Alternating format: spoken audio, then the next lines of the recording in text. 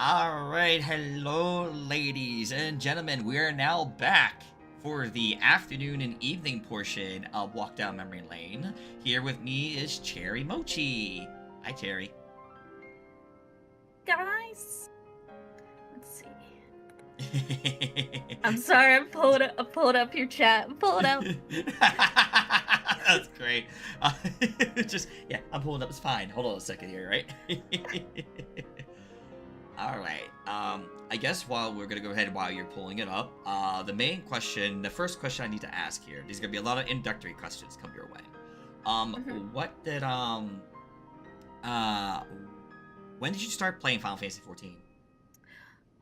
Well, I started playing in February of 2015. I was like, I want to say, let's see, if pre-order was in June, let's see, like 4-ish months. No, math. March, April, May, June. Yeah, 4 months before pre-orders for Heaven's Word. Okay. So how did you happen to hear about Final Fantasy 14? Well, I've been playing Final Fantasy like as a series since 2002. Like I started with 10. And I wanted to play 11, but in the 2000s I did not have a job. I was a kid. So when eventually my chance came to like play an MMO version of a series I already really enjoyed, like I jumped into it. I was in college by that point, so I could pay my own sub. Oh, okay. I mean, for me, so kind of my experience, I did play, obviously, Final Fantasy VII was my first MMO, and I got that through my dad, who at the time, was playing it himself because he had one of his best buds at the time, was playing the game. He played it, he saw I was interested, asked me if I wanted to play, and I was like, sure, why not? So I jumped into 11, at that point, which is around 2004. Nice. So for me, it was more like I got my first MMO experience of Final Fantasy. Surprisingly, real early. It's like, oh, this is my first MMO experience. Yeah. Oh boy, so much excitement. My first MMO was Ion Online. Okay. They just came out with a new, like a reboot, actually. But that was my first MMO. But I didn't play it very long. And you'll probably pick up on this, and you've probably picked up on this from joking, just hanging out by ourselves with friends. I have wicked ADHD, so my attention my attention span for things like MMOs is usually like really short. Like I played WoW for a while, and I played Ion, I played Terra Online. So yeah, Final Fantasy wasn't my first MMO, but it's like the one I've always come back to, I guess. Okay. So with that, what race do you play in 14? Is it still your favorite race? I have been playing a Lalafell almost consistently since 2015. Okay. All right. I changed to Alra for a little bit when I got Heaven's Word. And then I did Vieira for like 5 minutes until I realized the hair options were garbage, and this was Vieira on launch, though. Obviously, they've made some changes, but I have a couple of alts on my account that are Vieiras, just in case I want to feel tall. Right. Now, understandable. I totally get behind it. I totally get that. So what job did you start off playing in 14? I started off as a thaumaturge, and I went into Black Mage. Although at the time I had a bunch of other classes unlocked. Sorry. I was looking at chat. I gotta stop looking at chat. Yeah, you're good. I can fix that. My phone pinged because I got a ping. Yeah, you're but good. No, so I started on Black Mage, but like back then you had to pick up different classes to get the cross-class skills. Like, I had picked up Archer to get Quelling Strikes, I had picked up Arcanist, and Conjurer for sure because I wanted... What was it? I don't know. I can't remember all off the top of my head what a lot of the cross-class skills were. I Yeah. just know it always functioned as like a main, secondary, and a tertiary class. Mm-hmm. Um, like for example, Bard for Quelling Strikes, or Archer. I keep saying Bard. Yeah, Archie. No, I get where you're coming from. Yeah, definitely for sure. Yeah.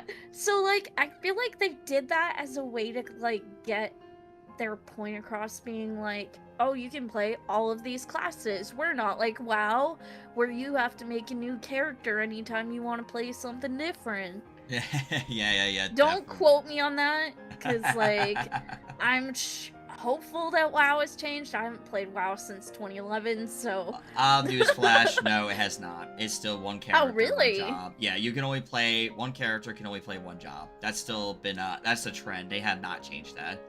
Yeah, They made it I easy feel to like level. that's like the... Yeah. Yeah, I feel like that's the norm for most MMOs. Final Fantasy kind of broke the mold a little bit. Yeah. Oh, yeah, definitely.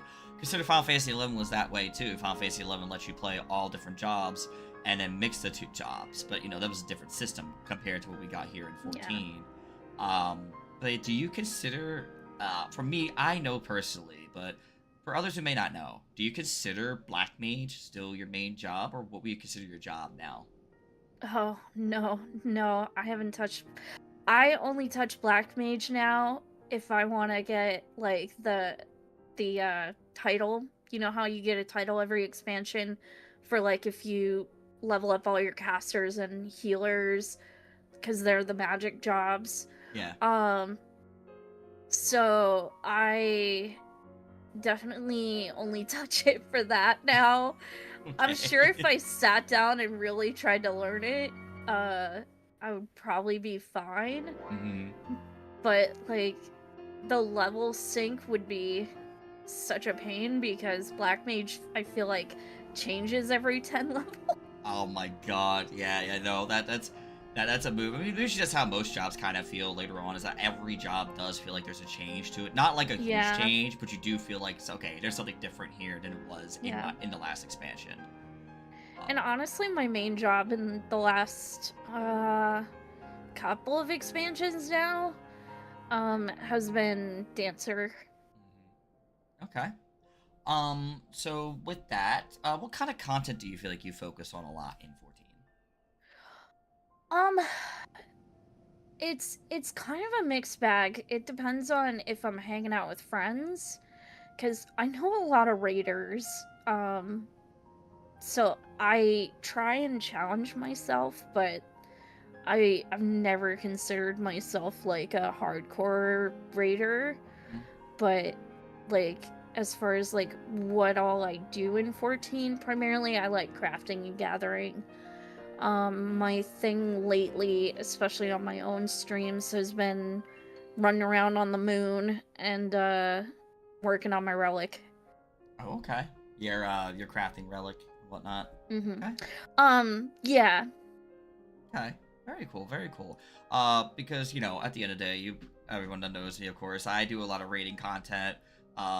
Here and there, I dabble into other stuff, but yeah, raiding tends to be my most what I focus on the most. But I do other fun content that I can usually hang out with people like roulettes and stuff like that in general. So just that's kind of like my vibe, my kind of go thing, where I basically go out and obviously, do the extremes and, farm those, which I have, and now I have all the wings. But yeah. But with that, we're going to go ahead and talk briefly about 1.0. So 1.0, obviously, it was released around 2010. So it is obviously the game has grown a lot more since then. Have you heard stories about 1.0? I have heard so many horror stories. 1.0. And I've seen, like, even just Yoshi P's reaction. Somebody had asked, I think, at one of the previous fan fests, if he was ever gonna do, like, you know how WoW has their 1.0 server Hmm. type thing? Somebody had asked him in an interview or something, asked Yoshi P if he was gonna do that, and he said, "Nightmare." I mean, at the end of the day, yeah. I mean, considering, so the kind of there's a cut to see, like I did actually touch 1.0 briefly. I actually, and I remember touching it because my dad got the game, he played it, and he was Mhm. struggling to play, and he was like, "You have problems." I was like, "Okay, Dad, let me go ahead and log in, make my own character and whatever." So I log in, and I make my own character for 1.0. And I made a Lancer because I played Dragoonal in 11. So I kind of I transferred to 14 thinking, like, let's play Lancer, it'd be really cool. I was disappointed about a few things I'm about to get on here in a second. Mhm. So we got in, I played Lancer. I got Lancer to level 7 and Blacksmith to level 3. What really disappointed me about it was because in Final Fantasy 11, you had a pet wyvern as a Dragoon. Now, mind you, What? I did not have any knowledge of what Dragoons were like in Final Fantasy in general. So when I jumped No, into that's so 14, sad. so in 14, I didn't have my pet wyvern and I was really sad. So I made up a story about my character losing his wyvern in between transferring worlds. Just because I The thought at one lava point, lord drop. yes. That was something I had like in my mind in pictures. So like it was like wow, like a whole. I was like, oh wow. And then I eventually played other Final Fantasies, and now I understand Dragoon a lot better than I did back then. But because Mhm. Final Fantasy 11 was my first exposure, my thing was always, yeah, they talked about killing dragons, but I thought, oh, they can keep pet wyverns too. That's so cool. And then I go and play 14, go play 14 1.0, and feel like that. Oh, I'm gonna Dragoon. Am I gonna get my? I'm thinking maybe I get my wyvern later. Maybe, maybe. Oh, Mhm. never mind. It's just you use a lance. Okay. So that's kind of been basically most of my experience about 1.0, but yeah, it was something else. Um with that though, we're actually now into A Realm Reborn. Before we begin, we'll go ahead and take a little minute break here.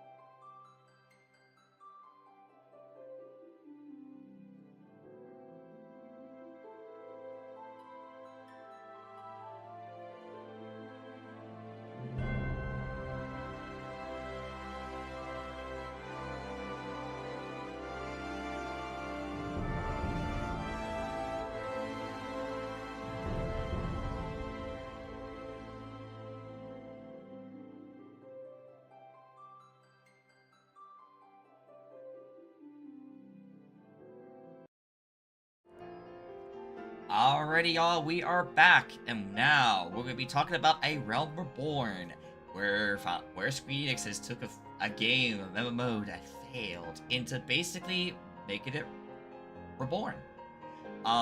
With that, we'll go ahead and jump. Let's start with some simple questions here about like mechanics and such. Um, are obviously we know that you were towards the end of a Rumble Born. Mhm. So your experiences may not like relate as much, but have you heard stories before? Like, were you aware of Party Finder? And if so, did you know of people back then that may have not, who used to have to do shout chats in order to basically like group up for content? You know, I don't know if I've ever heard anything like that. Because again, I came in late, Mm-hmm. but I have heard the horror stories of Party Finder and just, I mean, I feel like that hasn't changed. All right. Okay. Okay. Okay. Now that's completely fair. No, because back in the day, before we actually got into basically it used to be you had a shout, or you had a group of, you had your own free company you could talk to and try to jump in and do stuff with them, or you were in shout chat hoping you could get somebody to join to do the content. And that was something Oh. before the release of 2.1, which introduced Mhm. Party Finder. So that was a thing back in the day. Oh, okay, Hmm. okay. So that's different than what I Yeah. was picturing. Hmm. Okay. Yeah, yeah, Yeah. yeah. I'm so Okay. glad I didn't have to experience that. Completely fair and understandable. All right.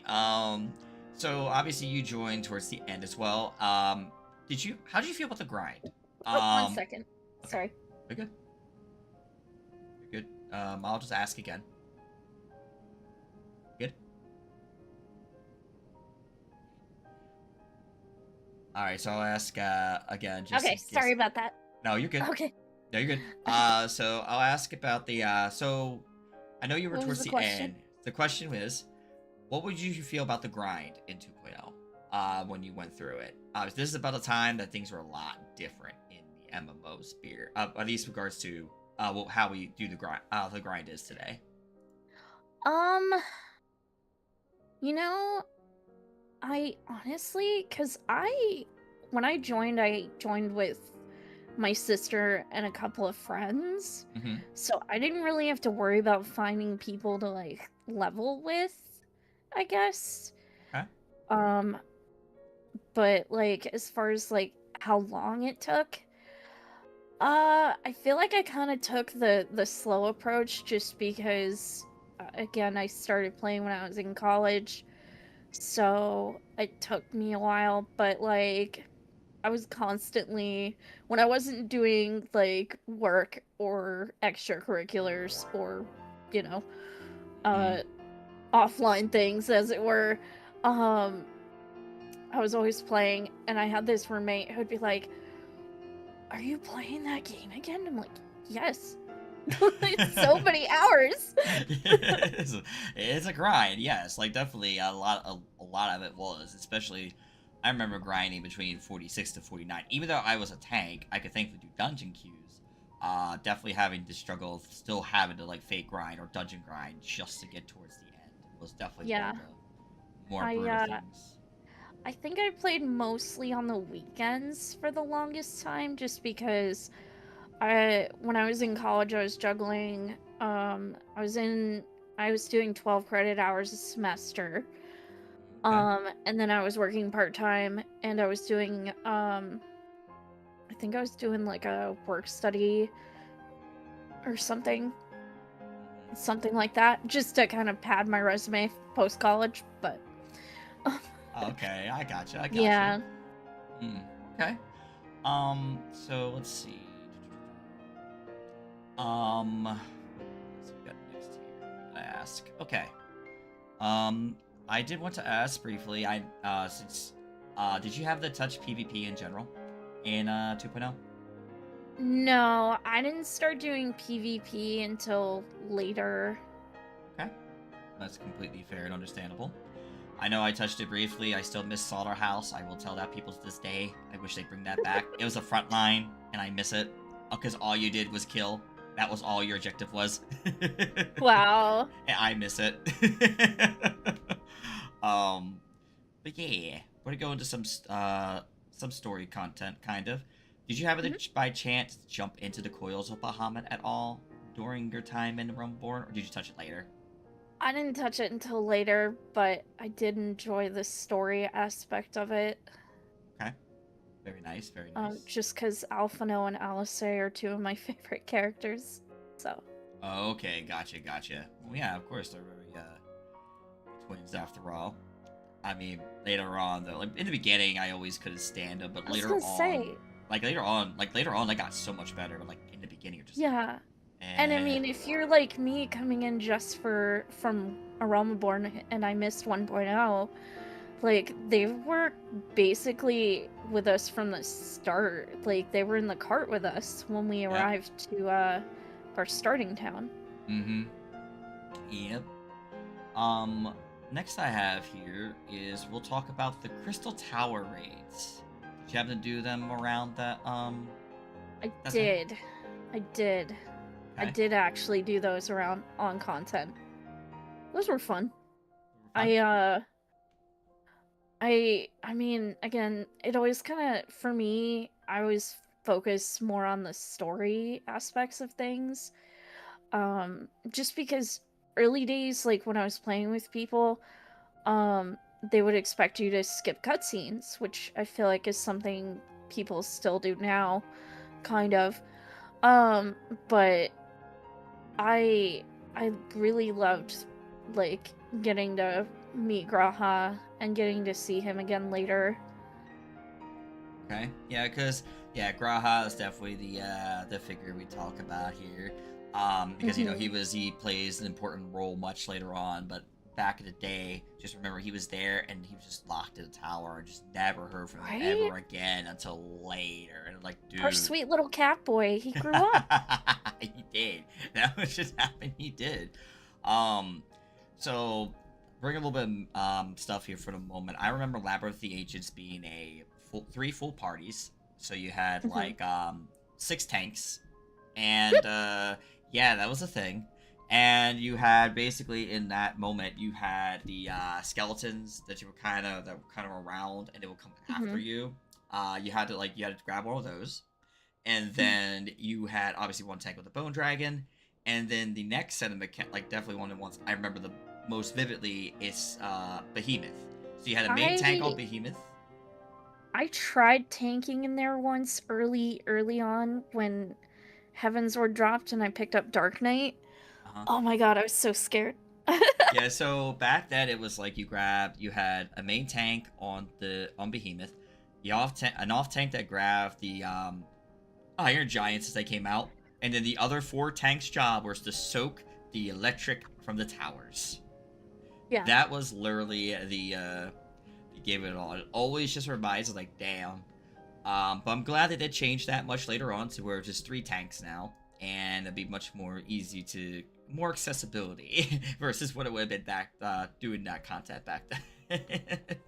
um, Sometimes I miss it, but for the most part, like I think definitely it was one of those like, ooh, I'm glad that they like kind of tweaked that a bit, you know.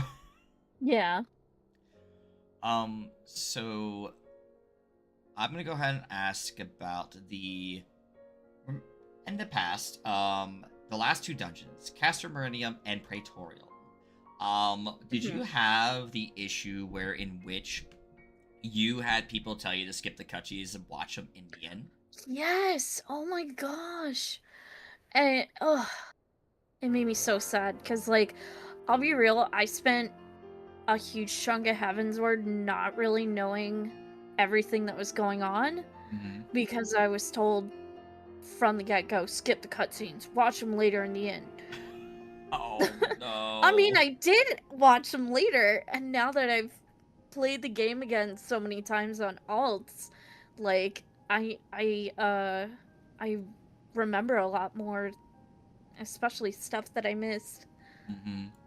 Yeah, cause like the big thing is for me, my experience was like in Castrum, Meridian, I ended up getting told to skip cutscenes, and I'm on Paladin, so of course I'm the tank, one of the tanks needed, and it's kind of was like one of those things where I can't really fight against this. I kind of have to go.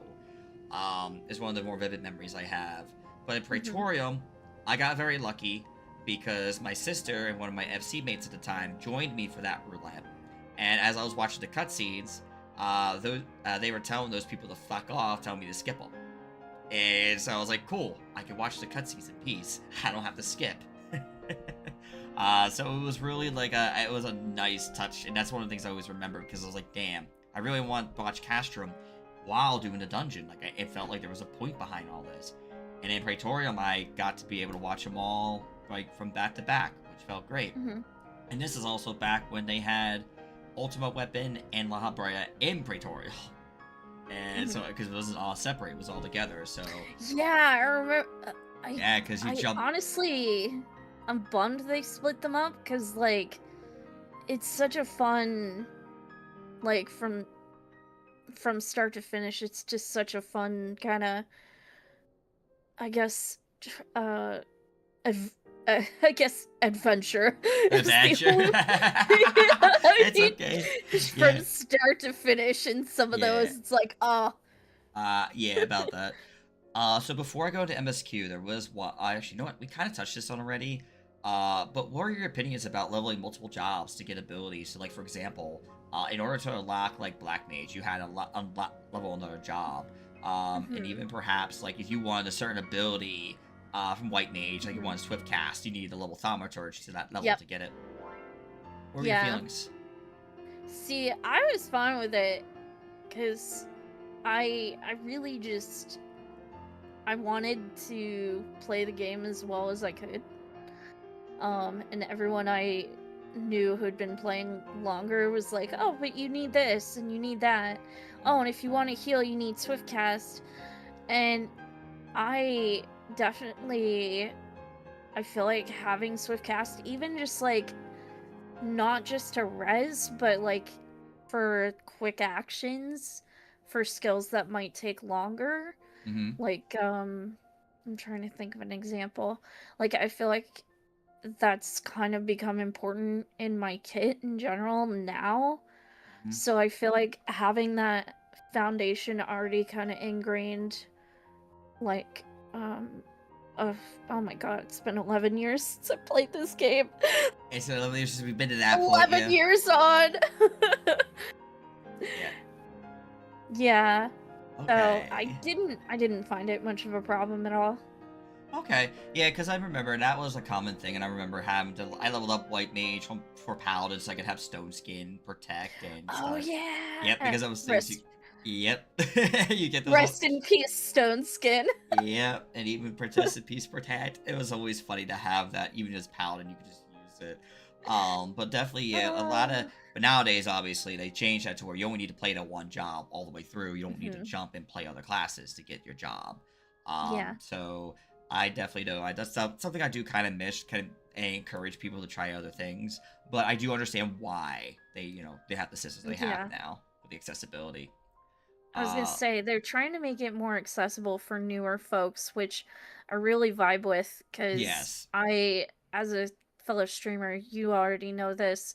We get a lot of people coming into our chats being like, "Hey, what is this? Can I play? How do I do this? How do I do that?" Yes. Mm-hmm. I feel like I flex my mentor crown a lot, where I'm like, "Let me take you by the hand, oh young one." I kind of feel that considering that I said I don't flex it around. I just kind of I have it up, and if people ever come up and ask questions, I immediately answer them because I like the Yeah. idea of just like I don't want to be the like I'll like if someone's struggling in mechanics and I've noticed it's been a bit, Mhm. I'll be like, and we have passed. It's like, hey, do you know what's going on? Is something wrong? Is there something you're kind of missing? And then if they answer, I was like, oh yeah, this is my issue. I'm like, okay, well try doing this, and they're like, oh okay, and usually like fixing that usually fixes a lot of problems. So Yeah. like at the end of the day, I never like unless someone needs the help and asks for it, I let them experience it because at the end of the day, the important part is the journey and being able to learn what to do, what not to do. And if they ask the Mhm. questions, then I'll answer them. Yeah, Uh, exactly. so with that though, let's go ahead and talk about the 2.0 story. What were your feelings of the story? We're talking from basically from the very beginning all the way to basically 2.55. I have to say, from Heaven's Word to current, you mean? No. Like, no. What I'm talking Or about just is I'm talking about in oh, the whole Rumbleborn, expansion. the Oh expansion of yeah, Rumbleborn, right before yeah. the release of Heaven's Ward. Oh yeah, yeah. That's right. That's something. That's around when Shiva came out. She was like 2.5, So 2.55 or no, something. Shiva was No, that's 2.4, later. but Steps of Faith came out in 2.55, I believe. Oh, So that's what I was thinking. Okay. yes. Yeah. So that whole like that whole last half of 2.0, like Ysel is definitely still my favorite character, and I'm still biased just because Shiva is my favorite. I know we were talking about that earlier. Yeah. Mm-hmm. Okay. Yeah. So is it um okay? yeah. Was there like anything else that might have stuck out in the story? Maybe specifically one of the things I always remember from Rumbleborn, probably because this is just because it leads up to one of my favorite expansions of all time, is the build up. Basically with the royal banquet with Raban losing his arm, and basically kind of we're getting accused of being the ones that murdered in quotes the Satana. Like when you went through that cutscene, was there any kind of like what kind of like emotions or anything you were going through? Dude, I feel like that whole section of the story is like such a rite of passage because it just comes out of it feels like it comes out of nowhere. Mm-hmm. And it's like poor Alphino, it's like, oh look, here's the consequences of my actions. Yeah. He's just like, I want to do this thing, and suddenly this is what's happening. Like all of a sudden the Poor crystal kid Yeah. ends up having a fucking oh sorry. No, go ahead. Go ahead. He ends up having a complete like crisis of like doubting himself, and I feel like it set him up really nicely for later. Mm-hmm. But like that whole twist with the end of A Realm Reborn, and then Raban getting accused of it and losing his arm and all of that. It was a lot. It was a lot. Right? All Yeah. at once, especially for a new player.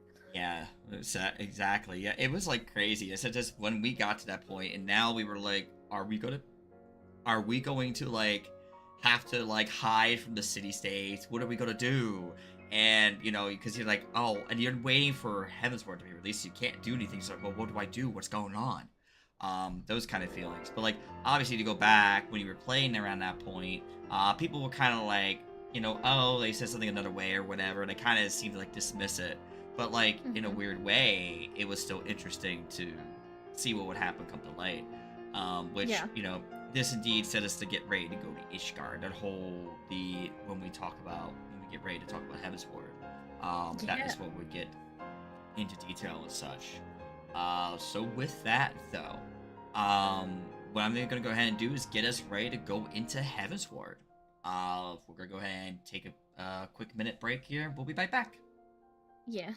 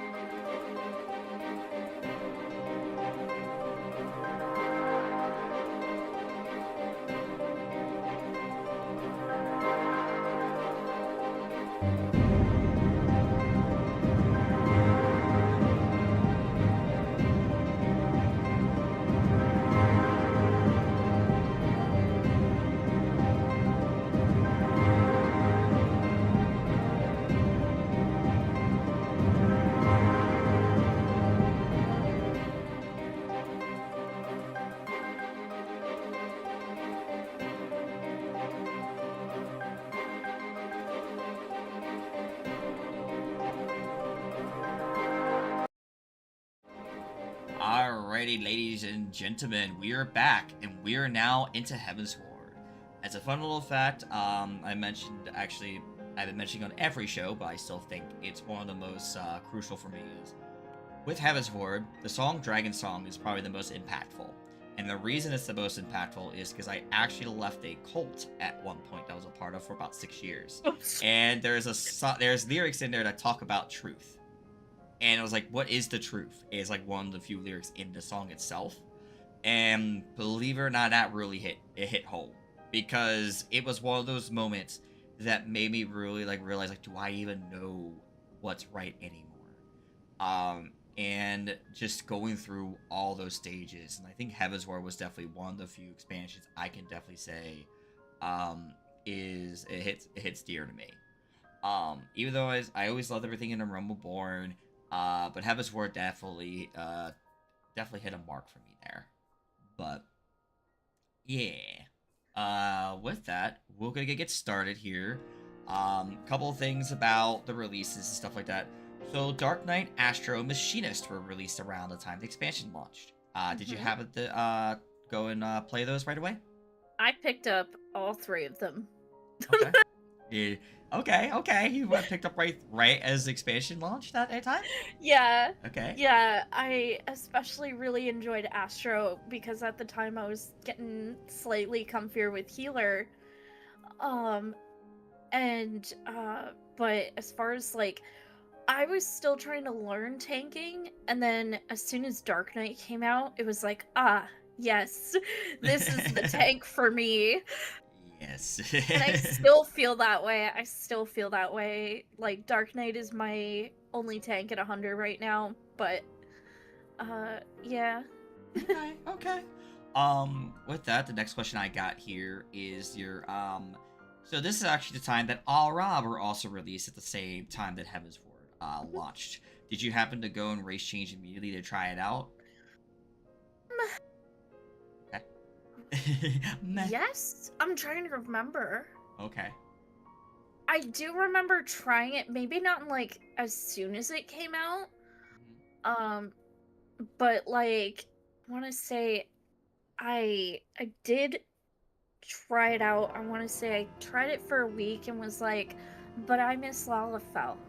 I gotta be Lala again, please. Yeah, I ended up going back to Lalafell for the longest time. I occasionally would go back to Aura or Makote, but where it costs what, $10 of Fantasia? Okay. I couldn't do that constantly. Gotcha. I'm jealous of people who just eat Fantasias like candy. My God, yeah, I know people like that. I'm like, dude, you gotta calm down with that addiction, man. That's way too many. Calm it down. Just a little bit, man. Calm it down. Because on my end, I actually didn't touch Ara to the end of Stormblood. And that's more of a reason behind it was because of the person I was at the time and how they kind of even frowned upon when I changed to female Lala for like a few months because we were, well, I was in a raid group of friends and they were all like male or female like Lalas, and I wanted to, and I jumped in and I played female Lala for our raid group at the time, which we'll talk about the raids here shortly. But you know, that was just yeah, it was a time for me. So what you're saying is I need to make puppy dog eyes and see Waba go back to Lala. Honestly, I was a completely different type of way. I wouldn't even do the current Waba build because if I do any race change, it would basically be all based on like Waba's current appearance. So, like back then, I was completely different when I made my Lala fell.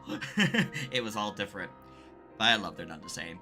But yeah, next thing I do have to ask though, this happened to be the era of Fizz Range Caster. What were your opinions on that? You know, I don't remember it as much, but Machinist was, I guess, I'm trying to think if fun is the correct word or interesting. Machinist is basically known as the gun caster. Yes. Yeah, because you usually had to use Gauze Barrel, and if you didn't have that on, that was the ability, and if you didn't use that, obviously you could still play around freely, like Fizz Range. But apparently it was a DPS loss if you had turned it off, so... And it was like Bard had... I forget the exact ability Bard had, but that's kind of what, that kind of played into. So, I always, I felt bad, because it was to a point, I was playing Warrior, because Warrior was my, Warrior was my job. That was my main, and I loved the hell out of it because it was Unga the Bunga extreme. Because tank stancing and it was scary because sometimes I'd be out DPSing my Fizz Range, and I'd be like, in fact, I'm leveling Marauder right now because of you. Oh, okay. Unga the Bunga, yes. It was especially back then, stance dancing and whatnot. Yeah, I loved it. I loved Warrior, but later on I changed the main, the tank I mained, but we'll talk about that later on. Yeah, I think I was still maining Black Mage at that point. Yeah, I gotcha. With that, the next thing I do want to talk about is well, remember when we talked about Party Finder, like in Rumbleborn? And so in 3.5 in Heavensward, so it was late Heavensward, they introduced Crossworld Party Finder. So now instead of just being stuck on the same server and having to like you know, only Party Finder was on the server you were on, now you had the ability to go Crossworld, so you can go around and interact with more people and such. Did you still have similar feelings like you did in the Rumbleborn in regards to Party Finder, or? It made it easier for me to hang out with more people I was meeting. Huh? Like I became friends with my ex at the time. We had met because they played on Balmung and I was on Siren. And this was before the data center split, which I'm sure you'll talk about later. But like that was how we would all hang out, would be doing cross-world parties. Okay, yeah, and that's always really good because I've always felt good about that. Instead, one of my stories I have about it is, well, this is before it even was Crossworld, it was still same server. And my static, they wanted to put me through a trial. And my trial was Thorny Extreme. And this was back when Thorny Extreme was about to get a point easier, but still. What ended up happening was we were looking for a tank, and I was the warrior tank, and I think we had it up as any tank. And Xenoses joins that group, and he's the other warrior. Xenos is Vex. You mean like Vex? Xenos is Vex. That guy? Yes, that guy. Oh my god. So my story with it, I always tell people, is that it's just kind of like a thing where we jumped in, we did the instance, and we managed to pass. We did it, but the thing is, I dropped by one of his streams because I wasn't streaming at the time, but I did know Twitch, and I used to watch. I used to go watch Happy from time to time and interact with him, and but I was watching. I ended up watching him, this guy Zeno, and basically I remember him going, "What are you doing?" And I'm thinking to myself, "I'm sorry, I'm sorry." This is before the whole thing blew up, by the way. We don't even, before everything happened. But yeah, I was like, I'm sorry. I'm thinking to myself, I'm sorry. I was thrown into this completely blind. And I was See, completely blind. But what I said, we did pass. We got through it. And I still got in with my static. So, it worked out. But it was just like, the fuck? yeah. I didn't have to audition or anything crazy. I've heard so many rating stories like that. Um, but I definitely have played with raiders like that who are like they are quick to anger, I suppose, is how I would put it. Yeah. So yeah, for me, I never really knew the guy very well. So like, I really just recently like came up upon him only because somebody in my FC or chat was like, "Oh, that's a streamer." I'm like, "What?" Okay. So I pulled up his stream. That's the only reason I found out, was literally someone mentioned it. I was like, "Oh, okay." But yeah, that was my experience. Mhm. But I'm glad at the end of the day, I got better. I had, like, he was kind of like pretty much everyone's go-to for warrior. But I had another friend who was really, like, even though he kind of took the advice from Xenos, he came over and he'd been more calm with me and whatnot, so I could easily learn warrior in a better way. So Yeah. I was like, cool, awesome.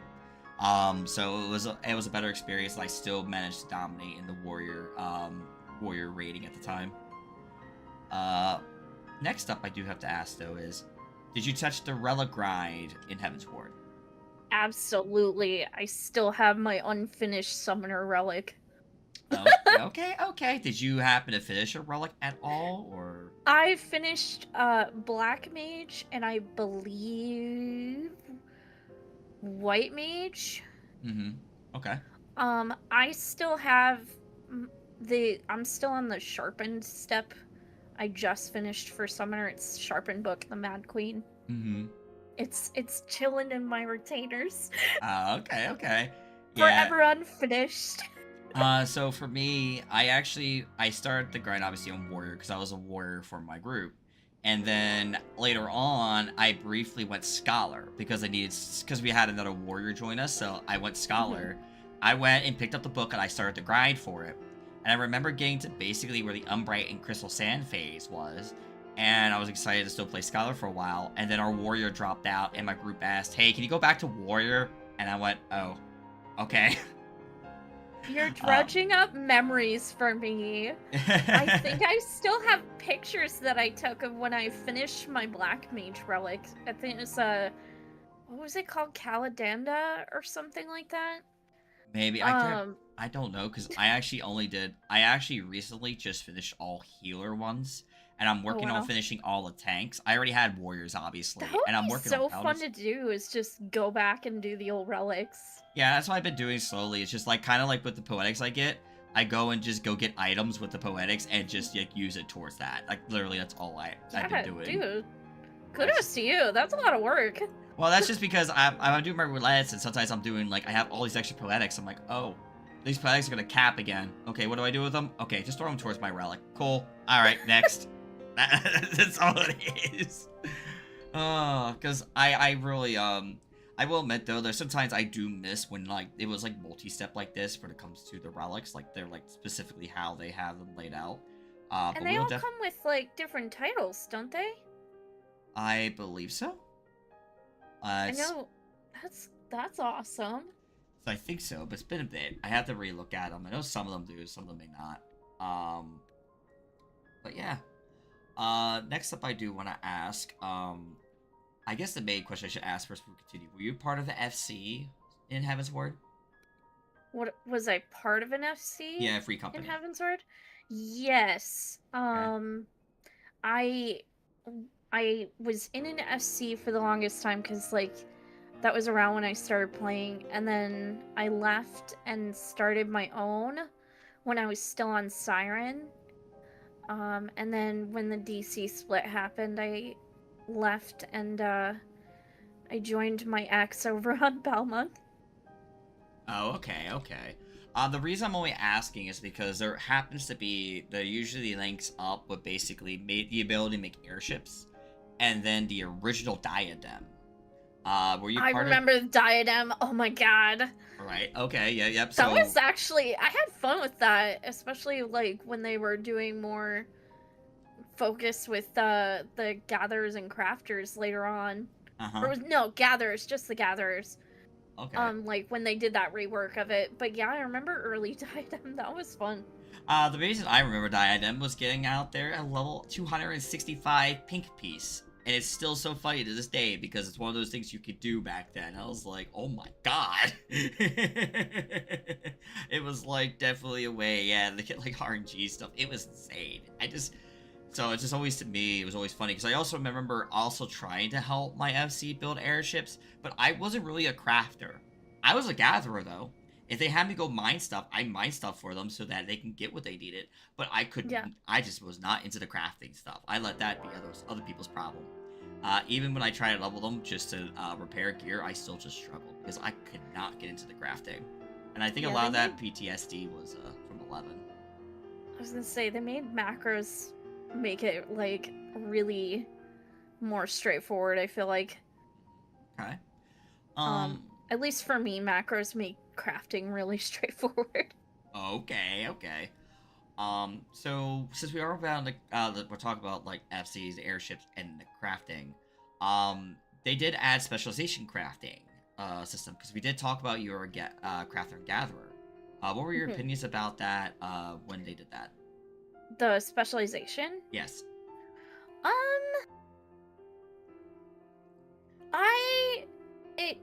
I still don't. I'm very iffy on it because, like, on the one hand, I feel like it's almost mildly gatekeepy, being like, oh, you can only have 3 specialists, but if you want this recipe, you have to switch to this, so you can do this. But if you want to make this special item for this special thing, you have to do this specialist thing. I feel like they were doing a little too much. Okay, I mean that's completely fair. Like at the end of the day, like I do feel like I was turned off anyway because I wasn't really into crafting. So see now I go, okay. But apparently it was trying to build a system where which you could rely on certain people only to make those certain crafts. So if like you were like a specialist in alchemist, like you can make like certain potions, or like if you're a specialist in other things, they're like, oh, we can go to you for this. I think was kind of like the gist of it, but I do feel like it fell a bit short. That's exactly what I did back in the day. I had a friend from college who I got into 14. I don't know if he still plays, but like he had alchemist as a specialist, and I think I had like weaver and culinarian or something. Okay. I don't remember what all we both had between the two of us, but like I picked up specific specialists and he picked up like the ones that he liked. The only one that was ever useless was, but that is slander.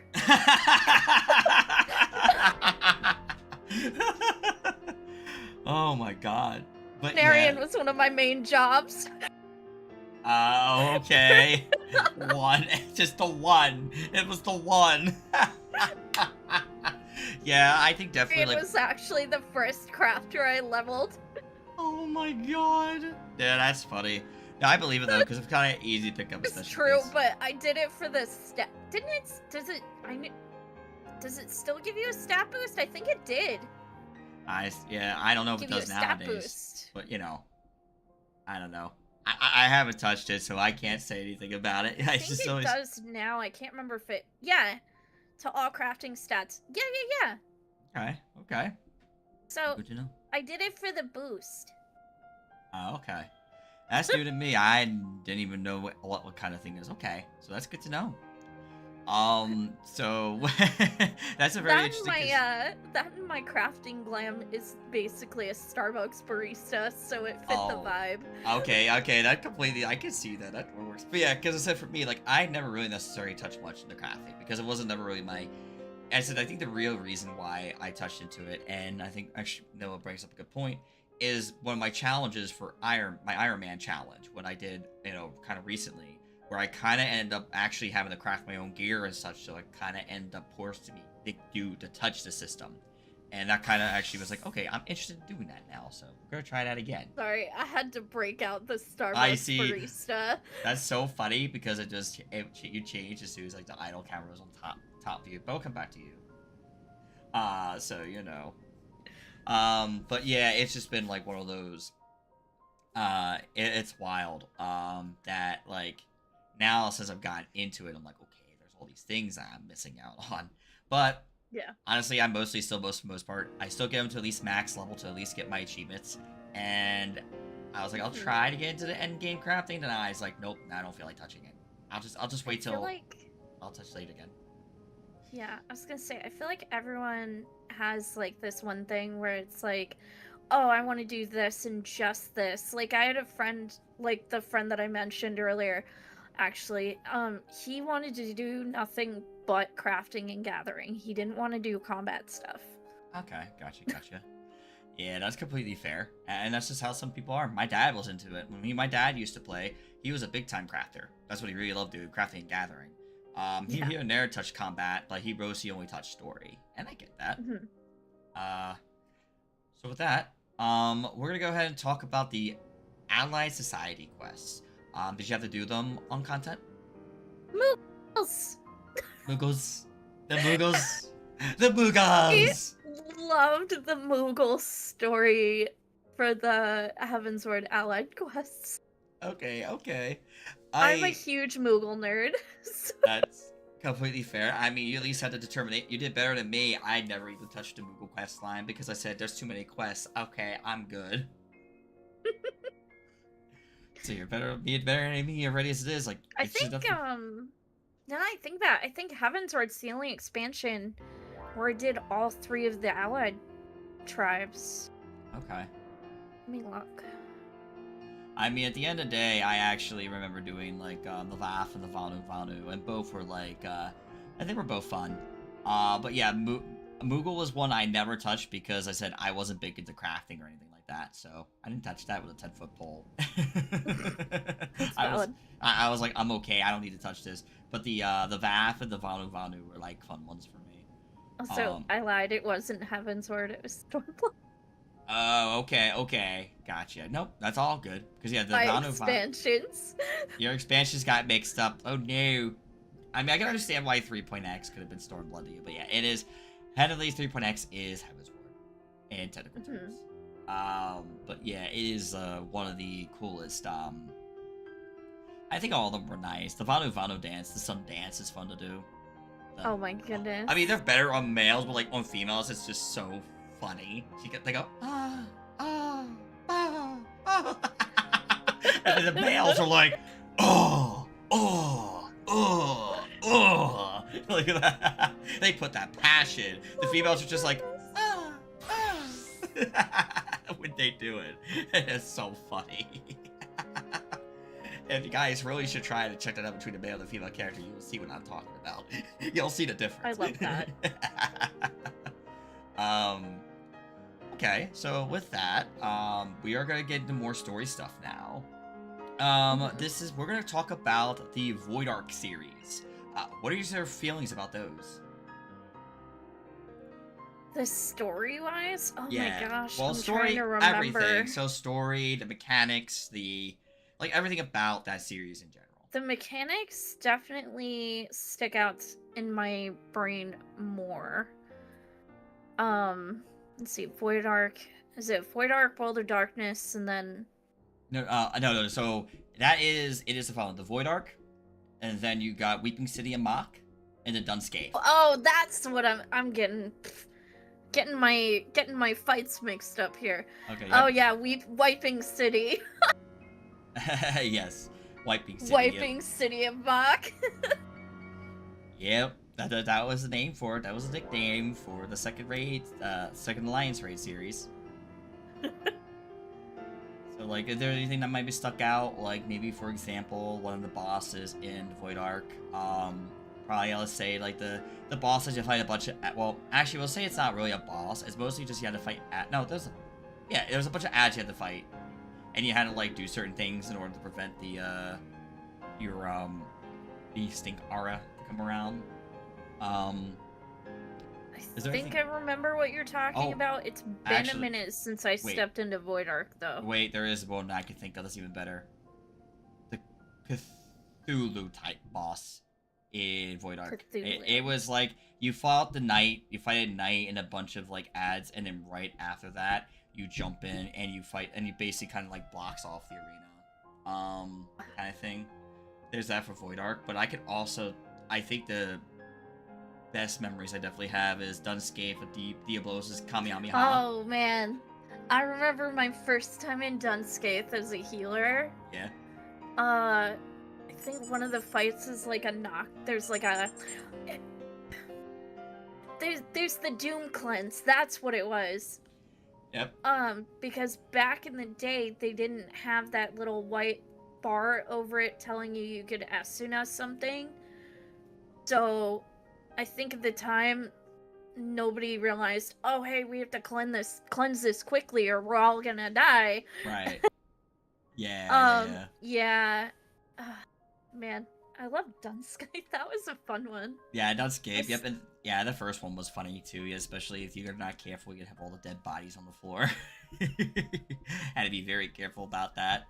But yeah, that was a lot of fun, interesting mechanics. Story-wise, was mostly just about sky pirates. It was kind of like more like rather like a guy who kind of wanted to explore the unknown one. Kate Sith was involved. Yeah. So like they are kind of like talking about this Void Ark area, and it kind of that kind of was the story into it. And so definitely one of the more unique experiences, considering that it happened to be an original, since obviously Crystal Tower was more based off of Final Fantasy III.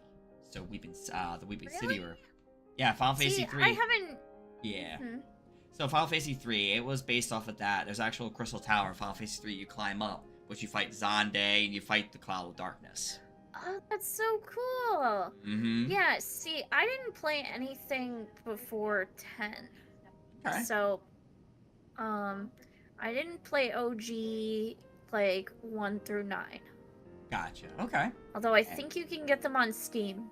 Yes, you can. So if you ever feel like you need to check it out, it's on Steam and available. So with that, I'll go ahead and ask here next is we're going to talk about the raid series, the Alexander raid series. What are your feelings on those? I loved them. I still love getting them in roulette. Okay. For normal raids. I remember some of the mechanics were really difficult. Like, for me as a baby healer.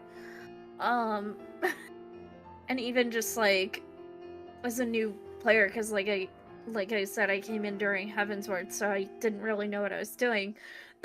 And I really liked that fight. I also liked the lore of it. I'm trying to remember what the story was. You had Biggs and Wedge. There was Al-Ra, and Sid was also involved too. And it was kind of about time travel. Most of it was about like time travel. Honestly, my big thing that I liked about it is one of my first Final Fantasies with Final Fantasy 13, and one of the summons in that game is Alexander. So yes, hey. Yep, Alexander. Yep, And Alexander's been around for a long time. He made an appearance in Final Fantasy 11. He was a boss in 11. He was actually a summon as well. If you got the right stuff, you could summon him. Ooh. Yeah. He also was. He's a summon for most other games that he's in usually.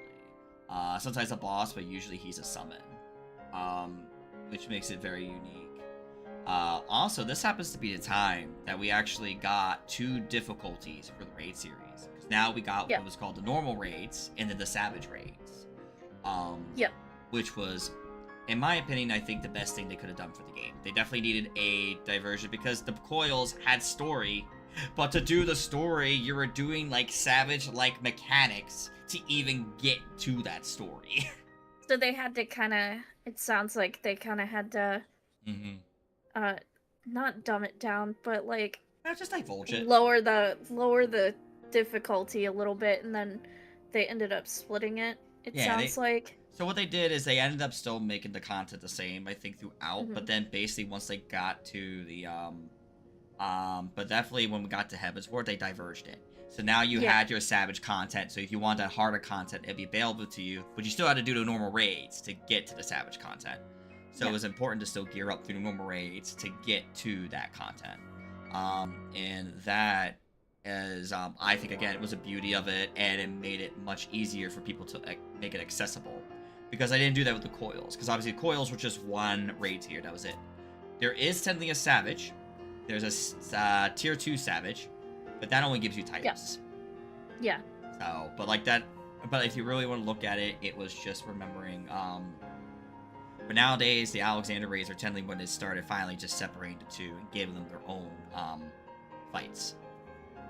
Yeah. So, but yeah, definitely the story was unique, and the Alexander Fates are always fun. And so this is about the time I did pretty much, I think for me, Savage, the first tier, I only unfortunately I maybe never finished the first fight because we were stuck constantly on the DPS check. Because basically Faust was a literal beast. And if you didn't know your rotation or you didn't know how to like handle like the situation, you were constantly getting your ass kicked. Because it was This like is just reminding me I need to get it in gear and go back into T. It's okay, soon. I have to go back into T soon. I gotta start doing that again soon. But I just right now this has been my focus to hang out and do the things, do the show. But also I didn't really finish the first. I never really got far in the first tier. The second tier I got to A6S, almost finished A6S, but the group fell apart and then rebuilt for the final tier. Got to A12S, but then people were leaving, people were having issues, and it fell apart again. And then people were asking me, "Do you want to join in to do the 3-point PF?" I was like, "Nah, I'm done at this point. Like, I can't keep doing it. I'm good." I was to a point, I'm just like, eh. And it also didn't help because my ex, I think, was really trying to move to different servers. So I'm like, great, thanks. Yeah. Thanks. I had friends finally, and now you're taking me away from them.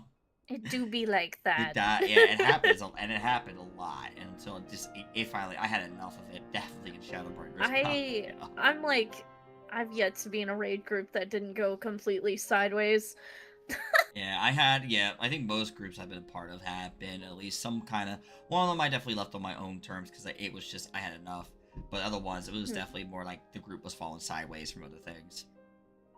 But, with that, we do, actually, before we even talk about MSQ, do you have any memory of going through, like, what are your job quest lines? So, let's say, I think you said you kind For of... Heaven's Word? Yeah.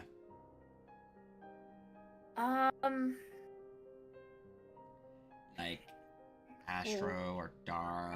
Probably Dark Knight. Dark Knight, okay. Because that was only still had Sid. Yes. Right. Yeah. Sid was my guy. I loved the Dark Knight storyline. I feel like I say that to myself every expansion that we got an individual story. I think it was, way they do away with that in like Shadowbringers or something. Yeah, we're gonna talk about that much later. Oh yeah. So, but yeah, I would say if you remember anything from your 3.0 story, like from the job itself, but it's okay. For the job itself, I remember being terrified of tanking. I guess that's fair, huh? The Dark Knight questline really made you scared. Well, not even just like the quest line, but it just felt like it was, I didn't want to screw it up. But definitely, I feel like, and this is true with a lot of the jobs, a lot of those solo instance duty fights, yeah, like, they always bring a bit of a challenge with them. Okay. But no, Dark Knight's always had a really special place in my heart, because it was probably the Heavensward job that I enjoyed the most, like, from beginning to now. Okay. Like I've always taken breaks from like Machinist and Astro to do other things, like especially Machinist where Dancer is my main. But Yeah. I Dark Knight is like forever and a day like my favorite tank. And Oh. that's just been the case since Heaven's Word. Hey, if it works, it works, and as long as you love and enjoy it, that's what matters the most. Yeah. Yeah, and as I said, it's important. And now we're gonna finally talk to meat. Actually, wait, there is one more thing before the meat. Warring Triad, Sophia, Sephiroth, Zervin. Zervin is still my favorite fight of the three. Okay. Yeah. Yeah. Okay, that's understandable. Have you tried the EXs of any of the trials? I have done all of the Heaven's Word EXs. And you've done them on content? Yes. Okay. Right. Thornton was kind of my holdout because for whatever reason I could never get people together long enough to do it. Okay. um but Oh. no, I did all of them on content.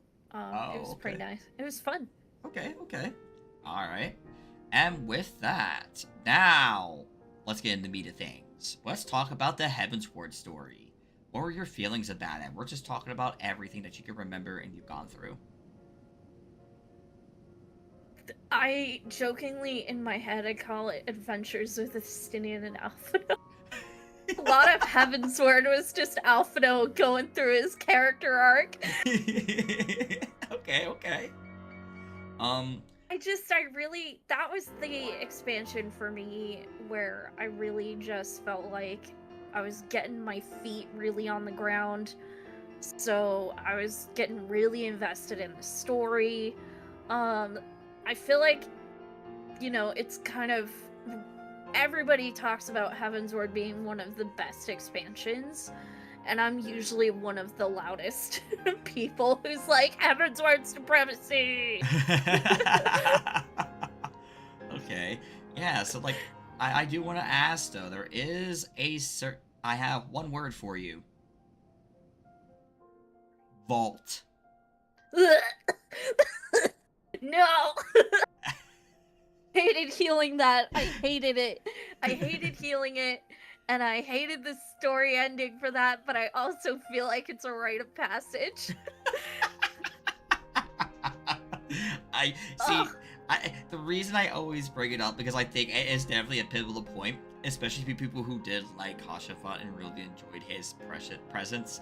And so always, I kind of always want to hear what people like, because I think most people block it out their memory, so I have to be the one to go, okay, I have one word.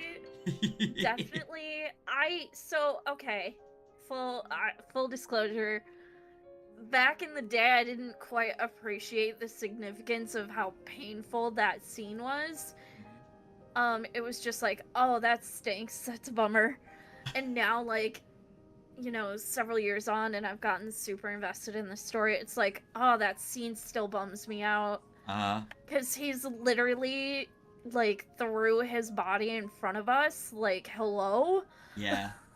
Right, yeah, of course, because, like, it's just like, whoa, man, why, you didn't have to do that, and then the words. Yeah, every time I rewatch the Heaven's Word MSQ cutscenes, whenever I decide to level and all, it's just like, ah, yes, I get to open that wound again. Smile. Better suits a hero. Yep.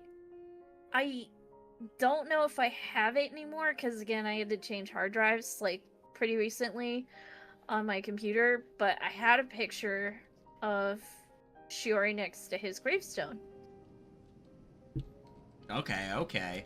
Yeah, I actually, for me, I actually did a little fun thing for him. So, like, back, it was about 4 years ago, I did a little tribute to thank folks here at Wabba Clan and everybody that hangs out, with us throughout all the streams and all the things that we go through. And one of the few things I did was make a little tribute video to because I did still do a lot of 14 content at the time. So I kind of stuck to 14 theme, I did little cuts of myself playing the different jobs I would play, and I actually take myself to a scene. I do the whole thing. I have the character holding Hoshifan's hand, and it says on the bottom the scene itself, a smile better suits a hero. And then I walk up to it, and I kind of like pay respects and pray and like kneel, in respect, to his grave. And you see a random like dragon in the background, but it's fine. But like everything else, Probably you're killing me. I know, but no, something. That's one of the few things I did. But I did a lot of other fun things too. I jumped the Shadowbringers territory and a few other areas, and even an area we would fight Xenos in Stormblood. But basically, just for the most part, that was just to kind of recollect a lot of things and things like that. Cause yeah, I think that character is very, very significant, and I think like a lot of people, like it's just like one of those things that I always hear about when I see that scene, cry, especially that meme of "have fun," and it kind of I had to walk out. You're like, what? Right? Betty, Oh my God. I think Betty G does it best. Just has that animation of like, GG's, enjoy story, and they're like, Yeah. and they're like, what? I had a friend when I was still on Siren, and I had a friend I made in the FC I was in, who was going through that section of the story, and they were finishing up the vault, and I was like, enjoy, smiley face. A tell after, she sent me a tell after, she was like, you monster. Oh man, because I love hearing when how others react to it, because it's so great. Especially people playing for the first time, because it's always just to hear, it's just like, oh my god, you hit the feels. So I am probably gonna go ahead and hit another feels moment here. Absolutely. So lay it on me. Okay, so last dungeon, we obviously beat up Isabard, Sloppy. Bowser's Wall. I was just thinking of that. Yep. Mind reader. Yeah, that's the one. So I will say that dungeon is a pain in the ass to heal if your party isn't paying attention, because of the mechanic where he puts a giant fuck you tether on the healer. okay, yeah. Makes it so the healer can't perform any actions, can't move, and if the DPS don't stop to break you out of the tether, like you get hit by a giant cone. Okay. Yeah, I remember those. Snapping, you're right. Yeah. The one thing I mostly remember though is what happens after the words. After we defeat Isabard. Yep. There is the cutscene. We see Omega and Shinryu. Apolimo. Yep. R.I.P. And what he did, he surpassed his master. He managed to be able to do a thing with, I think it was just with not. He was able to manage to do something that Liu Sol did, but much more powerful. As Joe Cat and the scribe say, they're like, he surpassed his master. It really sucks that we lost him, but like at the end of the day, it's one of those things that is like really like, especially if you like started in Gridania and you grew up side by side with them, or even if you weren't in Gridania and you really learn more about their story. So, definitely is one of those moments I love to bring up, because it also now, this leads into basically we're prepping up for Stormblood. So when we found out that we're finally going against Garlemald, what were your feelings? That we're finally going to do it. I was ready. I was like, let's do this. Okay. I was so excited for Stormblood. Oh yeah, alright. So with that being said, I'm gonna go ahead and we're gonna go take a little bit of a break here, and we're gonna get ready for Stormblood. Time for the next expansion. With that, I'll be right back.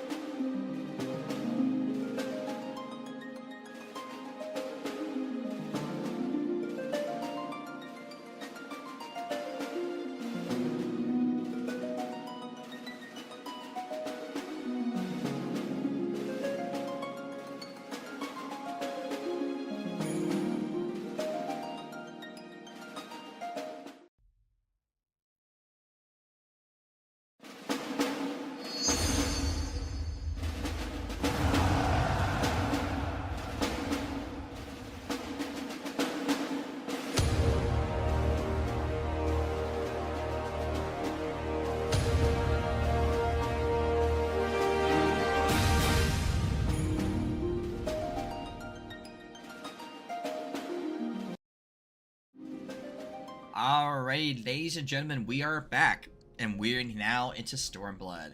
A little brief history for me in regards to Stormblood. This is about the time where I actually kind of died down, not playing the game as much. Just because I didn't have really a connection to the community at one point, especially when I would try to jump back and try to play with other friends. They tended to immediately just kind of like, I just never really felt like I was being acknowledged or whatnot. And so I just got to the point, just like, okay, yeah, you know what, I'm done. Because I can't even go move, go do somewhere else, or go somewhere else. So I was kind of stuck, and I was like, okay, well, that's that for me. But, however, does not mean that I eventually re-ventured and journeyed back into it and realized how some of the content was really great for Stormblood. But there were some things I'm not a fan of, but we're going to get into here shortly. But, I definitely agree with you there. There's a lot of things like I feel like Stormblood is the expansion that gets the most flack, and I feel like for me personally it's about the story pacing. yeah, we're going to get into that stuff. But now, we're going to go ahead and talk about a lot of mechanical stuff and whatnot here first is, so this is about the time that Red Mage and Samurai were released. Did you try those as soon as possible? I did. I really vibed with Red Mage. That was the class that got me off Black Mage. Okay. Yeah. I can understand that. I mean, considering actually like Red Mage back in 11 was actually more like a versatile class, so it could do a lot of things. But in 14, they made it into a DPS, and they simply just like simplified it to where they can use white and black magic and make it red magic, which I thought was a nice little touch. Alrighty. Next I'll ask about is, this is about the time that, it was like towards later in its life, in Stormblood's life, is Blue Mage came to 14. Did you have any opinions about that and coming as a limited job? I leveled it. I mean, fair. I still haven't gotten close to getting all the spells. Neither have I. It's okay. You're not alone on that department. I just because I know that's about the time they started like because I mean I pretty much got at the cap, but as soon as I got at the cap, that's it. And once in a while I'll go spell if I'm really bored enough, I'll go out and go hunt the spells. But then like after that I go, okay, back to go do something else. Yeah. There was this one event. I can't remember which expansion it came out in, but the strat for this event was to cheese it with Blue Mage. Like, you get a group of people on Blue Mage, and, I think it was like, I can't remember. Oh, it's okay. It's all good. I'm like... Yeah, no, that's fair. Walking down memory lane and Cherry can't remember shit. Hey, you're fine. Like, I get it. Because I mean, some of these questions, some of these may not have been relevant to you at the time. Because you'd be like, is Blue Mage really my thing? Maybe not. And that is perfectly okay, because it was the same thing. I was like, oh, that's cool. And it's a limited job? Okay. What's nice about it is at least it kind of allows you to still do the diverse things like you do in Final Fantasy 11, because 11 was... But obviously in Final Fantasy 11 you could use it in content, but to kind of explain that, though, it was able to do that because Final Fantasy 11 combat system and the way the mechanics work were so much different than how Final Fantasy 14 works. And that's something I always will bring up, because I know there's people out there that like really want the 11 version of Blue Mage, but like you can't do that because in 14 the system works differently. It's more like a trinity.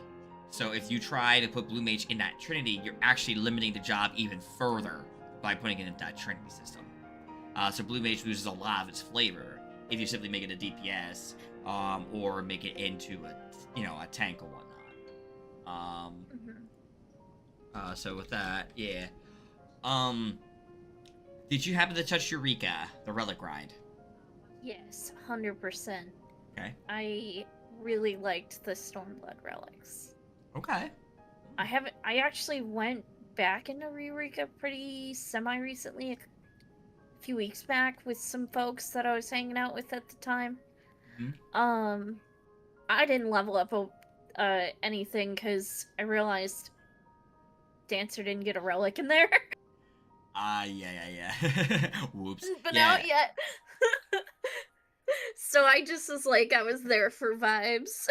I see. Okay, okay. Yeah, because that was actually because you, yeah, that would be because your dancer was obviously for Shadowbringers. Yeah, that Yeah. was basically anything from Shadowbringers on you're not going to see. It's kind of like the same thing from Heaven's Ward. If you try to do a relic for like Red Mage and Samurai, that don't just exist in Heaven's Ward, you know. Yeah. So you're not going to get a relic for those because they weren't there yet.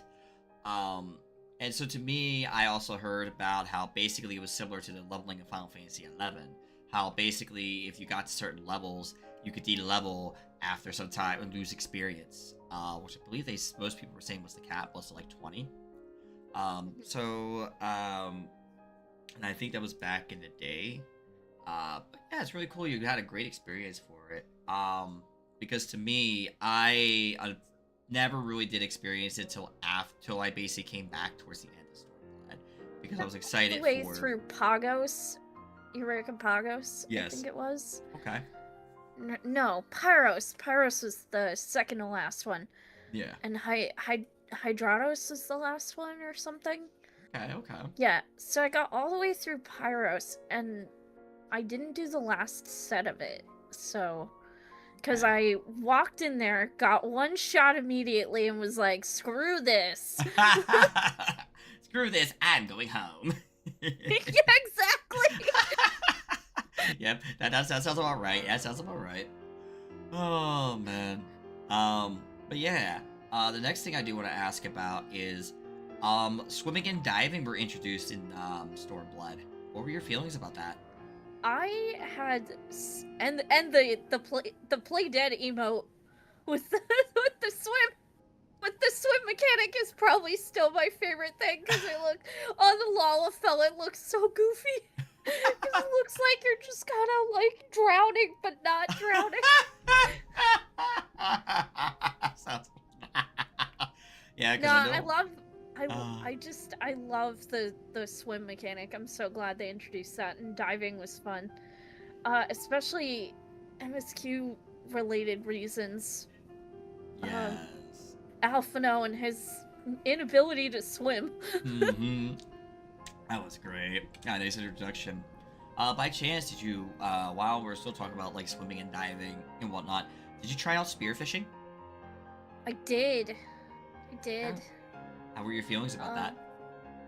I don't do it very much, but I think back then, honestly, I don't remember too much about it because it's not something I use often. Okay. Because primarily when I think about fishing now, it's ocean fishing, but yeah. Okay. Okay. That's completely fair. So before we go into more like story and content and such, this is a kind of a question I'd like to ask because this is about the time that basically Stormblood introduced a way for new players to basically jump into newer content. Basically the story skips and level boosts.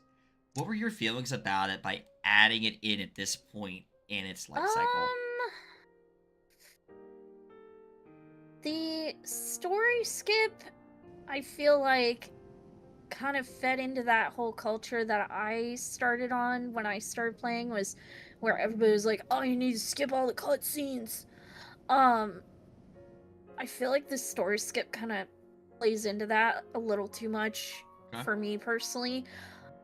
I have used it on alts, and I've also used level skips on alts. And I do like that now that they're pushing Get some water. excuse Yeah. me, frog in my throat. Frog in my throat. Yeah, frog. Oh, damn. I feel like now that they kind of have made it so the Hall of the Novice, you absolutely should be doing that. When you do a job skip.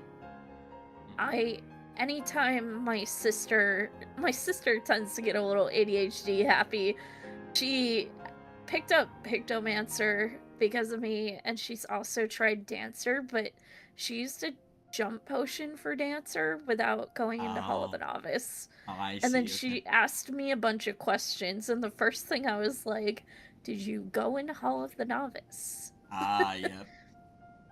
I really think people, like, yes, as a seasoned player, I love the jump potion. And especially for my alts, if I don't want to do story for the next 100+ hours. Uh-huh. Right. But yeah, um, me personally, I like it. As a new player, I feel like people should experience this story and learn how to play their job organically. Okay. Yep, I actually really agree with that, and I can say that with a statement because I made the mistake in Guild Wars 2. Guild Wars 2 offered a boost to level 80, and I used it Oh on a no. warrior, and I literally didn't even know what the hell was going on. And it taught me real fast. Yeah, maybe I should play this from the beginning so I can understand what's going on without getting frustrated. And I'm glad I did, because when I went back, I remade a character. I started from level 1 and played a Guardian, and I kind of now better understand the game than when I played it the first time. I wanted the jump potion so I get the Raptor mount.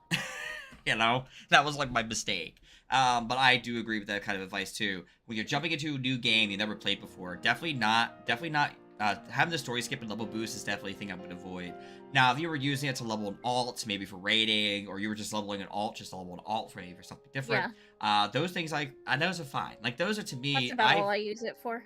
yeah, that's the same. That's the same boat. When I used to be able to do it, that's what I would do. I would just use it for the story skip and level boost. I would use that just on alts. I don't. On my main, if I'm learning a new job, I want to learn it right there and then, and especially just learn it as we go. Especially for how many years I've been playing since beta phase 2. Yeah. So a Rumbleborn beta phase 2, just to make it clear, not 1.0. 1.0 I played briefly, but I really didn't get into it to beta phase 2. So to me, it's really, I always tell people it's very important to go and enjoy the content first as a first character playthrough. Just go and enjoy it like you do with any other game. You know, like just go play it. Play it, go and queue. And then if you're like, hey, you know what? I leveled this job, or I leveled a few jobs on this main character. I want to make a new character, but I want to skip the story. Then yeah, then all by means, go for it. Like hit that story skip, make that little boost happen. But not when you're first playing through the game, not your first time playing through. Yeah. I will say it saved a lot of time if I wanted to level an off job. Oh, absolutely, I get that too. But you definitely, as long as you take the time to learn it and Oh yeah. hone in on it, that's fine. But don't use it just to like skip levels and then just try to play with friends and then realize that you don't know what you're doing. Don't do that to people. That kind of puts you in a bad spot. Like I think it's what it is. That confuses a lot of new players who may not reach out to the community and such as much. So when things happen, newer players get confused and easily just get this disengaged the content because they just wanted to jump into new content right away. Yeah. But didn't realize like, oh, you might have wanted to jump back and really play the game first and then think about level skipping later. But honestly, you shouldn't really level skip until you get to a point you get through the first character all the way through. I was gonna say, I feel like play through the game normal, at least on your first playthrough, like job. Yep. And if you want to like use it for alts or like off jobs or whatever, absolutely. But yeah, I just feel like the jump potion and the story skip both should come with very big disclaimers of you're gonna get laughed at if you don't know what you're doing. The community might regard you differently.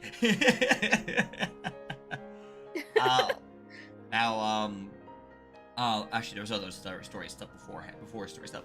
Did you have to do any of the extremes on content? For Stormblood? Yes. Yeah, I have all of them. Nice. There we go. Okay. And you did it all on content? I'm trying to think. Hang on, I need to pull up the list. So if it kind of helps, you do have Susanoo, Lakshmi. That's right. That's the Yeah, and then you have the 4 lords, which we're gonna talk about later. And then you have Tsukiyomi. Yeah. Let me think. I think. Let's see. Realm Reborn. Right. I think the only one. Oh.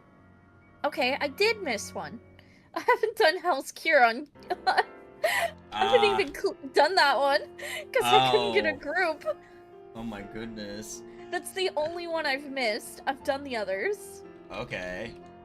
Um, but yeah, it was, okay, so yeah, okay. We'll talk about that more a little bit later. So you I'll haven't have even to touched, unsync that sometime. oh, so you definitely haven't touched Four Lords. That covers one of my questions then. I've seen like obviously I did like the normals and then the story stuff. So of course, but Oh, okay. like not the extreme. Apparently, just Gotcha, that one. gotcha. Okay, I've done the okay. others. Gotcha. Okay. With that though, we'll go and jump into some side quest stuff. Monster Hunter World collab. Did you happen to do that, Raphalos? I didn't do the extreme. Okay. Wait, That's did fine. I? Hang on, let me check my because you know how mentor roulette tells you. I Yeah, don't. you have to do to get mentor roulette. So if you did not do, Yeah. you wouldn't have mentor roulette. Yeah. Yeah, no, I didn't do that one. Whoopsie. Wait, did I? Hang on. Did I do Hell's Cure then? Because, like, now it's not on the list. Okay. That's funny. Okay, Okay, maybe I did that one. Hang on. Yep. I did that one late. I didn't do it on content. Gotcha. But Okay. What were your feelings on the fight and such in general? on Rathalos, Yes. I haven't played a single Monster Hunter, so I went into it with like no lore context. Okay. It was just, oh, this thing is trying to squish me.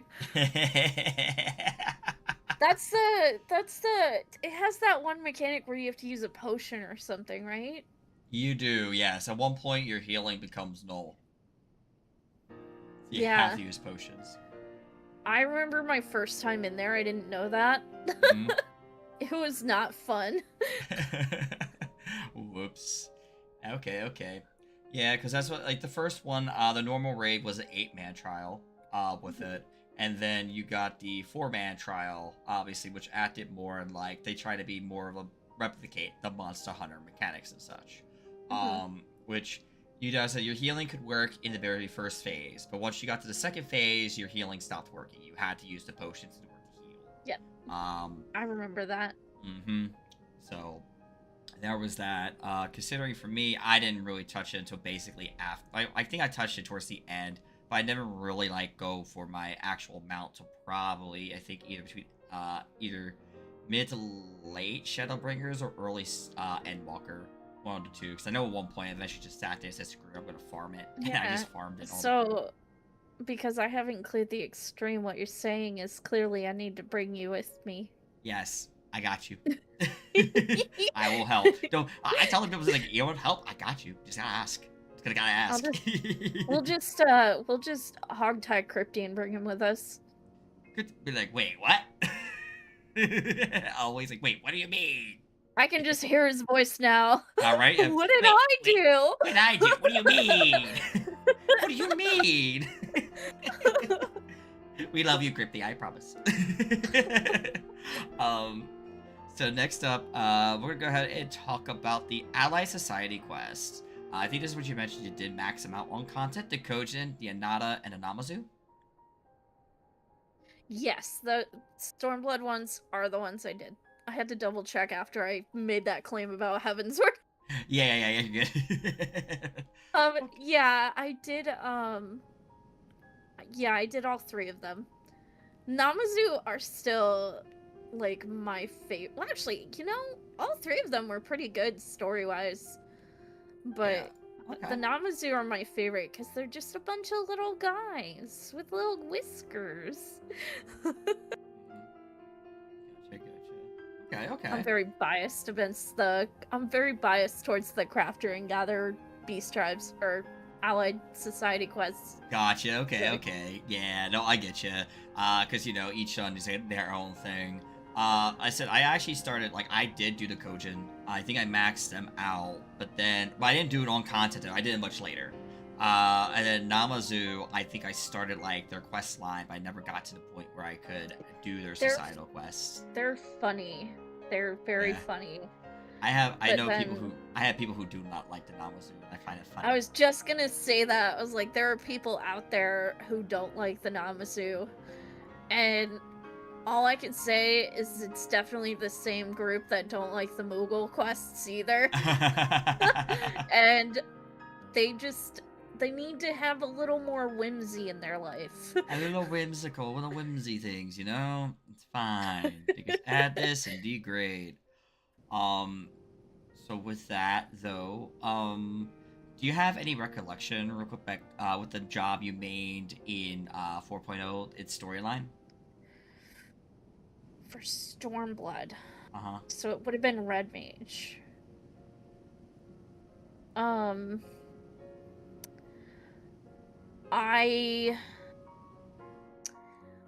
don't remember a ton of the story from early Red Mage. That's the storyline. They had that girl wearing the Red Mage outfit, right? Yes. Mm-hmm. Yeah. It's been so long. Yeah. I don't remember that story specifically.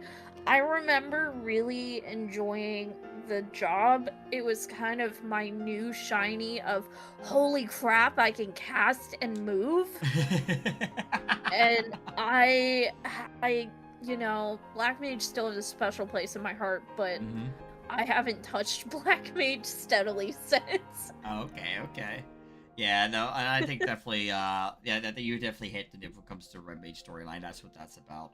I think one of my favorites is people ask it about the Astra. Like, what was the Astra one about? And I literally bring the word Geomancer. You're like, oh, now I remember. Gosh. Yeah. The Geomancer. I remember everybody was like, yeah, Geomancer's gonna be one of the new classes. Yep. That was gonna be a thing. I still want Geomancer. I mean, I don't know. It might be. I don't know how they're gonna implement it in 14 because I think they try to make Geomancy sound like Astrologian, but like in a different light.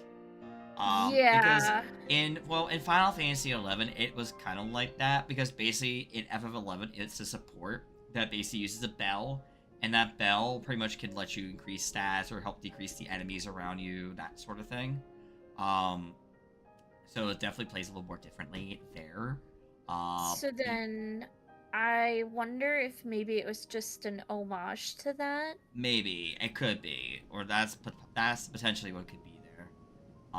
Because I don't think we've really got any indication of really Geomancy returning or anything like that. So I want it so bad, man. That's a mood, though. I get you. Ooh, excuse me. The burp wanted to come out.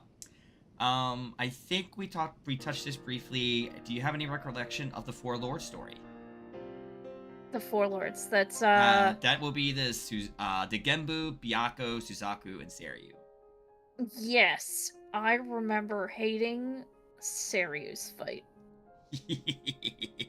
because I would keep getting clipped by he does the in and out based on what symbol he's using. And you've rated with me. My reaction time's not the best. Hey, it's all good. I mean, I fully admit that. Hey, but you can always improve and learn. There's always little things. What you can learn about, like, basically what's important in the raid scene is definitely learning the little indications and such. Like, if you can learn it just right, you can kind of be able to move back and forth, that kind of thing. You just have to take the time to learn, like, okay, my latency, or where I know where I can be, and maybe where to be perfectly comfortable. And and honestly, you get there. It just takes time. Like, I tell a lot of people when it comes to raiding or anything in general, it takes time to get to that point. You're not going to be a fantastic or great raider in day one. That's not going to happen. You're going to screw up. I'm going to say it. I still fuck up to this day. I've like moments I was like, what the hell? What did I do that for? And, Crypty can even validate that too. Like, I've done things, I'm like, he's like, Waba? I'm like, wait, what? Oh, wait, fuck! It's too late. I'm like, oh, I fucked up here. I was like, shit. Because I even do that sometimes even the normal raids. I'm like, oh, guys, I'm so sorry. And I'd love to go back and do M10 with you sometime. I could definitely help. I could definitely help. We actually, I know we got the gear we needed because we're at 11 now, but I'll definitely do not mind helping nice. M10. Yeah, I don't mind going back and helping. I definitely want to. No worries. I know right now, I know for me, I do have an objective. If I get back to it, I know T is my first goal before I even think about the tier.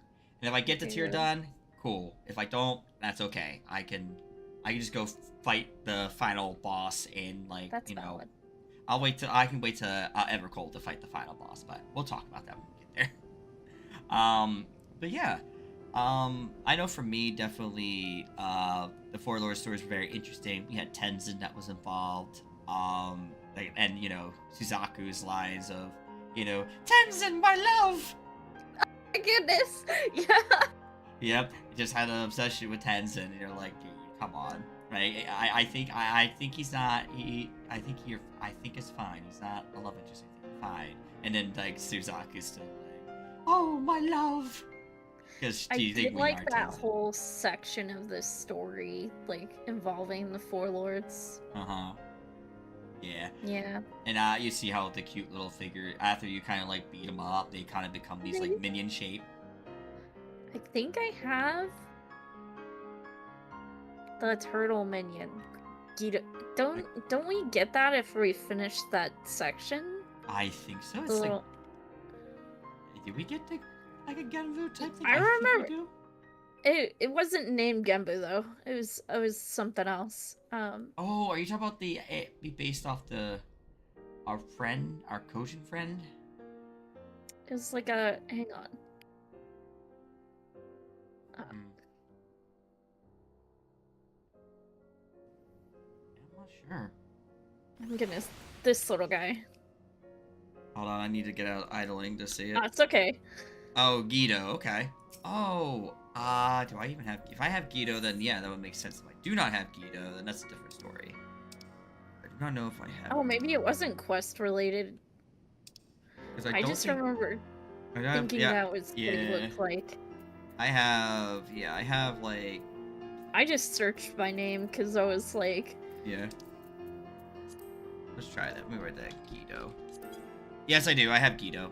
Yep. So, this says, some say this Denizen of the Siren Sea song has seen upwards of 700 summers, and in that time, his hate for blue blazoned armor has only grown. As for why, no one knows. So do not know. It's Siren Sea related, so, yeah. it could have been. I just think he looked a lot. I don't know. This turtle always reminds me of him. Okay. Genbu. Okay. Then we had the end where we finally got to like, cause then we meet the Kieran and we seal Kieran again, kind of thing. Ah, yes. Yep. Which by the way is a fun. Well, this is good more because FF11. Obviously, I learned something new about the Four Lords. 'Cause I didn't even know there was a story called the Four Winds. I didn't know that it was based off of, so I thought that was pretty cool. I learned during I think it was day one. I was told that. I was like, wait, there's an actual whole thing about this. I feel stupid now. I have to look into it. I didn't even Not know. stupid. I was like, I didn't even know what the Four Lords thing was or whatever. So I was like, okay, nah. And I mean, I don't mean I know I'm not, but I just kind of, I'm just like, wow, I didn't even realize that was a thing. But that's okay. I learned. Now I know. I've learned something new, and that's the beauty of this whole thing. I learn a lot of new things, and it brings more perspective to things that I have never thought about before. And that's the one thing I love. So with that though, since we're, I think, kind of wrapped up there, the only thing I'll mention is in FF11 there was mechanics where you had to beat all those four lords, Genbu, Byaku, Suzaku, Seiryu, to unlock the ability to fight Kieran. And then you fought Kieran for some really good gear. That was in 11. So, yeah. Next up, in the question of story stuff, the Omega raids. Specifically, we're going to talk about normal and maybe even touch savage. I loved. I think that one's one of my favorite storylines as far as raid stories. Okay. And we get a lot of references to it too, like callbacks almost. Like we say Alpha. I can't remember where Alpha you can find him after you finish, but you do see him again after, which I think is a really nice, like being able to see Alpha and and Omega just wandering around. Yes. Um, I loved that raid series. I wish I had done it on content. Um, I didn't like start dabbling like really headlong into raiding until later, but Mhm. no, I loved the normal raids for that tier. Yeah, between you had XDEF as the or Final Fantasy V as the first tier, Final Fantasy Yeah. VI was the second tier, and then the final tier had one appearance from Final Fantasy One, which was Chaos, and then basically the rest of it was 14 original. Because you had Midgar Solmer make an appearance Mhm. in 010, and then Omega Mhm. like regular Omega in 11, and then you fought the actual then you fought in 12. You fought basically at M and F, Omega N, Omega F, Mhm. um, which all in all, definitely all fun fights. For me, when I said a while back was that I said unfortunately for me, Stormblood was definitely a time I kind of stayed away from the game. So I didn't Yeah. really pick up more. I did eventually start picking up on the raids because I figured why not? I'm already kind of going through this content. And I did find it more enjoyable, more relaxing to kind of go back and say, you know what? Because at first I absolutely hated the idea they took from other Final Fantasies. Like I was in that mindset. Like they're like, "Oh, dare you take Final Fantasy V and Final Fantasy VI and put them in this game for your raids?" Da da da. Because I said I was in a really I bad mental space during that time. So I and really needed that break. But I mean, honestly, like I love a good Easter egg. yeah. So So, like but now, like I said, but now though, when I went back, I appreciated it a lot more. But my first impressions were not great, and that was again, I was not in the best mindset. But once I got out of said mindset later on, I definitely felt the wow. You know what? This is actually a great raid series. And it yeah. was fun. Like it was definitely a lot of fun, and the story with it too. Um, as Savage wise, I only really did was O1S, and that was it. That was the only thing I did. Honestly, Yeah. perspective is always a good thing. Yes. Hmm. So yeah, and that's why I said like you got to go back. Like I said, I revisit this Stormblood, many of the years later, and now I have a little bit more appreciation for it. It still has its problems, but I definitely have more of an appreciation for it than I did when I first went through Mhm. it. So Refresh my memory though. You mentioned O1S. Which one was O1S? that was the snake, the Danger separate Noodle? Danger Noodle. Yep. Yeah. Oh, I did that one too. Or the Not onset. on content like if with Yeah. Echo, but Okay, I'll gotcha. I did it on content actually. I did that one on content in Party Finder with my ex, and I think the first we got was like 49%, and then just never touched it again. And I kind of just took a break at that point, and just played up. I think at that point too, it's funny because it's shame I had to tell Lucia about this, but I technically was playing WoW at that point, playing more Legion, because I just took a break from 14. Because I was in that mindset, I just didn't really feel 14 at that time.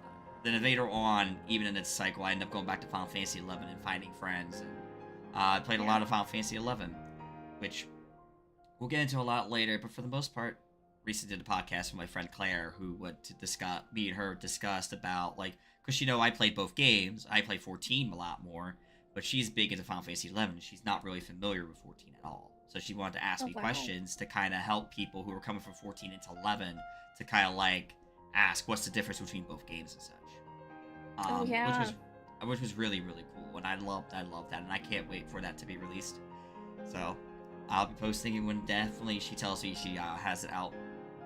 But I get asked that a lot about WoW actually is what the difference mm, is, and I constantly am like, well, I don't know cuz I haven't played since 2011. fair enough.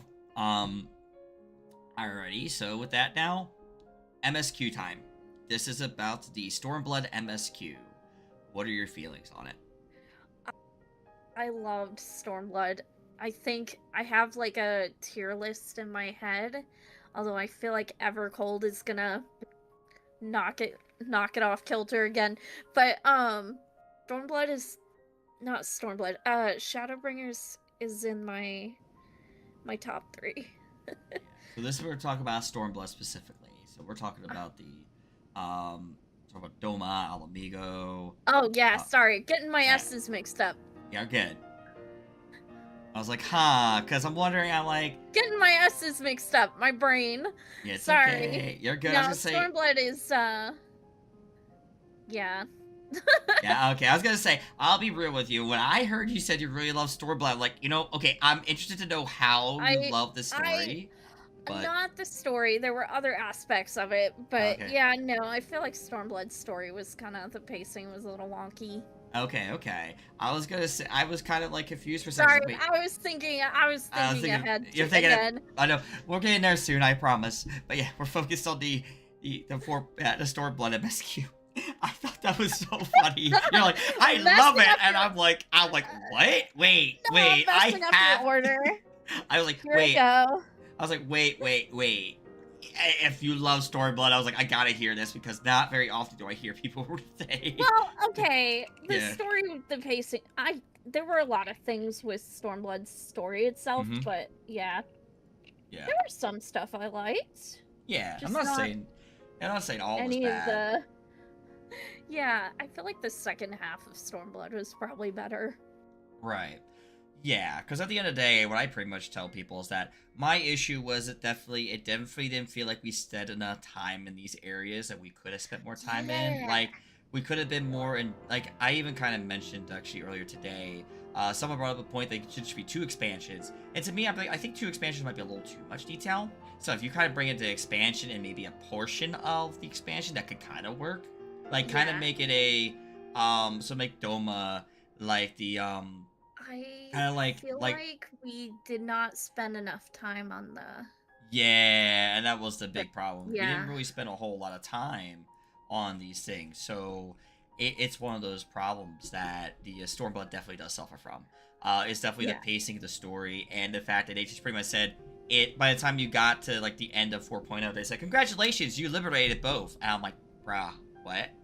Like I wasn't like I was hoping for like more in depth about the areas I've visited to. I mean, Yuguri is my girl, but unfortunately, like, Yeah. if like, damn, man, I wanted to learn more about the areas I was liberating. And honestly, it made Garlemald, who was supposed to be this big threat, kind of feel very weak. Because we literally liberated that in, like, very quickly. It wasn't like, oh, we slowly started doing it and kind of seeing the threat they were. It kind of was like, they're done.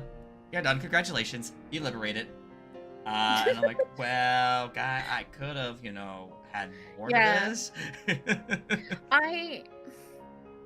And this is not to say against the. As far as Stormblood, Mhm. I think the quests line, or the story, quote unquote, that I enjoyed more was the job quest. Yeah. No, I can understand that. Yeah. And we can obviously dive into that, but yeah, no, as far as MSQ goes, this is probably not super controversial, but I did not enjoy the Alamegan bits. I liked Lise. I liked the reveal, but also I kind of came away from it like, God, that's so annoying. Yeah, and there was saying this. She's so annoying. yeah, and the problem we run into right now, of course, is that with this, with this story, like Lisa's character didn't get enough time development, like to really like, okay, why does she see this as her home? What kind of like resolve? Right? Like it just felt like they said, oh, Yida. Okay, we killed a problem. We can use Yida now. Okay, Yida can reveal their lease. Okay, let's go take them on an adventure. So it kind of felt weird and out of place, like, because even like someone brought up a point, like Raban could have been the better like person for it, because we know that he really wanted to free his homeland. He was talking. I wanted about it that. to be him. Yeah, honestly. and I think a lot of people, and I think he really deserved that spotlight. When Lise got it, it was just kind of like I said, a weird, and I couldn't really like vibe with it too well. And whatnot. So to me, definitely 4.0, the MSQ 4.0 definitely lacked, but definitely I will agree, 4.1 and onward got better, and it definitely made up for the lack of what happened in 4.x. But I kind of did wish indeed that those were kind of separated better, so we spend more time with these people that we're supposed to liberate and make Yeah, Garlock feel like a threat. yeah, I feel like not necessarily that they should have been split up in their own expansions. Mm-hmm. I just think that they each weren't given their own time to breathe, as it Yeah. were. Mm-hmm. Yeah. Especially like I said, I liked the later half of the story. But like you said, the whole election thing where like, yeah, I think I feel like Rub-On probably made more sense, but Right. I understand narratively why they wouldn't want to, but Well, also well, I think I all. think Yeah. yeah. Go ahead. Okay. I try and give Stormblood a little more grace. No, and that's fair because there are moments that it has its graceful moments, and it's not. I mean, because at the end of the day, it's not all negative. There is some stuff, but we kind of bring up that unfortunately a lot of stuff did have a lot of problems, but it's not like the end of the world or oh my god, it's terrible. There's just things that definitely they could have did better for like next expansion we'll talk about here shortly. But there is one person I do need to ask about, Xenos. Fuck that guy. Okay, okay. He Alright. was more into us than we were into him. Yeah. Okay, okay. Nope. I understand that completely. Okay, okay. Anytime I would see him in a cutscene, I would have Lady Gaga's Bad Romance playing in the back of my head. Oh my god. Oh my god. That's great, dude. That sounds great. But yeah. With that, because for me, I just found Zetus to be like at first I used to find him as meh, but like listen to other people's story, it makes sense. Like at the end of the day, he was literally an obstacle in our path because we couldn't beat him right away. Like he actually defeated Yeah. us, and that was actually one of the like whoa kind of moments when you think about it, because it's like wait, we were just demolishing through most of the stuff that we were going against, and next moment we reach up and Zetos just blocks our path. Like wait, what? And, but See, he saw us as a challenge. yeah, I was gonna say, like, if he had maybe met us, like, way sooner in the story than he did, Mm-hmm. maybe I could see, like, him being more impressive for me personally. Right. Like, impressively strong. Mm-hmm. But by that point, like, we're like old hats. Like, we've beaten up a bunch of primals, we've liberated people. Mm-hmm. Um um and I don't know. I don't know. No, Xenos no, just didn't do it for me. no, and that's totally fair because it is a. Some people are like, he's there. I love him to cheat pieces, especially his bot. And I'm like, okay. There's so many fangirls. So with that though, we'll go ahead and just kind of get ready to wrap it up. We're gonna wrap up Stormblood, and we're gonna get ready for Shadowbringers. So we're gonna. Good, because I can stop thinking about Shadowbringers. All right, we'll be right back, guys. Yep, we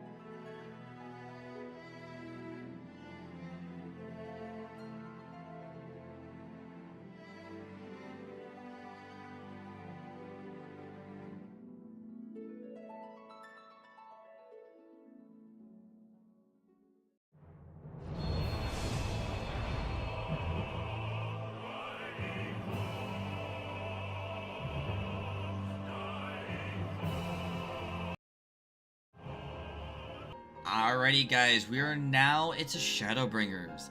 Shadowbringers happens to be where in which you got a lot more fun updates that kind of definitely made more accessibility, in my honest opinion, when it comes to a lot of the content that comes out from here on out.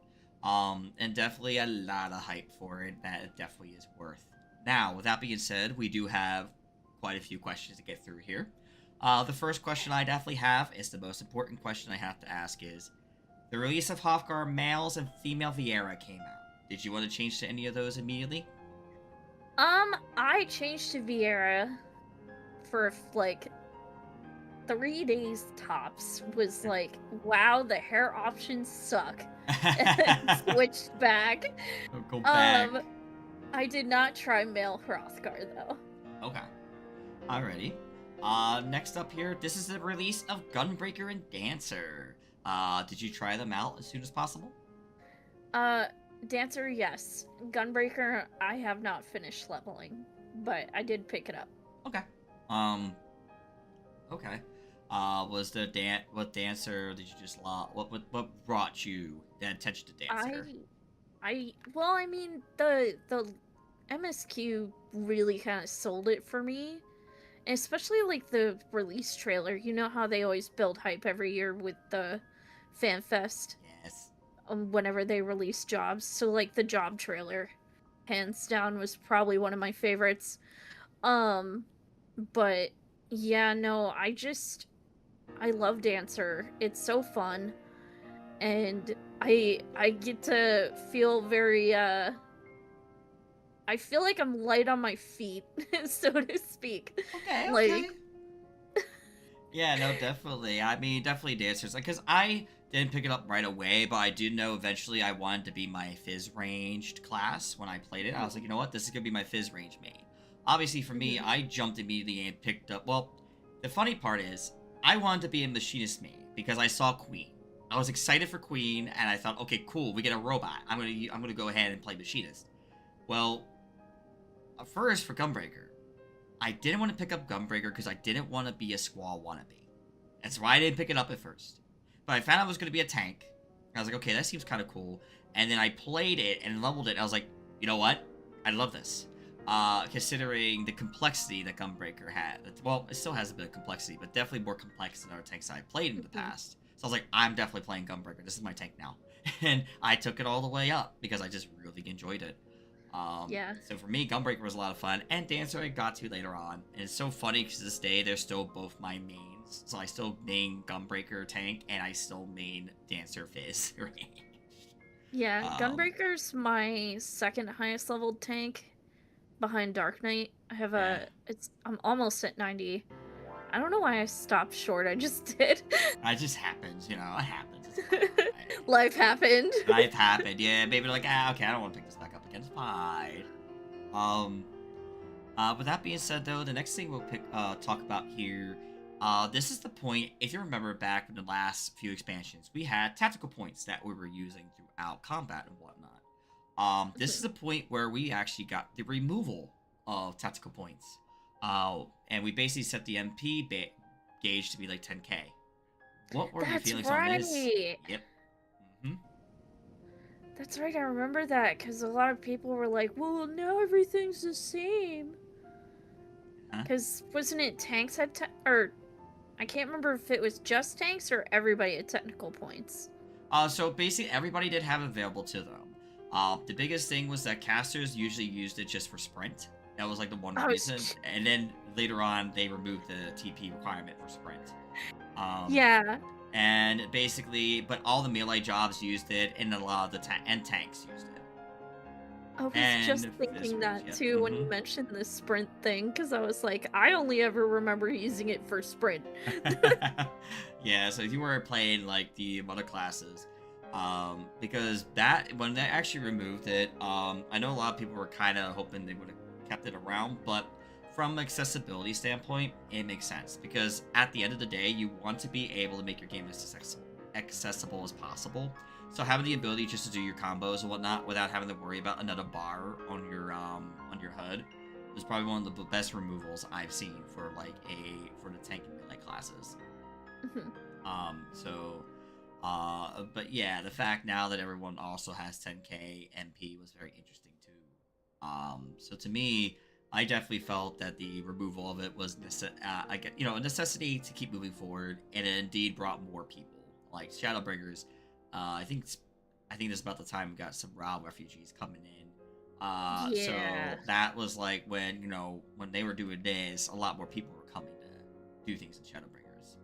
I feel like that happens almost every expansion Yeah. for a little So bit. there is something I forgot to ask in Stormblitz. I'm going to ask it before we continue. Mhm. Were you one of the ones that had to deal with Raban Extreme?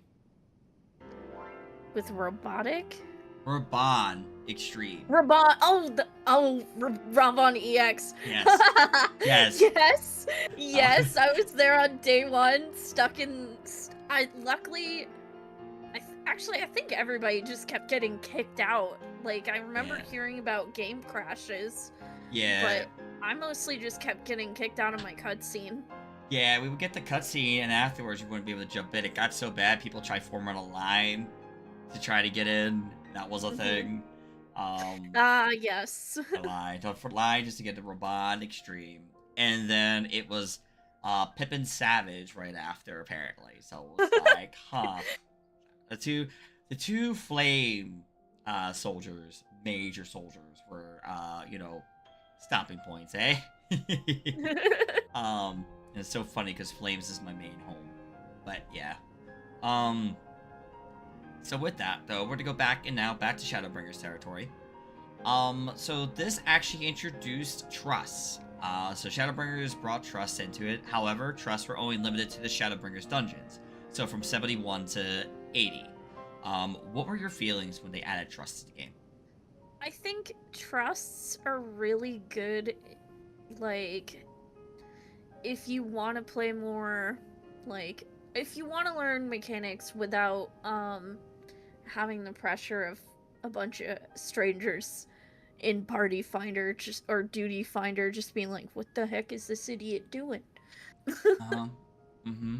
I do enjoy trusts and duty support. Those are probably my two favorite mechanics that they've Okay. added. Okay, and like, did you like go through and like do trust leveling? So you ever go back through, like, even after finishing story, you go back and level your trust up, like max level at that point? I can't remember how much I did, but yeah, I think I must have because I'm looking through and yeah. Okay. Yeah. Yeah, because I know for It's me, I been a didn't. minute. Yeah, I think for me, most of the time I leveled them up is really just because at one point I just I was leveling another job, just brought them in, just had them level up and got them to their maxes. At least I think I got their maxes all the way through Endwalker, but we'll talk about Endwalker when we get there. And then after that, I stopped doing it again. I do it just level new jobs, and I stopped. I was like, okay, we're done now. Yeah. But yeah, for the most part, I think Trust indeed were a very good addition to the game. Though I think it was definitely a weird time as well. I'll say this way: nice addition, but with definitely a weird timing because I still felt like that Final Fantasy XIV was still young. So it felt kind of weird to me at that point when they added it because I was like, I think people could still go through a bit of story. They have story skips and such. I don't know why they're adding Trust here, but okay. But as time went on later on, I realized, how much beneficial the system is, considering how much more help it could be, especially if you're a DPS and you're struggling in the queue. You could just queue up with a bunch of trust and just go through the dungeon without having to worry about the queue times, which was like a bonus. Definitely for sure if you're going through story for the first time. Yeah. With that, we'll go ahead and jump into the next question here. Now, this is the point. Obviously, you remember that classes had their own unique jobs. They had unique quest lines. None of them had the same quest line. Now it's to a point that they introduced role quests. So they brought role quests into play. So you have all tanks had a quest, all melee had a quest, all ranged had one quest, and all healers had a quest. Now keep in mind, Endwalker, they didn't separate magic and fizz range. So all the range were one quest at this time. So what were your feelings that basically instead of getting your own individual quest, at least from 71 to 80, 71 to 80, you instead had to do the role quests? So I like role quests from a point of they're trying to make it so that there's not so much quest bloating of your UI, two, just for each class, but also I feel like by doing the role quests you kind of lose that individual of, oh, this is my favorite class and this quest line is amazing, and it's like, okay, but each role now has the same quest. Yeah, So I gotcha. yeah. Okay. Yeah, that loses a little. But it is a fun fact, though. I will say, when you do finish all of them, you get another quest to do. Yep. So you do, and then there is technically, in a sense, a level 80 quest that you can do for your job. So you like wrap up things from your like class quests. So like Dancer has one. The Gunbreaker had one. All the jobs from like Aroma Boars which had their own like quests that you could do. Yes. Did you happen to touch any of those? I did. Because like you had mentioned, at the time all the DPS were one quest. So my first thing was I had leveled a DPS, because I always play DPS first, which is funny when you're dealing with queues times. Yeah. So usually during MSQ, if I want to get through story quick, I'll go on White Mage. And then after that, like, I'll usually focus like all my leveling onto a DPS. But yeah, no, in that specific expansion I did DPS only, and then leveled the supports later. But no, I really enjoyed that that quest line. Okay. For that, the way it culminated, I guess. Everything together, yeah. Okay. Okay. Yeah, because at the end of the day, as you finished, you did your tank, the melee, the range, and the healer. You did all those 1-1-1-1. You said you got that big, really cool story, and you found out about a certain individual, which you do find out traces back to 1.0. They're like a sort of thing. So it's like kind of really nice. So it was the Ellison. Refresh my memory. The Ellison. The barkeep. Oh yeah. Technically, like, she's an assy in a source, but like she was actually in the trailer of 1.0. If you ever look back, she was actually, I think, like the gladiator in that trailer. Yeah. So I thought it was a little tidbit, a little uniqueness. At least that's how I interpret it. I could be wrong, and I can always be corrected, because that's just how I interpret that other part. I was like, wait, they look similar to each other. I was like, oh, that might be who I think it is. So that being said, next up, they added a new Game Plus feature. What are your feelings on that?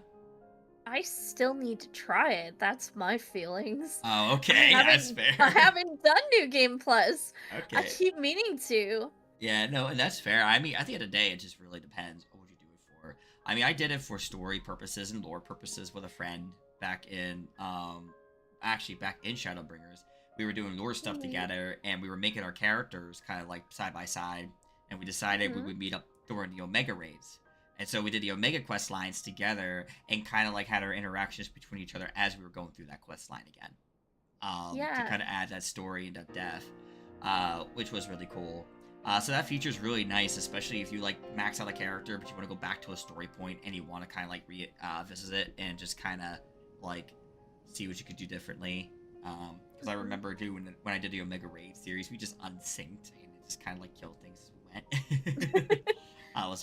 And then sometimes we did have to ask for help, so we kind of like, I think like I was Paladin tank. My other friend was a samurai, and then Lark came in to help us bard, because I think we were struggling to do it with 2 people, so we just brought a 3rd person in just to help us make sure we can get through it. For content.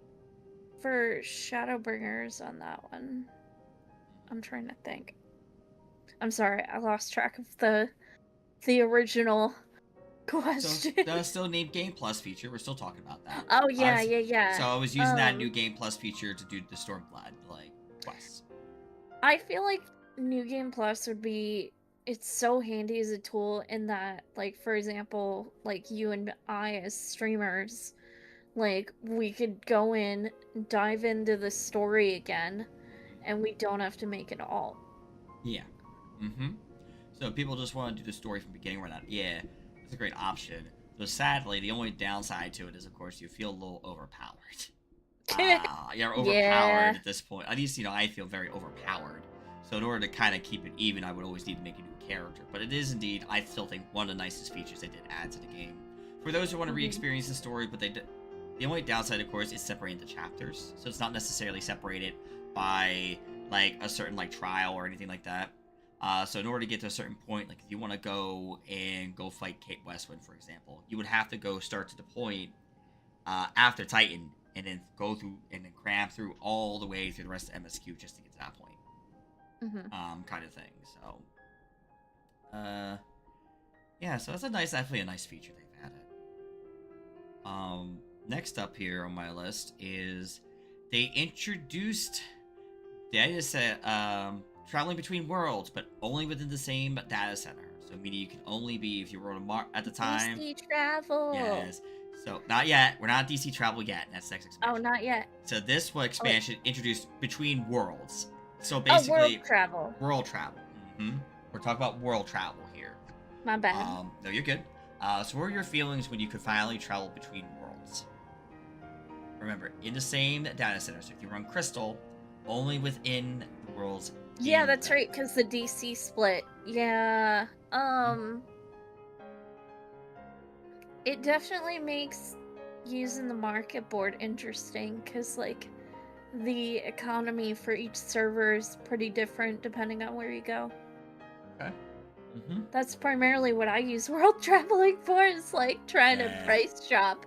Well, that's completely fair and completely valid. And visit friends. Yeah. Or in some cases, some people might do it for maps, or maybe they can want to role play and they want to go to Yes. servers. So there's a lot of ways you can use the world traveling. And so that's where we're at right now. That's for the I will say this for world travel. Well, as a negative for world travel. I still feel like they have to fix the wedding mechanic in the game, because currently you can only attend somebody's wedding if you're friends with them and you live on the same server. Yeah, that is a bit of an annoyance, definitely for sure. I have so many alts because of that. Yeah, that's literally the reason to make it all. All right, I'm gonna go attend this person's wedding. I'll go undo it this way. Cool. And like, Exactly. and the only probably want to invite me to weddings, but here's my problem. I'm on Cactar. I'm on Aether, and so the only things I can do is anybody who's on Cactar, I can attend their weddings. But if I have to attend another wedding in another area, I have to literally like go in. I see if my alt is on that server, because I have multiple alts. Yeah. But it's a shame that I can't really like. Right now, I'm only paying for like basic stuff, so I can only have 8 characters at a time right now. So I'm kind of stuck. I can't have as many characters as I used to be able to have. But you do what you can. But with that though, next up on our list here, the Restoration of Ishgard. What were your feelings about that? I had fun with that. I still pop in there every so often, like, so I think the restoration mechanic was a really nice, because this was pre-Ishgard housing, yes? Yeah, this is before Ishgard housing came out. Yeah, I feel like it was a nice kind of sneak peek into the Imperium. Okay. Because it felt like we were restoring, like, these neighborhoods and stuff. And, like, I just liked being able to wander through Ishgard again and have a reason to besides story. Yeah, no, of course, because there's so much more. That was a really nice little mechanic. So I will ask the question though: do you think that the restoration of Ishgard helped folks get into crafting? Do I? Be honest. I think so. Yeah. Yeah, I think so. It definitely. I feel like in a lot of ways it made it less intimidating and more accessible. In the same way, and I can't remember if ocean fishing came later. I feel like ocean fishing kind of does the same thing for fishing, Okay. because yeah, Okay. Yeah, because the biggest thing is I remember Restoration of Ishgard and actually doing it for a bit. I think it helped me get into a bit of crafting. It wasn't very far, hmm but it definitely did help me with the new diadem that came out, actually. yeah, And jumping and helped me do more gathering to make it easier to level those, which was yeah, really, really cool. So I definitely give that credit because it definitely helped me get my gatherers leveled up. So I was really a big fan of that. But the crafting portion I kind of slowly helped me a bit, but it wasn't like enough, I guess you could say, because I think I still had too much PTSD from Final Fantasy. At this point, I still had too much PTSD from Final Fantasy 11 crafting, so I never really oh like. boy, Yeah, it was definitely until I think literally it is literally just until Endwalker slash Dawn Trail I finally broke out of that and finally like pushed through it. It just took a long time. But I definitely still try to level them and at least do my repairs. But to finally max them out on content was not so much later. But it definitely did help. Like, it definitely gave me a little boost. Wasn't yeah. up, but just a boost. Just enough. With that, though, I think it's now time to talk about some, Actually, wait. There is a relic grind. Did you touch Basha? Yes, yes, I did. Okay. I didn't like Bosch, but I did it. That's fair and valid. I get it. I get it. I think that's like a. I know some people who really enjoyed it, and then some people just didn't like it. I was in between. Like I liked it, but I did also like the fact you had other options to do other things for content. Yeah. So later on, you could do other things outside of Basha to basically do your relic. Yeah. But you did have to go through Basha in order to do certain things for the relic, though, which was but you know. Yeah, that's one thing. Like, I understand they want to make sure people are trying new content, but sometimes it's like I'm being forced into it if I want the shiny thing. Mm, But no, Bosnia, I just didn't get as into it. Um, I liked. I don't know. I think Eureka had more for me personally. I enjoyed doing that a lot more than I did Bosnia. Okay. No, and that's understandable because, like I said, it's all different in perspectives and whatnot. hmm I said definitely for me, I definitely, I grinded out, got my gunbreaker weapon, and I almost thought I had to grind it out for a second raid group at the time because I was raiding in two different groups. And thankfully, I didn't have to because I got my weapon pretty quickly on that end because everybody Honestly, else had their relic. I was the only one to not have a good weapon. They're like, "Summoner, you're getting this weapon." I said, "Cool, thanks." I think I did the tome weapon that time because I wasn't raiding yet. Gotcha. Okay. Um, so with that, did you happen to do any of the extremes on content? For For Shadowbringers. for Uh, yeah, for Shadowbringers. yeah. Let me think. I'm trying to think of what all they are. Hang on, I had it pulled up. Okay. Yes. Okay. I did Titania and Innocence on content. Okay. The first two. I have an old clip of that. I have an old clip of me doing Innocence because he does that mechanic where he does like the big ginormous pie slices and you have to stand in between. Yeah. I have an old clip someone got of me doing that fight because I have a channel redeem where you can have me take my glasses off. Oh, okay. And I kept standing in the bad. Oh no, and that's the worst. If you're especially someone like me who's nearsighted, so if you're for me, I take off my glasses and everything's blurry to me right now. So if I don't have my glasses on, good luck. I'm probably not gonna see what's going on unless I hear cues, maybe at most. Well, what's really bad is my eyes have different strengths, so like one is weaker than the other, so and then I'm severely nearsighted, so Oh no, that sounds like me. I mean, I think both my eyes caught up to each other, but at one point, my one eye did feel stronger than another, and then basically somehow, some way, it evened out. I was like, okay, nice. So yeah, you did. So you did Titania and on, Innocence. And Yeah, Innocence, yeah. I yeah. did those two on content, but I I did will. the others later. I will say Titania is a fun story for the extreme.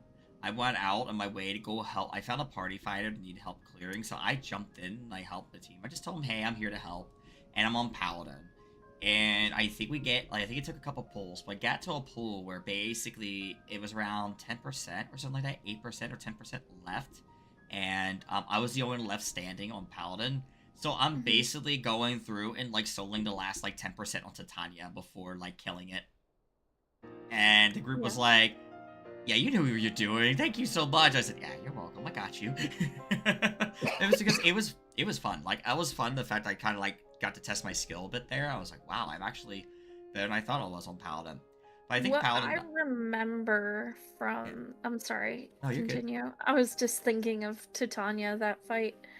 Mhm. Um, I remember nobody could agree on which tree to hit first. Ah, yes, the struggle of which ad to go after. The ads. Yeah, that was always a struggle. But then Kelly, most groups I got into, mostly in PF, usually do like to go like one and then go like counterclockwise, and we were good. Yeah. And that worked out. So that's just funny. Yeah, because especially the tree, like the normal regular tree, like on the right, is usually one that gets tethered to like a DPS, and you can't necessarily take hate away from it from tanks. So your two tanks had to take the other two away while you DPS the big tree first. The Yeah. tree that was just standing still, you had to DPS that down so that then you could focus on the other two. Just really depending on what your tank setup was at the time too. But usually you want to knock Mhm. down the big tree, then go like counterclockwise. Yeah, be counterclockwise because how the arena was set up. But yeah. Um. Okay, so now we can actually get into some story stuff kind of content. First, we're gonna talk about the Near Alliance raids. What are your feelings on those? I had a lot of fun with Nier. Yeah. I haven't played any of the Nier games, but I learned a lot about them from friends who had, because they were super excited about the Nier grades. Mhm. Um, I the what is it? The mechanic where the buildings drop on you. Oh my Yeah. god. Oh, the Square Enix building is about to drop on you. Yeah. That's a joke what that was. It was like, oh, there's the Square Enix building. Here it comes. Oh man. I definitely enjoyed it too. Seeing all the characters from it and kind of like getting like all those Nier vibes. I did play Nier actually before the Nier Alliance raids came out because I think I had a friend that was really bugging me like, hey, you should really play Nier. You should play Nier. It's like, okay, I'll play it, and I played One it of for a these stream. days. Yeah, I played it for a stream, and yeah, I found it to be great. It's a great story. Definitely expect it to give you WTF moments for sure. And be ready for just to know you. I think at least to even finish the main story, you need 3 endings. So that's a heads up. I kind of will at least say that at least in advance. Like, be ready. You might have to do at least 3 different. You have to do at least 3 different stories. Oh boy. Be ready. You have to do your first one, then you do another one, then you do another one. Because you go through it's different characters each time. So, Yeah. yeah, which is really unique. And so opinions about because this is the one I hear about is the second alliance raid, Puppet's Bunker, final boss.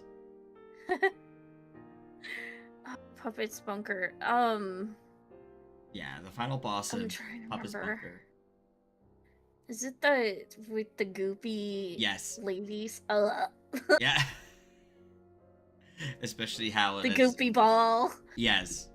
And it turns into Big Goopy A Lady. giant lady.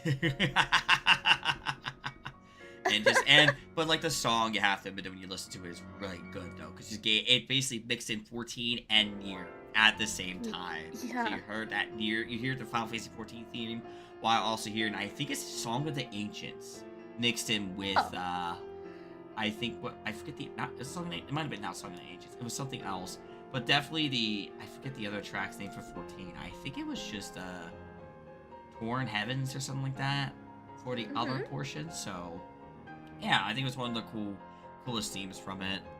Um, and then basically I did like the final alliance raid had the red girl. Yeah. The jump scares. Oh my goodness. Um, I liked the little mini game thing with the little where you turn into a little Oh, little gun. spaceship. Yeah, the hacking. Yes. Yeah. That's definitely a very cool mechanic they added because that is in the game. You do become a little. I was gonna ask that if it Yeah. was in near. It is. It's actually a mechanic in the game or one of the characters you play. Nice. And it's really well done too because you hear like a, I will say you definitely will hear like 8-bit version of the song while in there. As you kind of heard, I think we heard like more of a muffled version of the song while in there. But like in the actual near game itself, I believe it turns to 8-bit, so it earns like chiptune type music when you're actually in there. If memory serves right, I haven't played the game in years, but I believe that's how that works. You're making me want to try it. As one should. I think definitely it's worth it. Especially for me, I played it one time. I think I was good after one playthrough. But I know people that probably go back and try to get multiple endings because there's like I think there's like a total of 26 endings. Oh my god! Yeah, there's a lot of endings you can get. It's a lot. I think I've gotten a few. I've tried to grind out a few endings, and then I just stopped after a while. I was like, okay, I'm done. Because some of them were very interesting on how you had to get them. All right. Next up is the Eden raids. What were your feelings on those? Eden? Yes. I'm trying to think. I'm trying. Oh god, the storyline. I'm trying to think. It's okay. It's been a minute. It's been a minute since I did them. I just remember. I struggled a lot with the fights. Like, shoot. I'm trying to think of a good example. You're killing me here. Okay, Titan. E4S. Oh, yes! Okay, yeah, so... Because that's right, Eden was like all the reimagining stuff. Yes. Sheba, Yes. that fight, there were so many jokes because of Reen. Yes. But yeah. So, oh my god, and the Titan fight too. I've personally made jokes saying that he's walking around in a diaper. I think I've heard that before too. Actually, funny enough, walking around in a diaper. He literally looks like a giant baby. And there, the song, the theme song that plays in the background. And I think that, like I said, it's like definitely really cool for each was reimagined. I took my sister in there actually pretty recently because she wanted to try it. And I couldn't remember where to stand to avoid getting launched by Titan as the truck. Yes. Oh my goodness. Yeah, that definitely is rough. It could be definitely because I think sometimes even walked in there, I think I've died a couple of times because you don't get them as much these days in normal raids, so it's kind of hard to really like remember how some mechanics work. So I totally. I've definitely seen parties get wiped. Yep. In the Eden raids still. I think another fun one we could talk about. We obviously you kind of touched on Shiva. Do you have memories of like Ramu or the Ifrit and Garuda? I definitely think Ramu was the easiest, which makes sense. Wasn't he like the first one? I think it was. E5, yeah, he was E5. Oh, he was okay. He was second tier. Second tier, sorry. Good. Yeah, that's right, because it was because Titan was E4. E4, so you had Leviathan and Titan. Oh yeah, that's right. Okay, but yeah, as far as Ramu goes, I thought the fight was actually pretty easy. Okay. For me personally, because it was literally just dodge and don't get electrocuted to death. What were they? Rasta Pasta is E6S. Ifrit and Garuda combined. Yeah. E6. Yeah. I don't remember that one as much. I remember, um, no, that was E11. I'm sorry, I'm thinking of Ranjit. Oh, you're thinking of a Thanjit, yes. The It's 11. Thanjit, yeah. Yeah, Thanjit. Yeah, I mostly remember the later tier fights, but, Okay. yeah, no, I think as far as, like, oh, yeah! The Garuda Ifrit fight was, Yes. that was the, because the mechanics. I'm trying to think of how to word it. So, I'm dying here. Okay, so I'll kind of try it out. So, in that one, this is from memory too, because I haven't done it in a while. But Me there was either, a map. which is why I'm dying over here. So you had basically one play two tank. You had two tanks take them separate ways. Ifrit loved to look like he was about to kick a soccer ball, constantly. Yes. If you remember that, and then the Garuda with her like blow away mechanic.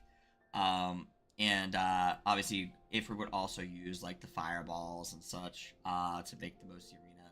But then at one point, didn't he make them explode or something? Yes, but he also did it. Yeah, and at one point they do a fusion, and it's just so great to see their fusion. That cutscene was pretty good. Yep. And then you fought Rastapasta itself. God, the savage rate of that was rough. I will say that right now. The savage rate of it was brutal. I'm so glad I didn't do that. I did that. I did that with my old raid team. We got through it. It took a few weeks, but we got through it. But it was still a fight we kind of struggled with a little bit here and there. But for the most part, we ended up tending to get down pretty much okay. I was gonna say, since you know more later fights, we have E9S with Call of Darkness. Sorry, not E9. I'll say the Call of Darkness E9. E10 was Shadow Dog. Oh God. Yep. Then yeah, and then E11 with Thanjit, because Thancred and Rajit together. The one I remember the most is Thanjit. Okay. I rescued one of my friends into the knockback that he does. Mm-hmm. I can't remember the context specifically. Oh, it's the it was about Astrologian losing Nocturnal Sect. He was making fun of me. Mm-hmm. And he was like, "What are you gonna do? Not heal me?" And I just rescued him and took us both out. That's funny. The rescue games. I think one of mine. I think they rescued me to one point randomly in one of my clips. I think I still have up. They're like, "Here's your content," and then they rescue me, and I'm like, "The fuck? Hello? We're trying to live. I mean, I like content. Don't get me wrong, but I'm trying to clear the raid." Oh, I was at that point, like, because back then I really wanted to have a more fun, casual group kind of thing, but I realized that, like, after a while, it just was not working out, not worth it. I wish I'd tried that on Savage, though. That sounds like it'd be fun. Yeah, it was something else, that's for sure. For E9, for E12, though, was brutal. Well, I ended up with the second raid group during that time, so I raided twice, and actually, one of them was exactly on the same, like, on a Saturday night, I would raid double. So I raid with my main group, and then I would start the next raid with the next group later on. And I did a summoner. I was Gunbreaker for the main group, summoner for the other. And that group ended up actually managing to complete the tier. While my actual group I was a part of, I just couldn't keep up with them. I tried to at least help them clear E11S, and it said, "Guys, I just can't do it no more. My schedule at work was changing," which is true.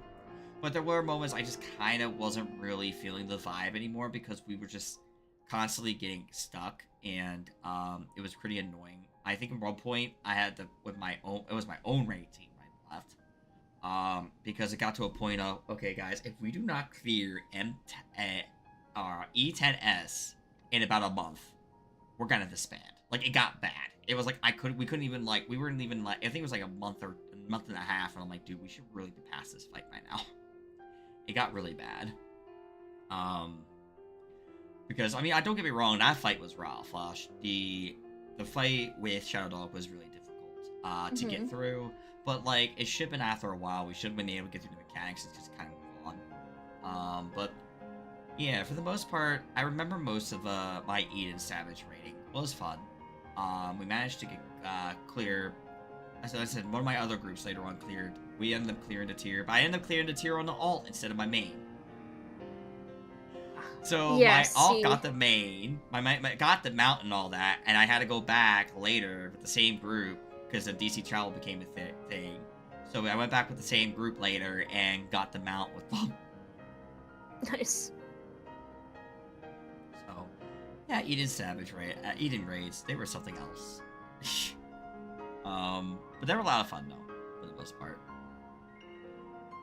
Next up is the weapons. Ruby, Emerald, Diamond, and even like Sapphire weapons, since it is in that storyline. What were your feelings? What were your feelings about it? Of the weapons series, I think Yes. Diamond was the first EX that I cleared. Oh, okay. That's a good EX. Mm-hmm. Yeah, I had a lot of fun with that one. I went in with like a couple of friends and we were just doing it for fun. No, I and I joke about this sometimes with my friends groups. I'll come in completely not know what I'm doing, and I'm the first one to get them out. I always feel so bad. But I'm like, oh, well, hey, beginner's luck.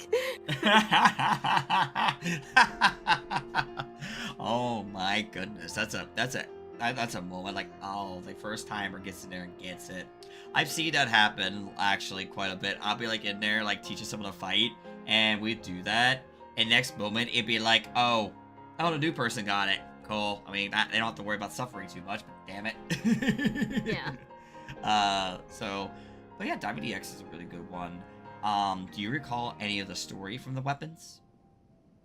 Like, yes, because those are all of Gaius's children. Yes. Mm-hmm. Oh god, that killed me. They just all made poor life decisions. Yeah, not the greatest, huh? Yeah. I will ask, for Sapphire weapon, you got the pilot pretty much like a mobile armor set, suit. What were your feelings on that? Or people like to call Honestly, it a Gundam. I haven't seen the Gundam shows, but I've seen other mech anime, like let's see, Gurren Lagann, Voltron. Mm-hmm. Those are two of the ones I could think of off the top of my head. Okay. So I really enjoyed it. I enjoyed getting to like just like that aspect of the lore for that bit of the raid. Mm-hmm. Or the extreme, sorry. Yeah, you're good. You mean like meanwhile too, what was very interesting about each weapon was that with Ruby you had Nail, Von Darnus, Emerald had Gaius, Diamond I think was just kind of like, I don't remember who Diamond was supposed to represent. I just remember jumping back and forth on the ships. Yeah, I know he got Ifrit at one point. He turned to Ifrit at one point, and that's all I can recall. But I don't remember anything else for his mechanic. But I think it was like a different type of weapon. But I remember Ruby and Emerald definitely having that. Like Ruby, again, like Nail Von Darnus was inside, kind of like their data. I feel bad. I didn't even really remember the lore behind Nail until until those fights came out. Yes. Hi, I am Nail Von Darnus, and the fact to find out technically, there was Nail from she wasn't from 2.0, was she? It was the coils. So fun fact. Yeah, that's right. Mm-hmm. So fun fact. So a little bit of 1.0 history. Nail Von Darnus actually technically was a male. But he was wounded and had issues, something like that. So his sister actually took his name and actually became and started calling herself Nail Von Darnus.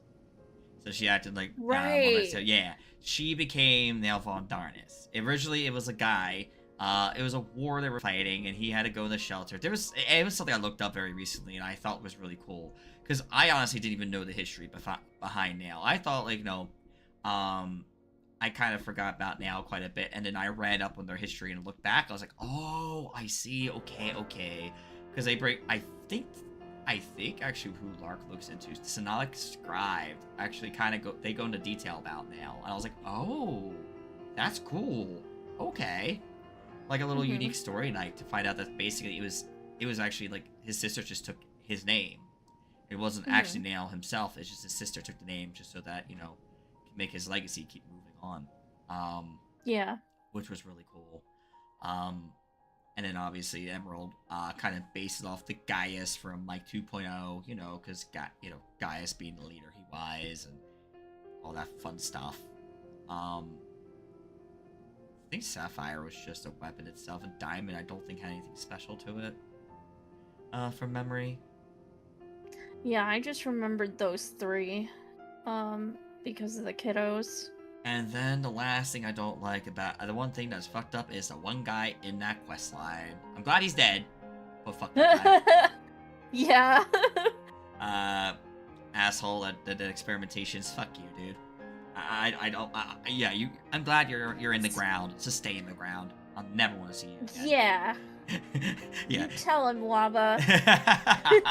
Yeah, he was like demented, and I was so mad to find out like this guy. I don't even know him, and I just got to learn about him. I was like, no, well, fuck you. Just fuck you. You're not my favorite character. Get out of here. Get out of here. You're like the bottom. You're the bottom of the barrel. Get the fuck out of here. I mean, in a sense, but the thing was, the reason I say that though, in a sense, in a sense, I felt like he was definitely written pretty well to be hated. So, in a sense, they did their job. I always would mention that. It's kind of like the same thing if you like what with Game of Thrones and Joffrey. I hate the hell out of Joffrey. I'm glad what happened to him. I think everybody did, yeah. but the actor really sold it. That's exactly. The actor did such a great job, but that poor actor got a lot of flack for it. But we'd be here all day if we talk about that. Oh my gosh. That poor actor. We could talk Game of Thrones forever. Right. But for the most part, all in all, the Weapon series is actually I think honestly a really good series altogether. It was a fun series, especially for those who were really into Final Fantasy VII. So probably a nice little throwback to them when it came out. I only touched 7 briefly. I never really got super far into it. So, but I didn't play anything before 10, so I didn't. Yeah. You're good. I think with that we got one more. We have the final question here for Shadowbringers is the story. What were your feelings of the MSQ of Shadowbringers? Justinian with his hair down. Just looking that up. Oh, okay. I was just looking through the Shadowbringers stuff, and I was like, "Oh yeah, that happened. Him and Gaius on their little adventure." Yeah. Is there anything that really sticks out from the story that you can really remember? Honestly, from start to finish, Shadowbringers was just a roller coaster. Like, also us being kind of I don't know, I'm curious what they would call the Warrior of Light on the other reflections, because like obviously on the first we got the Warrior of Darkness. So I really liked that part of like Shadowbringers where we got into that. And then like all the stuff with my boy Agraha. Yeah. I Shadowbringers is definitely. Well, and that's like I said that earlier when we were talking about Starflood.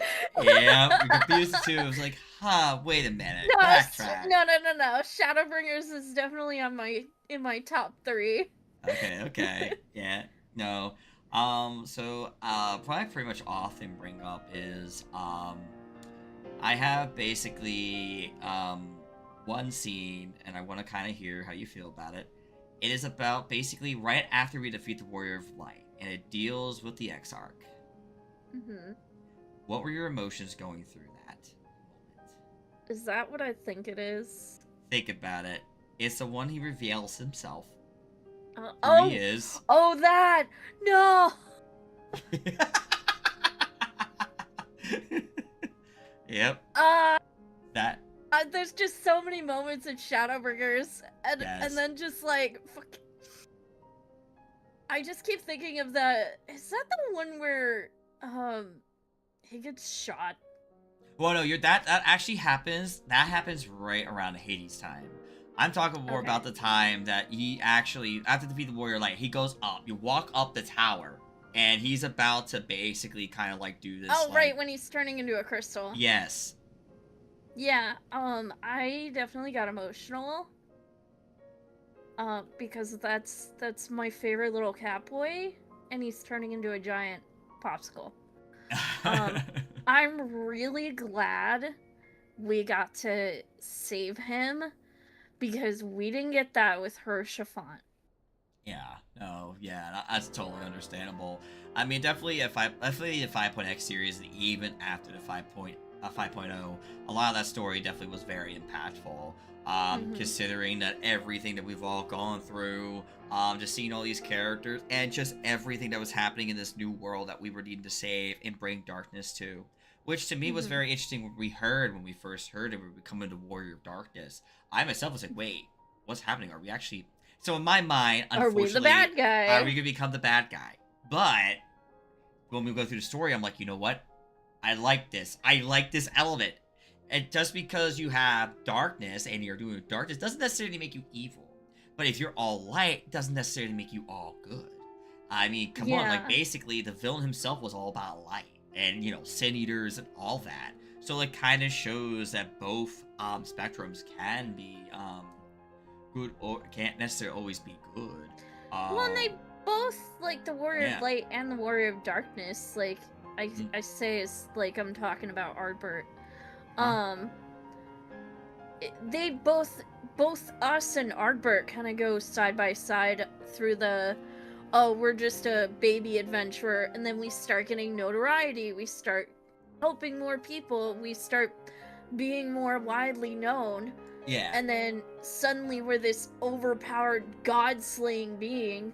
I think Ardbert and his crew kind of went through the same thing right up until the flood.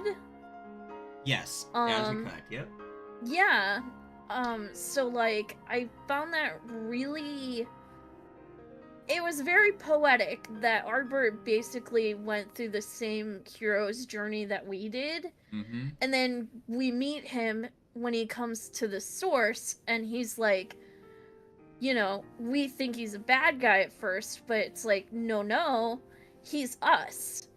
Yeah, but from a different shard, and that was the very unique thing too about Arbor, and not often that was brought up thinking about it. But yeah, Arbor coming from different shard and kind of like how he plays a role in like helping you. Man, I miss Ardbert. I mean, Arbor did serve his purpose he needed to in Shadowbringers, but I definitely know the feeling and definitely would have wished more. Considering, he's not around. And, I think that's always very, because, remembering his friends too, that he went through the journeys with and such, and, actually getting to fight the, what we call in quotes, the Warrior Darkness and the role quests, because each one was like, one of his friends that he's been through a lot with. And at the end of the day, it definitely was, I would definitely say it was a whole lot of fun, experiencing all those story quests too, because, they kind of, even, they had their own little side story thing, but it still kind of came together. The job quests. Yes, all the job quests. With each of his friends. Yep. Each friend of his. Yeah, and I remember thinking, like I mentioned earlier, about how it's like Ardbert is like us and we're kind of moving parallel to each other. Yeah. Story-wise. Like, can you imagine, like, lore-wise, like, your character going through losing all of their friends and blah blah blah, and suddenly you're in this awful world, you don't know what's going on. Yeah. I really want us to experience that a little bit as we go on with the story. I don't know what they're gonna do later Yeah. down the road, but I want us to have the Ardbert treatment That would be really neat. without the dying. Right. No, I think it would definitely be interesting to see what happens with our story going forward. And considering all that we've been through. Um, and, kind of seeing, like I said, we kind of played a different perspective in 5.0, the series, and that was really cool. It brought out a different perspective of things, and it shined on it. It shined on it really well. I think definitely hands down, it's definitely one of the I think it's probably the best story as of right now compared to the rest of the expansions we've been through, in my honest opinion, because of how well it all ties everything together. And Yeah. I just don't think there is another story that could really do that. I mean, I said like I think Endwalker comes in a close second for yes, me. yeah, but But yeah, yeah. but like for the most part though, definitely all in all, Shadowbringers definitely was a great expansion. I think it definitely brought in more folks into the game because it brought as it definitely brought me back. It said, "Oh my God, you actually you went through and did a lot of new things. So I definitely need to jump on board and do this." Hmm. And so, with that being said, we are done with the Shadowbringers territory. We are now going to get into Endwalker. Goodbye, Uh, Shadowbringers. Hello, Endwalker. We will be back here in just a moment.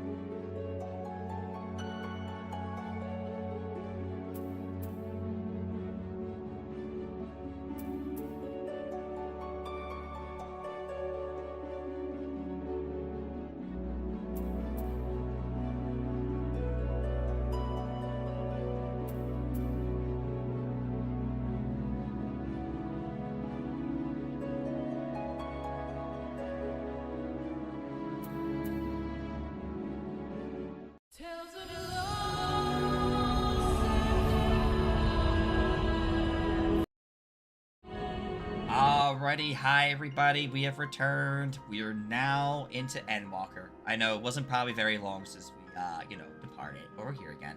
We're So, here. yeah. So we are in Endwalker. This is the point that basically the end of the Zodiac Heideland storyline happens.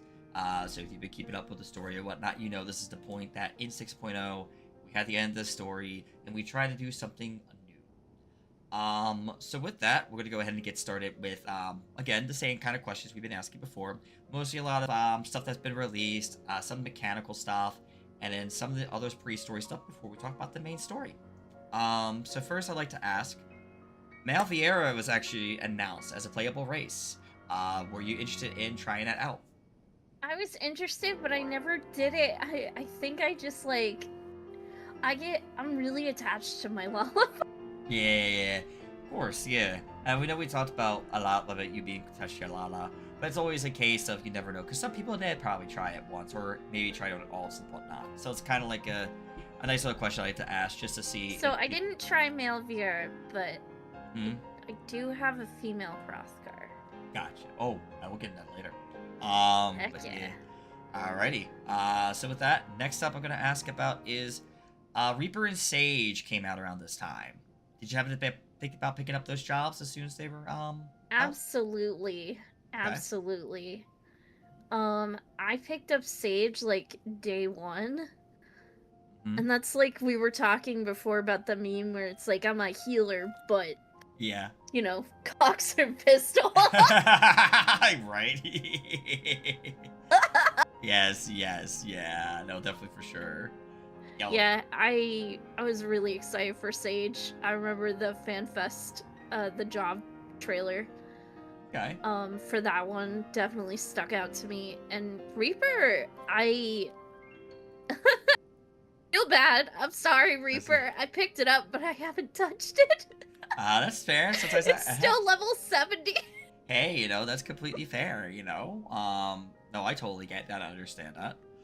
Because you're not gonna. It's not a a interest right away. If you're not interested, you're not interested. It's what it is, I know I picked up and obviously leveled everything 90, but I did those. Mhm. I think I did those much later because Gunbreaker was my focus because I'm still main tank at the time. Yeah. Next I'd like to ask is we're gonna go and talk about the relic grind of 6.0. Did you happen to do it? I feel like I always do a little bit every expansion. I'm trying to remember. So this was the Manderville one. So you had to do the Manderville quest Ye- slide. Yeah, I did that one. I had to think for a minute. Yeah, Oh, okay. the Mandervillis weapons. That's right. They Yes. had the cool, like, glowy particle effect at the end. Yes. Mm-hmm. Hang on. Let me see if I still have one. Okay. Armory chest. So I should probably ask while we're thinking about it, what were your opinions so far I about still have the dancer relic in my Allie? inventory. Hell yeah, right? I mean, I think I still have a few. I have all the Mandervillis weapons. Because Yeah, all it was just simply a tome grind.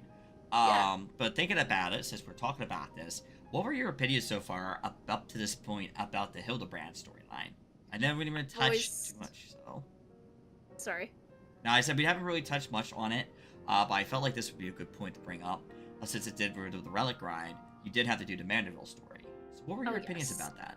I'm a big Manderville fan. Hmm. I love that storyline. It's so goofy, but so fun. Got you with a Manderville can. In the dance, yes. Definitely a fun story for sure. But how'd you feel with the Relic grind being basically just a tombstone grind? It kind of made me think of because early it like a lot of the steps from Heavensward were also tome based except for like the light grind. Mm-hmm. Light farming was all I think everybody just spammed A1 or something. Yeah, that'd be about right. Yep. A1, not A1. It was A1 normal. Yeah, they stand that. Yeah. It kind of had that same vibe of, oh, you just grind this to do this, and then you do this to get your stats. I feel like every every relic kind of has that version of it, in a sense. But Okay. no, I really liked the Mandervillis weapons. Okay. Yeah, they were good ones. It definitely felt like, I'll be real, between everything so far, definitely the easiest to grind out. Because mostly it was easily just doing it by dailies and such. Because that's what I remember, being able to just do my dailies, easily get the stuff I needed, and then just turn it in and be like, okay, done. Next. I think that is the one I have the most relics of because of how accessible it was. Yeah, I pretty much got them all done right. Actually, I think I just finished the rest of them right as I got to early Dawn Trail. I finished them all by then. But I got most of them during on content because it was just easily accessible, and I was doing a lot of raiding and a lot of stuff at the time. Yeah. Did you want to add anything else? As far as the relic goes, Yeah. no. I mean, it's like I said, each one kind of follows a similar formula. Okay. With some variations. Okay. So I do have a little funny question. What was your feeling about the removal of belts? I mean, it saves some armory chest space, that's for sure. Yeah. No, definitely, I agree there. Let us open up our inventory.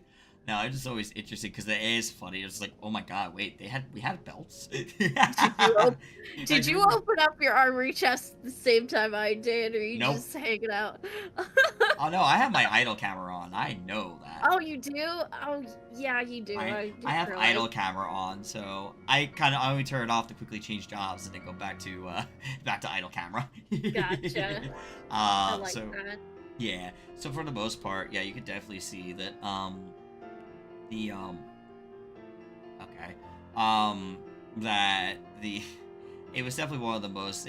I think that's really a grand one because they definitely got removed the need of them, and there was no point to them anyway because you could never see them. They were just there. Honestly, yeah. Mm, I think the no belts is right up there with the face wear for me. Both very needed quality of life changes. okay, yeah, we're gonna get into that later. Oh yeah. Yeah, because it doesn't happen to Dawn Trail. So, but I will No, I definitely, know. yeah. Next up on the list here is this is now we could talk about the big one. Data set Data center travel has been released in Endwalker. Game Uh, changing. okay. Data center travel, I feel like made it a lot easier for people who want to learn to raid Okay. to be able to like go over and do the like more popular servers. So like for example, I mean it's not like that now, but like what like until pretty recently you couldn't get on Aether. Uh huh. So you had to log in at certain hours to be able to raid on Aether. Hmm. And I feel like that was an important change to be able to give players that option.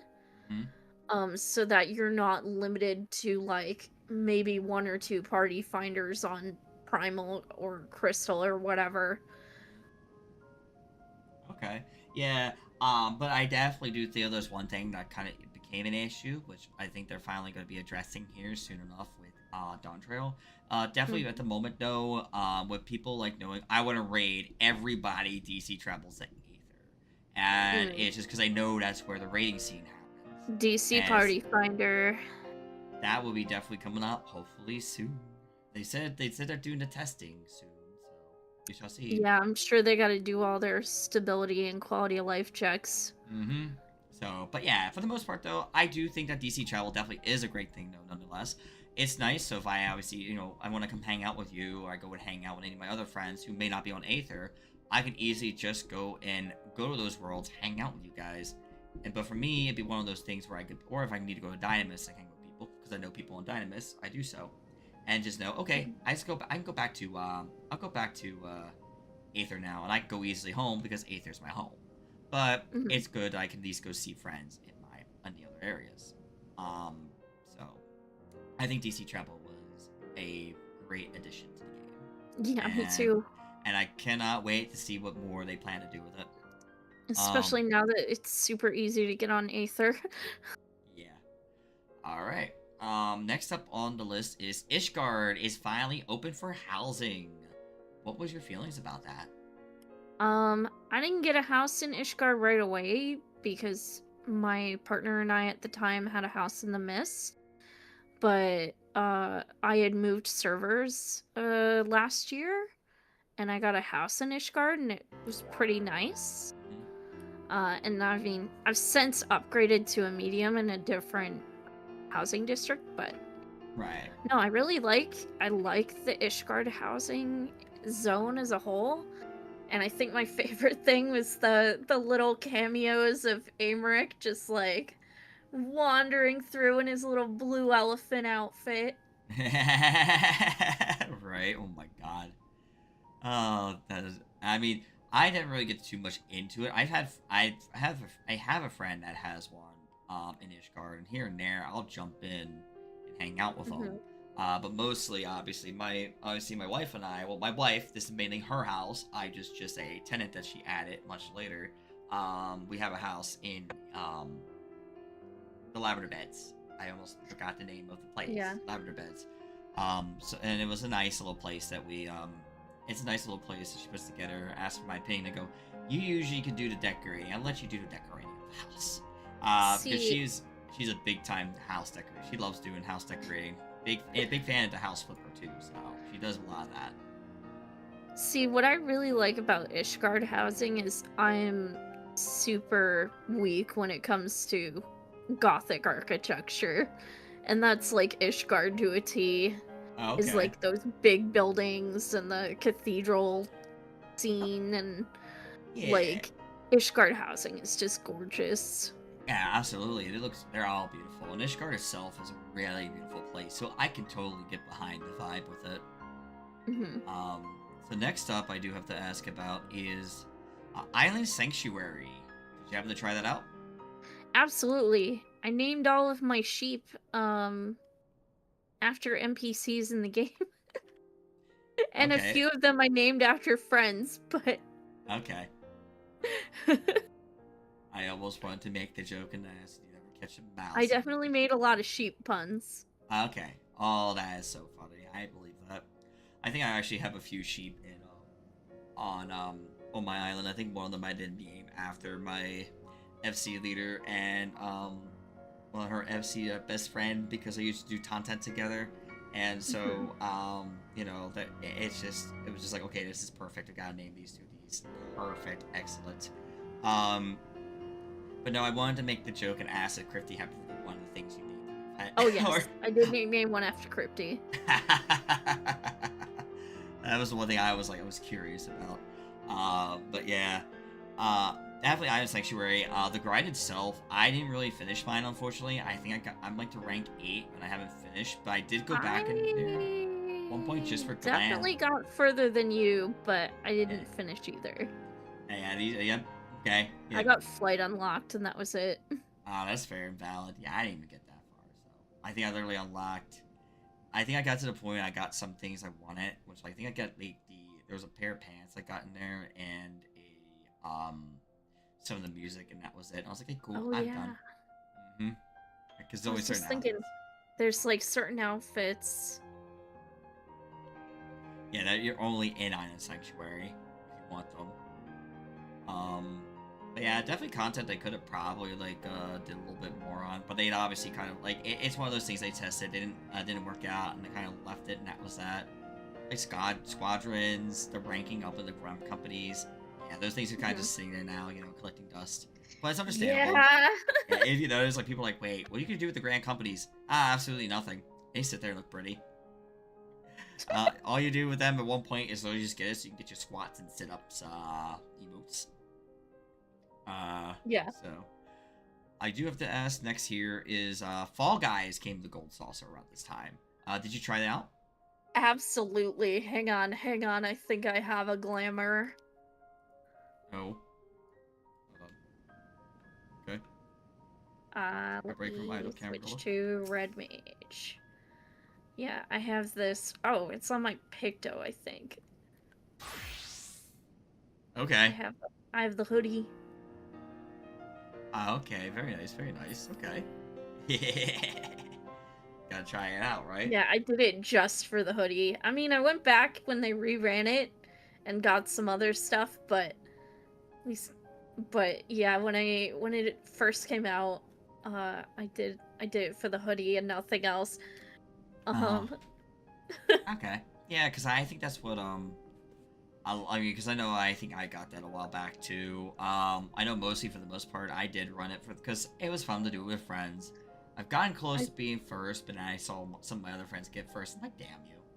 I found the mini games really hard, so as soon as I got the hoodie, I was like, okay, I'm done. That's fair. No, very fair and valid because it is one of those things you can only grind so much up and go, okay, I'm done now. I go back. Yeah. I go back into my little hole now. Okay, thank you. Bye bye. You know, kind of what happens with that.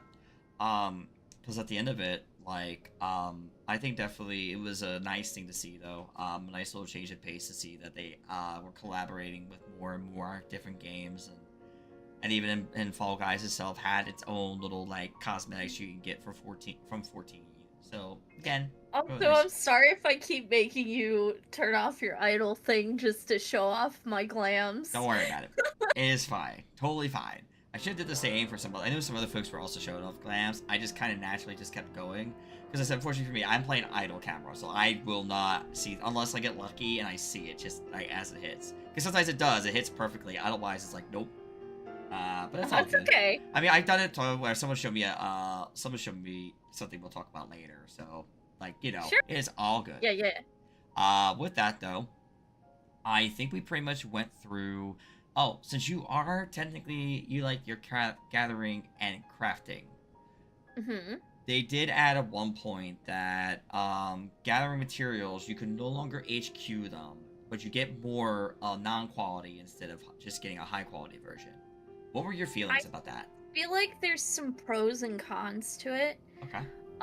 The con, I really liked being able to say, yeah, I did this and I got an HQ Mhm. gather and I felt good about it. Okay. Pros being it made if you didn't get HQ stuff, it made it I feel like it made gathering more accessible to people with lower gear. Okay. Honestly. Um and I do like some of the bonuses that you get when you that result in getting the extra item. Okay.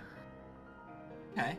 Yeah, because at the end of it all, like the I think of this again. I think it was definitely a nice change. As a stink that you can't get at HQ anymore, nah. But at the end of the day, there's more like, what's the long run? Do I make it more accessible, or do I take someone's personal opinion? And You I still think, get HQ crafts yeah, though. yes. Though in my mind, I think my last guess is rubbing off me. Oh boy. That's, I was like, I think he's rubbing off me. Rubbing onto me, and I'm like, damn. Because, I mean, that's kind of wording I would use, too, so I was like, oh my god. But no, like, at the end of the day, definitely with, Gathering, it definitely was I think it was a change that definitely was needed. And I think that, uh, more like I think definitely being able to be able to reach more people to do it has been like a fantastic change, so absolutely all Mhm. for it. um okay, now I want to get into some side story content here. Yeah. First question I'm gonna ask about is the Ally Society quests. Have you touched those? For Endwalker? And Walker. Mm, Laporitz, hang on. Omnicrons, and I Arcus did Fedora. I did the Arxidora and the Loporits. I did Okay. not finish Omicrons. I think I was burned out by that point and I took a break. Okay. Yeah, I did. That's the same thing. I did Arcus Fedora and I did Elaborates. I started doing Omnicrons, but I never finished it. Yeah, So same. that was where I was at with them. I definitely did enjoy the Loporate storyline. Very cute, very funny. They try to learn all about Aetheris, Mhm. as we call the source. Well, we call it the source, but they call it Aetheris, and they kind of bring up their um, kind of want to learn more about the world and whatnot, and it's really cute and cool at the same time. And they're like, "You're a lot shorter than I remembered," and you're Mhm. like, "Yeah," and so one of the coolest things that they definitely added was those, and then the Arxidora were fun. It was a fun one. Honestly, the Loporits are probably one of my favorite beast Yeah, tribes. Or yeah. or allied society quests, sorry. All the naming ways and such. Yeah, you're good. We got naming way. We got a lot of other names out there, man. Mapping way. I love the names of the ways. Cool way. Where's cool way? Right.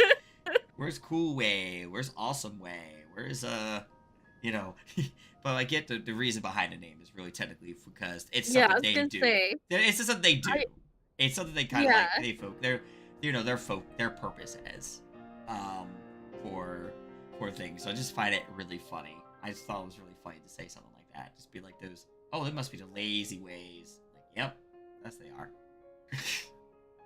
Their It's job is to be lazy. yes. man. Um. Oh, I did forget one thing before we continue on the side quest story stuff. Did you try out Crystalline Conflict? Did I try out what? Crystalline Conflict. It's Oh, Crystalline PvP. Conflict? Oh yes, absolutely. Mm-hmm. I don't do it much. I'm more into Frontlines itself than Crystalline Conflict, but Yeah. I did try it when it came out, and I did enjoy it. Yeah, very good. Yeah, because I know for me, I definitely played it as soon as it came out. And definitely that's definitely a fun time, especially trying to like I did rank for a bit too when it came out, and I did tell people I'm pretty much a filthy paladin and samurai player. I loved both of those jobs. Samurai just to Zantazukin things, and I was paladin just literally just to cover my friends or cover Yeah. somebody. Oh, you about to kill them? Cover. Hollow ground. Yeah, good luck, buddy. And they're probably like, ah. I'm like, yes. Try it again. Definitely a little fun thing you could do. Just save your friends, and in hollow ground, you're like, yep, I just saved you. Keep going, friend. Keep fighting on. Yeah. Next on the list of side quests here is the variant dungeons. Have you tried those? A little bit. I didn't end up doing anything like the harder version is the Criterion or whatever. Yeah, no, yeah, I Criterion haven't done Savage. any of the Criterion, Okay. But you but I did, did the variant. but yeah, how were your dungeon. feelings about the variant itself? That's the focus here. Um, I do like the aspect of that whole mechanic where you can get different fights based on your choices. Mm-hmm. Almost like you're having different story endings. And this is just I play a lot of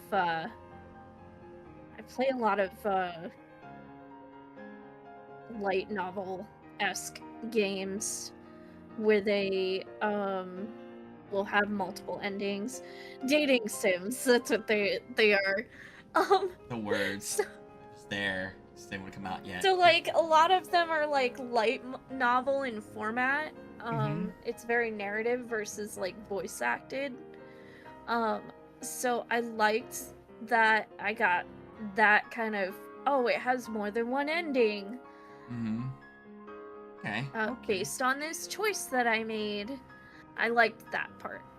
Yeah, no, I think that's definitely a really good way to put it. There was like three versions. You had the one with Nanamo, you also had Mount Rokan, and you had like the Alo Alo Island. And all of them I think were very unique and a lot of fun. Each one kind of like had its different like aspect. Like Nanamo learning more about their story in regards to their about Sildon. That's what it was. That was the name of the nation, Sildons. And then you have Mount Rokan, which is basically our lovely guy with glasses. I don't know why I cannot remember his name. Guy with glasses. He got the shades. He's like our business. Yeah, I was just thinking it's the dude with the shades. Yeah, and I can't. Why does that name escape me every time? Isn't he? That's a name that escapes me all the time. And every time I bring him up, I'm like, dude, why can I not think of his name? I should know his name, and I'm gonna smack myself silly when I remember it at one point. And that's what's gonna happen. But he did not. One of us is gonna cave and Google it. It's alright. I'm gonna hold off on that. And then we have Alo Alo Island, which deals with the Oxostora, who wanted to check the island out. Again, all of them are really neat. I feel like they all had like really unique stories. Yep. And that they did. It was very nice in content too, because it gave variety of content. Yeah. You got a lot of cool stuff from the turn-ins. Definitely, for sure, I agree.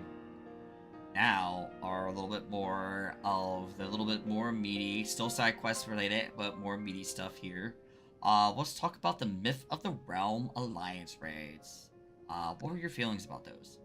Myth of the realm. That is Healing basically spirits. your for shine. They're based about the gods. Oh, okay. See, I for some reason didn't remember that that's what that raid series was called. Ah, you're good. Yeah, that's where you fight the 12, right? Yeah, you fight the 12. Yep. Um, I really enjoyed like getting to see some of the the gods, I guess. Yeah. That like we've heard so much about in the stories. Mhm. And I still giggle every time I do the Thal fight. Oh And yeah. like he starts dropping the balls on us. It's like, oh boy, here come Just Thal's those balls. balls. Yeah. um. So, who was your deity, and were you excited to meet them? Um, Do I you think it was remember? Azima. Hang on. Yeah, you should be able to find that in your profile. I was gonna say it's in my profile somewhere. Uh, yeah, it's Azima. Uh, Yeah, my girl. yeah. She Uh, was her fight was fun. I yeah. loved that. Yeah. Considering like, yeah, I think that she definitely was a fun fight with her fans and basically all the fire that was around them. Definitely a unique aspect to that. And I think definitely for me, being Phallic, who was the scholar who we met in Mhm. who was the first fight in the final Alliance raid tier. That was fun Mhm. for me because I was like, wow, oh wait, I got to finally meet the scholar, the one that I looked up to, because as Kenny just said, it was really nice for the Baba lore because technically she's an alchemist by nature in a lot about book reading and whatnot, and so like it kind of fit perfectly to be the scholar and finally meeting and seeing like he does all Yeah. this math for his stuff. I'm like, oh my god, dude, and all this I geometry. I'm like, damn, dude. I think like part of also why I loved the Azima fight from like my own personal character perspective is because excuse me, I almost hiccuped. Oh boy. um I because I started on as a black mage, and mage is like mostly explosions. Yes. Explosions. Yes. No, I can totally see that. I can totally see why. I understand that. Um, Yeah. and how did you feel when they all combined together to fight you in the final raid? Oh my god, that was fun. Okay, yeah. Considering that you did all their abilities from all the previous raids, so you had to kind of like, oh wait, what this happened to the first? Oh, that's what the first one did. Oh, that's what the second one did. Getting Oh, I remember hit the. by like several mechanics at once. Yeah, you gotta remember like half your mechanics. You're like, oh my god, all these mechanics here. Oh, there's the time one. Oh, that's the one from Athena. Oh, that's the one from Halone. Oh, that's the one we fought Azima. Oh, that's the one we fought Thal's Balls guy. Or Nathal. You know, Nathal. We'll say Nathal. We'll be proper. I'm sorry, chat. Um, and and then we got the builder. That My God, sorry, you just made me think of Koji Fox doing this one interview where he's like, how can I make this as inappropriately appropriate as possible without screwing the ASRB rating? Because he wanted to be able to drop an F-bomb without saying an F-bomb, so he Oh. said those balls. Oh my god, yes. No, but the whole series, it was nice and fun, and it kind of also, we'll go into MSQ later on, it kind of basically it starts what we call the Godless Saga for Evercold. So I think it's going to be the fact that now, the 12 have departed. So it really gets you thinking, what are we talking about, like Zodiac and Hydaelyn here in 6.0 after we talk about the raid series. But, that was a cool shebang there. So next I have to talk about, now speaking of the normal raid series, or at least the 8-man series, the Pandemonium series. Oh, What is your feelings God. about that? And this one I actually rated in, so... Okay. Or at least, like, parts of it. I did P1, P2. Okay. I skipped P5 through 8. And then I did P9. So this was my first foray into reading, so I didn't do a lot of them. Okay. Oh, that's right, I did Prog P5 with Alchemy. She tried to help me. Okay, okay.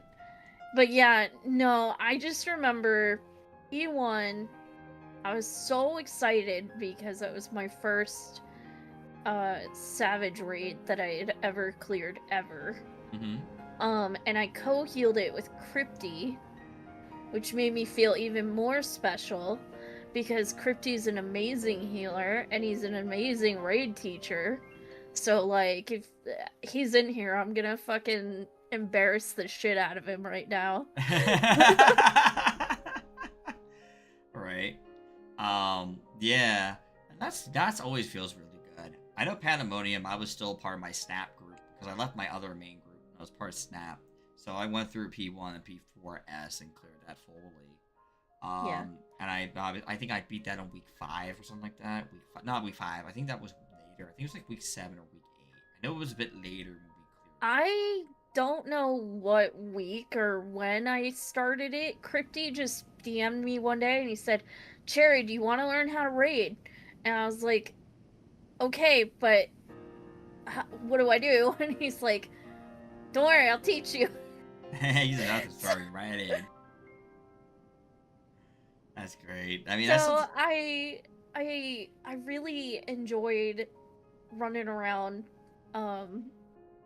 P2 as well. The hungry hippocampus. Yes. Yes. Like too. That one screwed me up because Crypty literally had to drill the diagram into me so I'd stop killing people. Yeah. With the arrows and the AoEs. Yeah, that was always like if you weren't exactly where you need to be, it was definitely rough. I mean, yeah, I remember Crypty had to drill that one into me. He literally, I can't remember where we went to do it. This was before they added the feature where you could go into an instance without getting attacked for like G-post purposes. This was before that. I can't remember where we went, but Crypty's brought me somewhere with like a big square opening and we put markers on the floor. And he quizzed me on it and he was like, "Where do you stand if you have this?"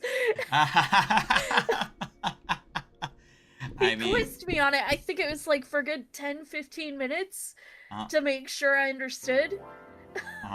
Well, I mean, yeah, I get it too, because at the end of the day, it will help at least like kind of give you a better like vision understanding of what you're looking into. Because he's such a good raid teacher. Like if you ever happen to raid with Crypty ever, like he's so patient usually. Yeah. No, and obviously, you know, me and Crypty both have been raiding together since. Well, we did Dawn Trail together. So I can go. Well, we could talk about that experience shortly. I definitely for agree, sure. I definitely agree though. Definitely great player. But yeah, what about your other? Have you went into P3S? Did P9. I went into P9. I skipped 3 and 4 because I heard 3 was the one where the floor was bright orange, right? Yes. Phoenix. The Phoenix. Yeah. Yeah, I skipped that one because I knew it was going to give me a migraine. And I didn't end up doing 4. Because, of course, to do 4, you had to have cleared 3. Right. So, I waited.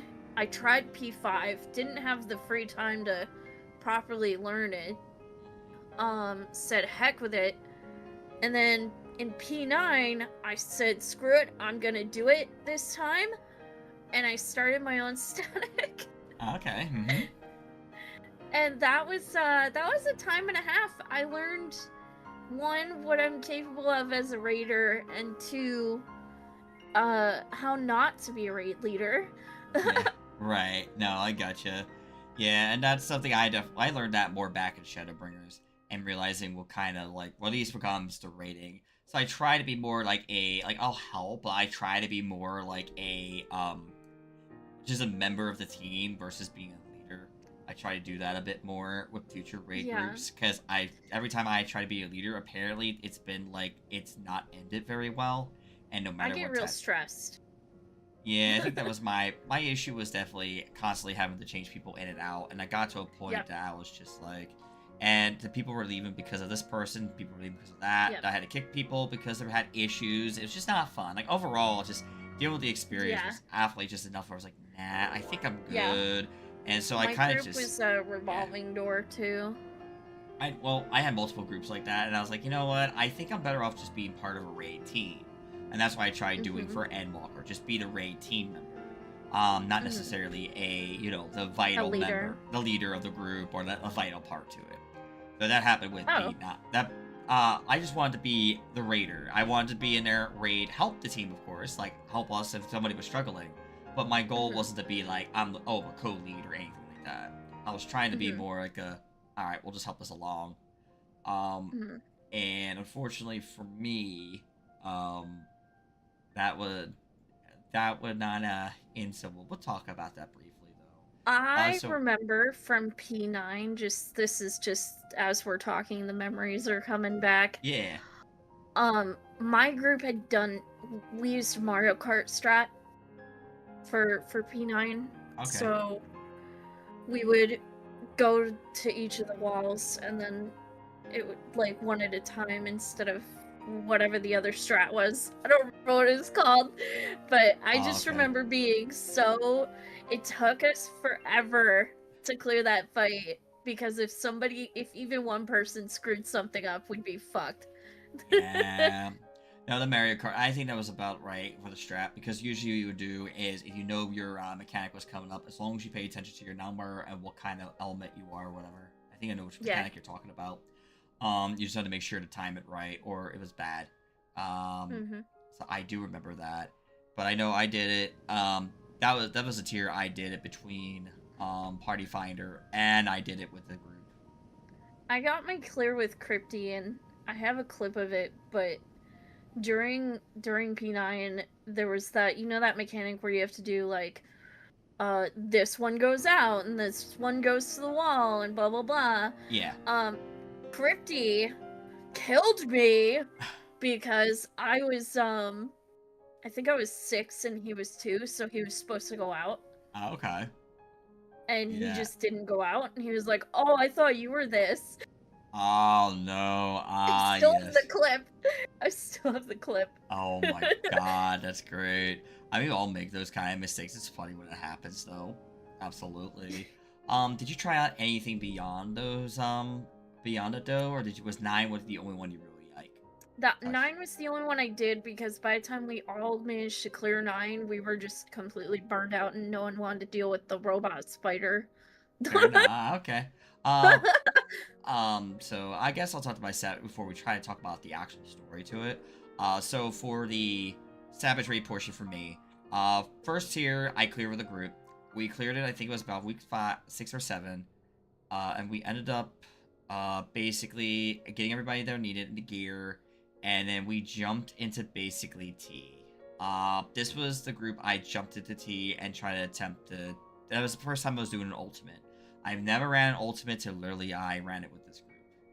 And I'm not gonna lie, I was a bit nervous because I wasn't used to doing something like this. And the group got close. We got to end rage. I remember, I think it was about either 6% or 1.6. It was something like that. It was very close. And, well, it might have been 6%, so it might not have been as close as I remember. But I know it was, like, definitely at least under 10%. I definitely know that for a fact. And, well, we tried to get back to the same point again a few times, and I kept still struggling with the, Perfect Alex mechanics. Like, everything else kind of was fine. Like, I could do Living Liquid just fine. I could do the Brute Justice Crusader just fine. I got okay with doing the Alexander portion, but then I would get to basically, we would get to Perfect Alex, and we had no practice, and I really didn't have time to look up guides at the time, so I didn't really think about looking at them, because I thought we'd get to that mechanic more consistently.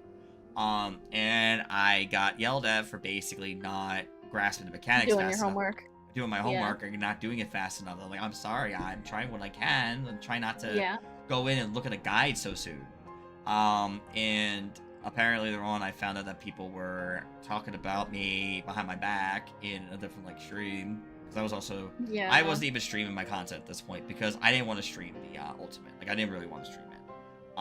And it got to a point that I was finding things out. I wasn't really happy with it, and it broke me down enough to where I was like, okay, I need to leave this group.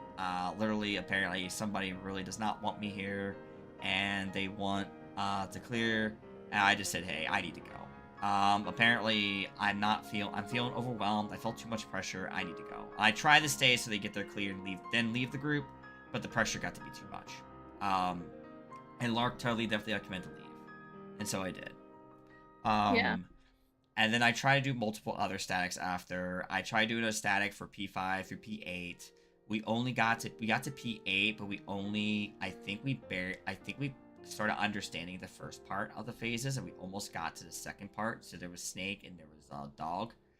We constantly were able to pass the first part of Snake and Dog, depending what we got, and then we struggled a little bit on the other part. But then we would get the second part and be fine. But usually we were struggling after the first Dog and Snake mechanic. And I think got to the point people were so burnt out they were done.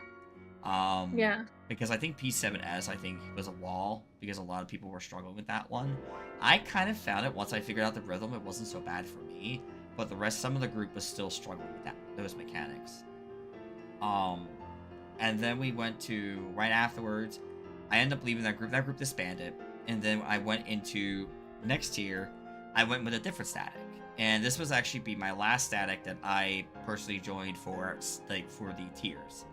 And basically I decided this time to try doing the group and party finder. So I would basically do a party finder, and then I would try to be part of said, I would try to do things with the static as well. So I would basically get my 9, 10, and 11 clears in party finder. And 2 other people did the same thing. We were pretty much like a 3-man co-lead group, because basically they trusted me and they really wanted me to be, because they knew I was pretty good at what I was doing, so they wanted me to raid. I kind of offered, it's like, hey, if you guys need a little extra help, I can do it, but otherwise, but they got me involved, and we ended up going through the tier together, which, by the way, these 2 people will be showing up later in Walk Down Memory Lane. Yeah. Guys, they were good friends of mine, and I want them to really share their experiences. And we went through, and we managed to get through P11S before we managed to beat as a group.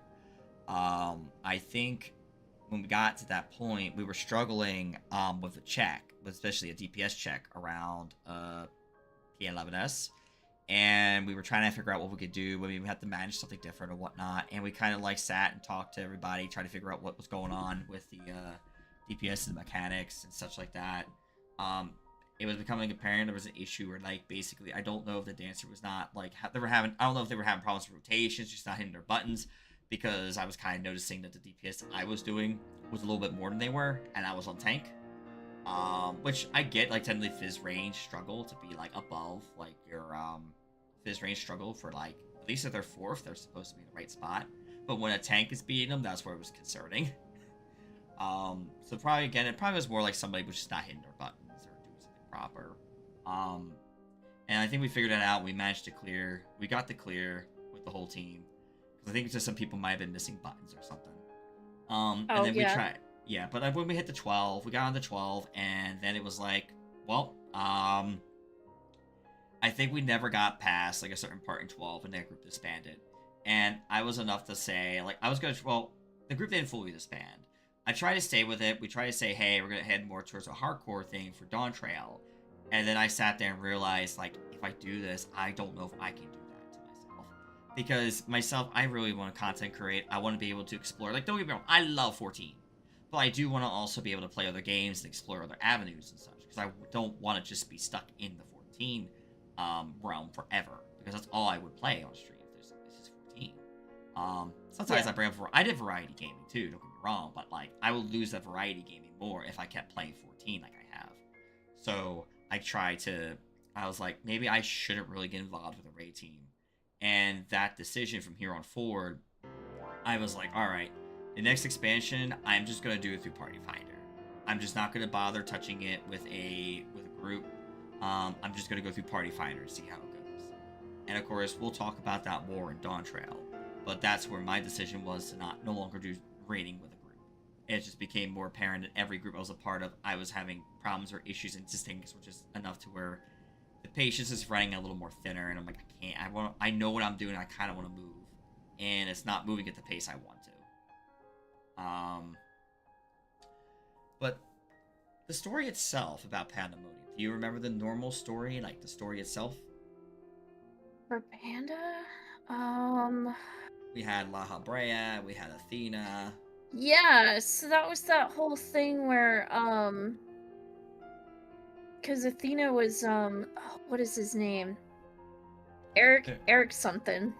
Eric Thonius, but you can just call him Eric. Just call him Eric. Yeah, it's his mom. Athena's his mom. Yes. Athena's his mom. Yeah, I remember bits and pieces. That's fair. Yeah, that story I think I blacked out most of that, because again, it was my first raiding experience. That's fair. So considering that you had the Proto Carbuncle, which was basically P5. You saw that. Oh my god, I hated that thing. Devour mechanic, that got a lot of people in Party Finder. Me and a friend tried to do Party Finder together when it first came out. That was something else. And then it was let's see. So we had the first Pandemonium raids were basically Eric himself, we fought. Then the second was the Hippo. Third was Phoenix, which basically kind of explains they were all monsters locked in the cage, and they were just released, and now we had to try and put them back in that cage. And then it was, I believe we considered him I think like the evil side, or some kind of weird version of we had Dracula, who was basically P4. Yeah. What is his name? Yeah, I know. It's Heffa something. It definitely starts with an H. It's the full name. I think it might be the wrong one. But he's been called Dracula, which he does look like Dracula. So we'll call him Dracula. And then there was Dracula 2.0 and Phase 2, who was very interesting to fight. And then the next Pandemonium had, because then we kind of like saved them for something, and then later on we fought the Carbuncle, and yes, there it is, Hesperosis. Thank you. I knew it started with H. It started with something. And then we had Proto Carbuncle, and then we went. Crypty is here. Damn. Yep. And then the next one we had was the I forget the girl. It's the girl's name with the vines, because we had the vine mechanics to deal with. And then 7 was the tree. 8 was La Habrea. Alright, someone called him earlier Daddy. And then we had, and then the last tier was basically Cocky Toes. Someone calls them that, Cocky Toes. Cocky Toes. It's so true.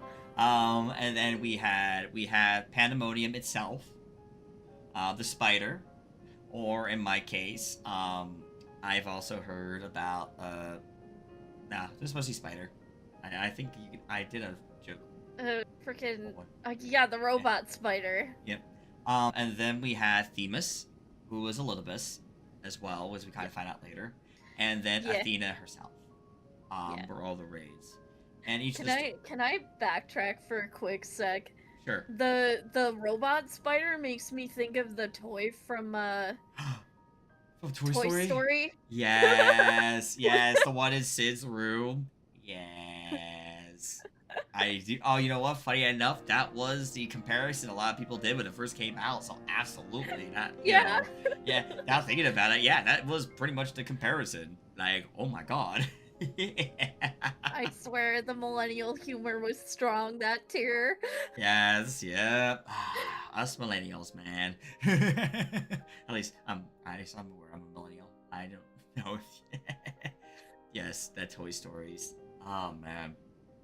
Um but yeah, that was pretty much it. But the story was very nice. It connected things. You kind of learned more about like La Habrea and his story, which was a really nice touch. I feel definitely with Pandemonium. Um, so with that being said, we are actually on to the Endwalker MSQ. The time in which the Heiden and Zodiark things end. What are your feelings about the MSQ? Uh, Legit, I think that was the most emotional I've ever gotten over the MSQ. Okay. Since well, actually, yeah, Shadowbringers and Endwalker kind of were double whammy back to back. Mm-hmm. But Endwalker definitely the ending really messed me up a little bit. Okay. Cause especially like obviously we know none of our friends were gonna really like die, but All right. like and I talked earlier in the interview about how Alphanos one of my favorites. Like the scene of him getting emotional over Estinian in Ultima Thule like killed me. But like Endwalker as a whole from start to finish was I started off being like, I want to go punch Alphino's dad. Right, yes. to I need to go hug my baby boy. Oh, and it's so funny you bring up his dad. There's something I didn't think about. I'm gonna go ahead and bring up real quick. Is the role quests for all of them, which if you kind of complete them all, you do get a really fun custom. I don't know if you complete them all or not. Have you? I did. Okay, so you are aware of the the last set of story you do get after completing them. Yes. And everything that happens with Alpha Nod and I'll say his dad. Foshinol. I almost said somebody else's name. It's fine. It's okay. I'm trying to remember I know what you're talking about, and I'm trying to remember any specific dialogue I could probably phrase about it.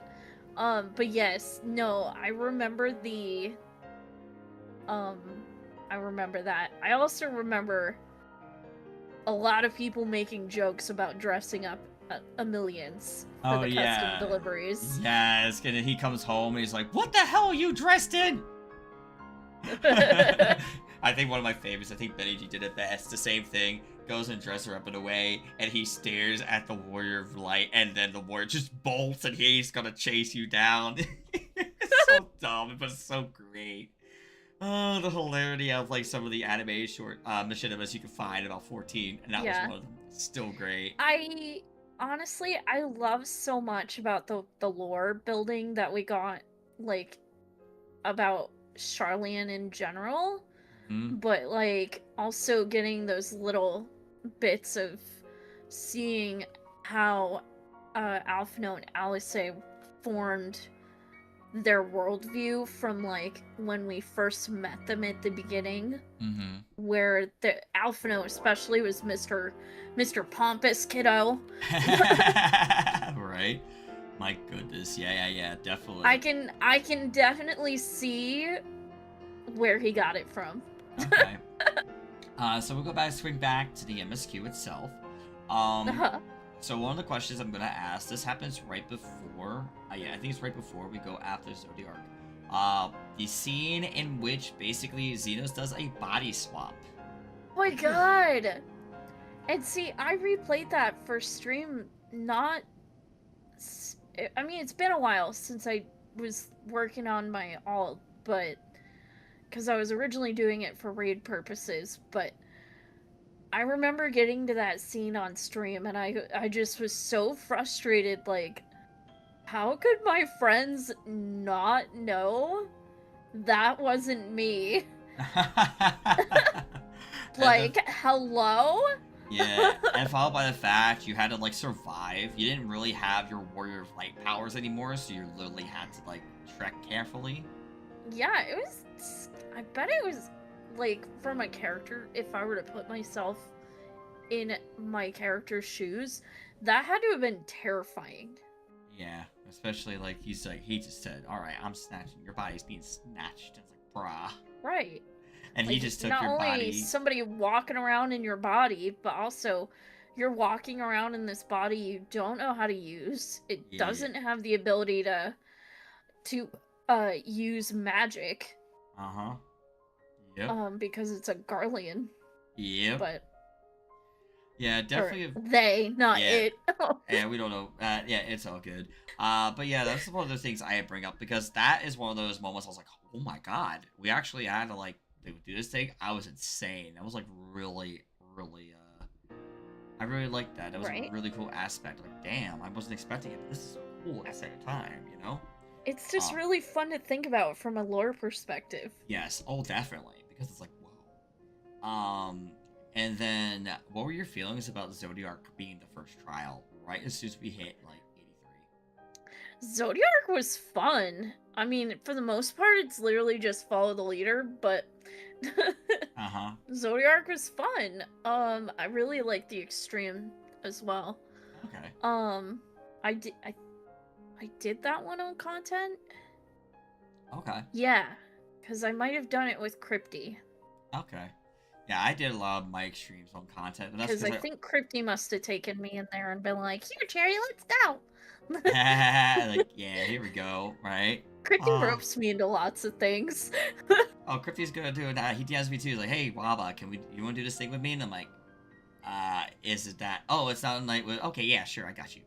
Oh, it's a night with Lark. No, I'm already doing stuff with Lark. Because 9 times out of 10, it's usually ask me to still do stuff while I'm hanging out with Lark. So I get it. Yeah. I feel like Oh. a lot of the harder content in recent years I've done purely because I got invited by Crypty and he's just like, Cherry, you need to do this. Right. So while we're still on like this, so after we obviously defeat Zodiark and our lovely friend we call Fandaniel, goes away and whatnot. Yeah. So I say lovely friend in quotes. What about when we get to the point, in the story where we actually go and visit the ancients for the first time? We go to That was so fun. And also the constant pointing out that our spirit body is super tiny yeah, made me laugh because I was like, I'm always tiny. and Joke's on you. and it just made me feel even smaller. Thanks. Damn, I'm even smaller now. Oh my god. Yeah, I remembered when I first got, I was like, damn, okay. And then like going through that journey and eventually going I think it was like, I think the dialogue changed slightly depending on your character race, because like, you know how when you finally are corporeal again, I think Emmett makes a comment about it, or one of the boys makes a comment about it. mm-hmm. Something along the lines of like Lalafel's just not getting much taller. They obviously don't use the word Lalafell. They're just like, why aren't you getting taller? Okay, yeah. Hi, I guess vaguely remember that. Okay, okay. Um, Hopefully I'm not making that up. I feel like that happened though. I could have. I mean, I would have to revisit the story It's Emmett. too. Yeah, it might be Emmett. Yeah, I think I did. I did do the story on Endwalker as a lot of felt an alt character, but yeah, I don't recall anything because I went through it so quick. I think I was just kind of just trying to push through because I did like boost it to 90 and sorry, I boosted to 80 and it got to 90 as quickly as I could, just so I could help EU friends if people want EU need help. But now that character lingers.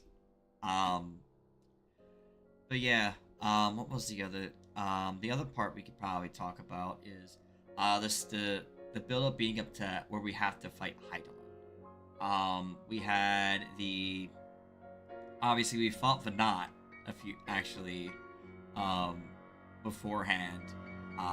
Was there any kind of emotions going through like getting to the point that we had to fight Hydaelyn and then we finally had to fight her? I know for me, like the fight with Heidelin was really bittersweet. Because again, all of the characters' reactions to it, like when you beat her, like, like I don't know. I feel like Heidelin specifically, like, she kind of went on this journey with us. She kind of was the architect of our journey, so to speak. So having to say goodbye to her kind of felt really bittersweet. Okay. Okay. Yeah. And it was definitely considering going through actually thinking about the dungeon before Heidelin. Do you remember a certain character that you see? It's just weapons that appear to you. They give you a buff. It's in the Kittis. I forget the full name of the dungeon. It's the level 89 dungeon. Mm-hmm. And you get it. He says some words of advice. You hear it, and someone gets very sad if you go through with if you go through trust. Okay. For the 89 dungeon? Yeah. Yeah, there's a familiar. That's on Katisis or Yes. something, right? Mm-hmm. Yes. Because if you do trust and you do it with the three of them, I know, I always thought that was funny because, like, if you, depending on your class, she's really funny to watch tank because you just don't expect it. But yeah. You're talking about Vanat. Yeah. So I don't know. I see you talking, but I'm not actually with. Sorry, my brain was still on Heidelin. I'm sorry. Yeah, no, you're good. I was saying before the Heidelin fight. I was saying before the Heidelin fight. We're talking about the dungeon right before Heidelin. Yeah. There is a you don't actually go with Vanat because Vanat is the 87 dungeon. Oh yeah, that's what I was thinking of. I'm sorry. You know, you're okay. You're good. So the 89 dungeon, there is a it has the it's got the little shield, and he gives you a buff in the dungeon briefly. Shafat, yeah. Yeah, that killed me, because, like, all of our... Okay, so there's that, and then Minfilia literally just kind of guiding us through. Yep. What did they... I know in 7 they call it the live stream. I can't remember what they call it in 14. I think they do call it here, kind of like the...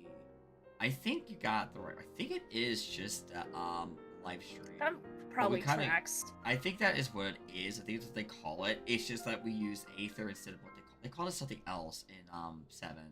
But I do know, like, in 14 turns, we use Aether. Aether. But yeah, you know what I mean. Yes. Mm-hmm. Yeah. I know where you're going. Yeah, so, like, I really thought it was nice that Minfilia was kind of walking us through it. Mm-hmm. And then we did run into some allies that have passed, like Papa Limo. Yep. Moonbreeda killed me. Good God. Yeah. It's, what else? I'm trying to think of any other major ones I could think of. Well, we fought, like... Those are the... Yeah. I would say we fought 2 bosses that are very familiar to us. We fought, Livia again, the first boss. Mm-hmm. And second boss, we fought our Cape Westwind guy again. Yeah. And then we fought Fan Daniel in a moon form. Mm-hmm. So there were a lot of fun memories from that, considering, like, oh yeah, well, you know, the 2 Garleans and then, like, Fan Daniel himself makes it. I see. It's a really cool full circle moment, because before you get that reveal of who he is, and you get all those flashbacks of him, as Amon fighting us, and it's such a cool full circle. Yeah, thing. Definitely. Mm-hmm, definitely for sure. And obviously we already talked about Heidelin, and once we beat her sleep. Remember we talked about earlier about the gods and such. Now, the source no longer has what we call the gods. Nope. Become godless. No gods, only mortals. Only mortals. Only the mortals who maybe occasionally summon primals, but mostly mortals. But with that though, let's go ahead and talk about the post Endwalkers. We're going to talk about 6.0 onwards. This is where we meet the Fiendish Four. So we have Scarleg, Carnaxio, Barbarlicia, and Rubicante. Followed by we get to fight Golbez Sorry, and I'm Zeromus. trying to like, I'm like thinking to myself, how the hell did you manage to pronounce those? Oh, I play. I couldn't Yeah, pronounce half of those, so I just like Barbarisha and call her Barbie. no, that's fine. And you have Rubicante or Ruby. You call him Ruby. That's Yeah. fine. Well, those were basically the trials. The other two, were one was a dungeon and one was a an instance, like not like like a little like solo instance that you did. I think it was right after. I think when you did the first dungeon, you got the instance right after. Mhm. Yeah, I think the reason I could say the names is because I heard them enough. And I was like, okay, that's the pronunciation. Got it. Mhm. So what are your opinions about the Fiendish Four? Uh, I mostly just remember the fight with Barbarisha and then bits and pieces, honestly. No, that's fair. Okay. No, that's totally fair. Because no, Barb is a fight you could probably remember because that was a bit more of a Because it's also one you can revisit, too. mhm. As far as, like, because, like, you mentioned the instance fight. Like, I would have to do New Game Plus, I think, in order to do that again on Shiori.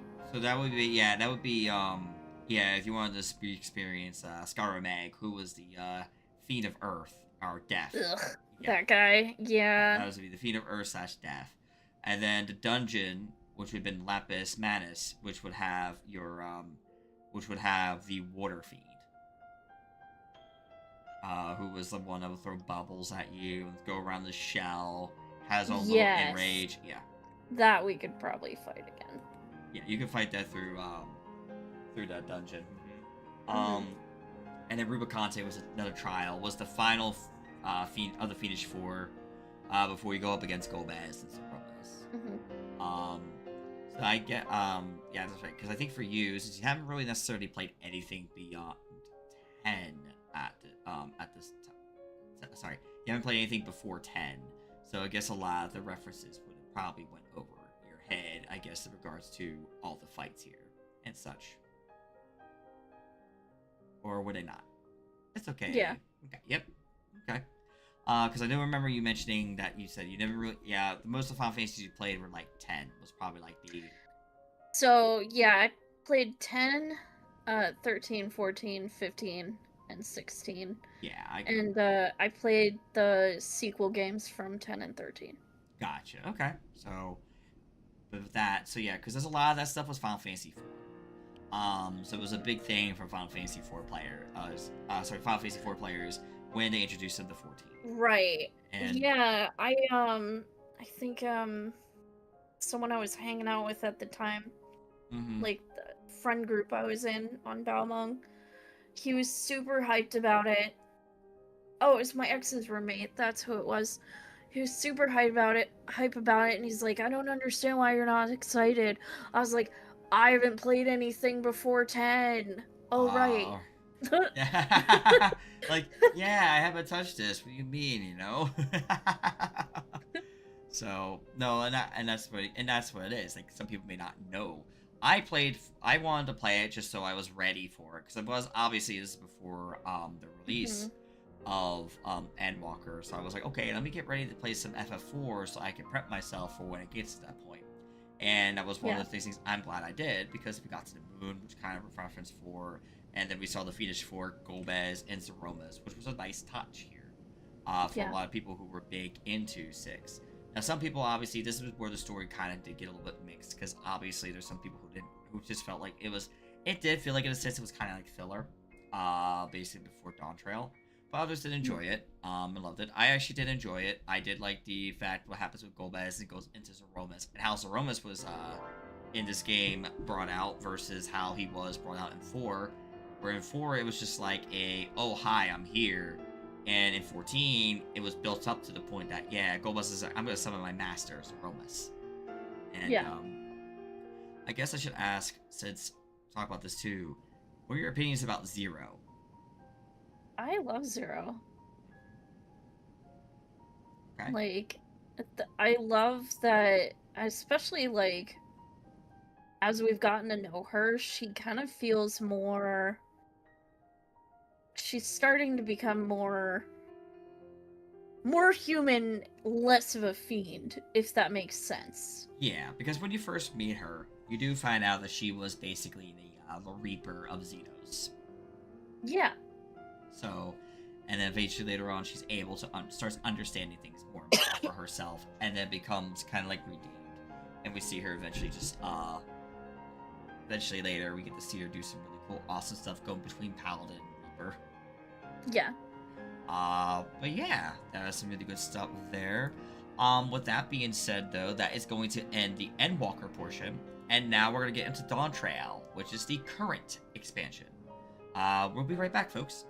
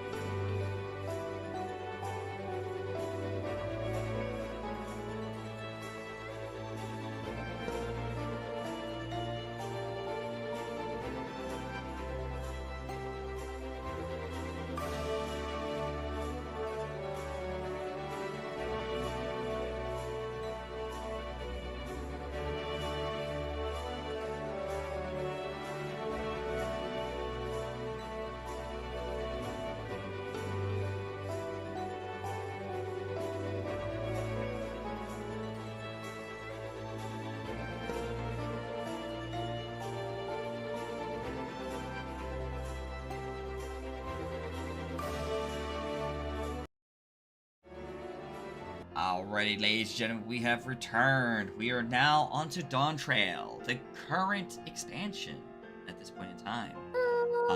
So we do have the usual questions we'll be asking first. Is a lot more about the non-story content, but maybe some, then later on the story content, and then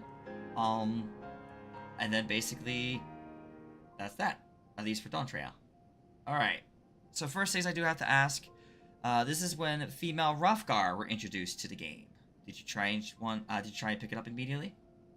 I didn't pick it up immediately, but chat wanted me to try it out as a. I had done like I think it was like for a subathon or whatever.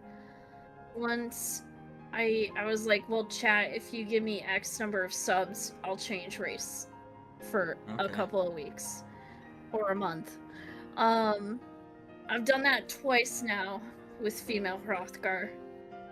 And it's always a big hit because I call her my purple cat mommy. Oh my god. Wow. Well, because like Hrothgar's so big and bulky. Yeah. No, I get that. I totally understand that. That's funny. Yeah, I think I did it I didn't touch it right away. It happened during I think it was one of my own personal, like, giveaways or something I had, and someone told me I needed to play female Roughgar, and I played that for about a month, and when I finally got to the end, I was like, okay, can I go back to female Ara, please? Yeah, that's what I did this time around, was I stayed on Hrothgar for about a month, and I was like, sweet, I can be short again. Completely understandable and fair. Next up is Viper and Picto were announced and released for this. Were you wanting to pick them up as soon as possible? Yeah, I actually went through MSQ on Picto. Okay. Well, almost all of MSQ. I hit 100 before I even got close to finishing MSQ. So I picked a different class so I could still take advantage of the XP. I ended up leveling healer. Oh, no, that's fair. Yeah. Yeah. No, that's one way to do it. No, and that's what one should do. Just like kind of like use one way and do another or whatnot. So I totally get that. So, with that being said, though, let's go ahead and talk about some of the stuff that now this is a bit more on a later thing that we'll be getting in Dawn Trail. It'll be very late. We're gonna talk about Beastmaster is coming to 14. What are your opinions about it? And especially it's a limited job. I know absolutely nothing about Beastmaster other than what we've gotten so far. And I don't have any frame of reference from previous games to build hype. Okay, So, that's fair. but I mean, I'm kind of like Blue Mage didn't really do it for me, so I'm very hesitant to be excited about Beastmaster. Completely fair and understandable. Yeah, if you aren't excited about Blue, so some people may be like, okay, I might try this out and poke it, but at the end of the day, it may not be a thing for them either. Yeah. So Still as try it. exactly. Yeah. Yeah. Of course, as one should. Next on my list, I need to ask is now. We talked about this a little briefly, but I'm probably going to bring up this other big question here. Glamour is now to a point in which you can pretty much use any glam on any class, minus the weapon. Such a fantastic quality of life change, I think. Okay. And even like the gender restrictions being lifted too. Was that last expansion, or was it Dawn I Trail? think so. It might have been Dawn Trail because I know like Dawn Trail started opening up those doors. Yeah. Like having the gender restriction and the class restrictions being lifted. Because like sometimes you just want to walk around in your healer wearing a plate mail like thing, you know? I mean, paladins were healers. Wow, so yeah, right? I get it.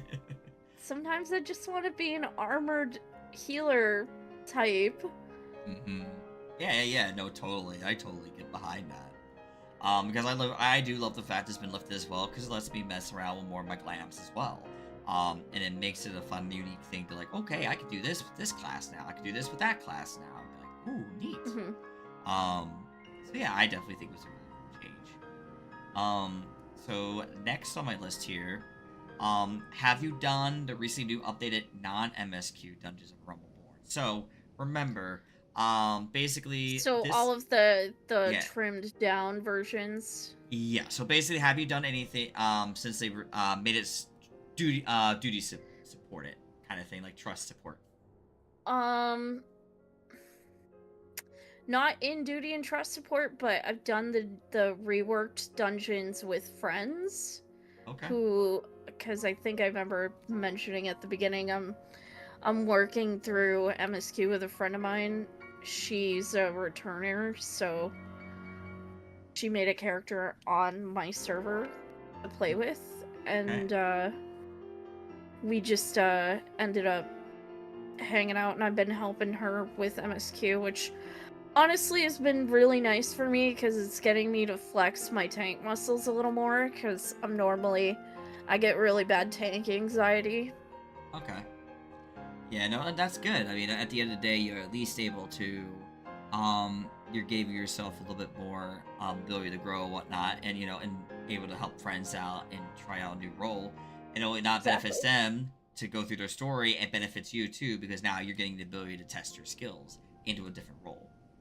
Yeah. So I think that's a really nice little feature. But like with the trimming, we'll say for example, if you went through like Cutter's Cry, or not Cutter's Cry, we'll say Iron Veil. What are your feelings for like Iron Veil being trimmed that it is? It definitely. I'm glad they did, but also I still hate being an Arm Veil. Just not to make light of it, but like it was not a fun experience. I was gonna say it was traumatic, but mine, it's okay. No, I get it, because I also have a very traumatic experience with Iron Veil, but that was just more of the fact. Everybody does. Yes. Well, mostly everybody loves to call it my favorite dungeon, because I constantly repeat that. Yeah, it took me 50 clears of that dungeon to get a drop for a Realm Reborn relic, because it used to require. Oh, wow. And it was a 1.4% chance drop. So it was not fun. And so my trauma is just like, I don't want to see this dungeon again. I spammed it too many times. Yeah. I'm done with it. Keep it away.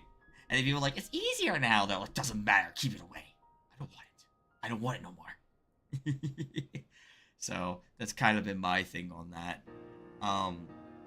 But I think definitely it was a quality of life like change needed.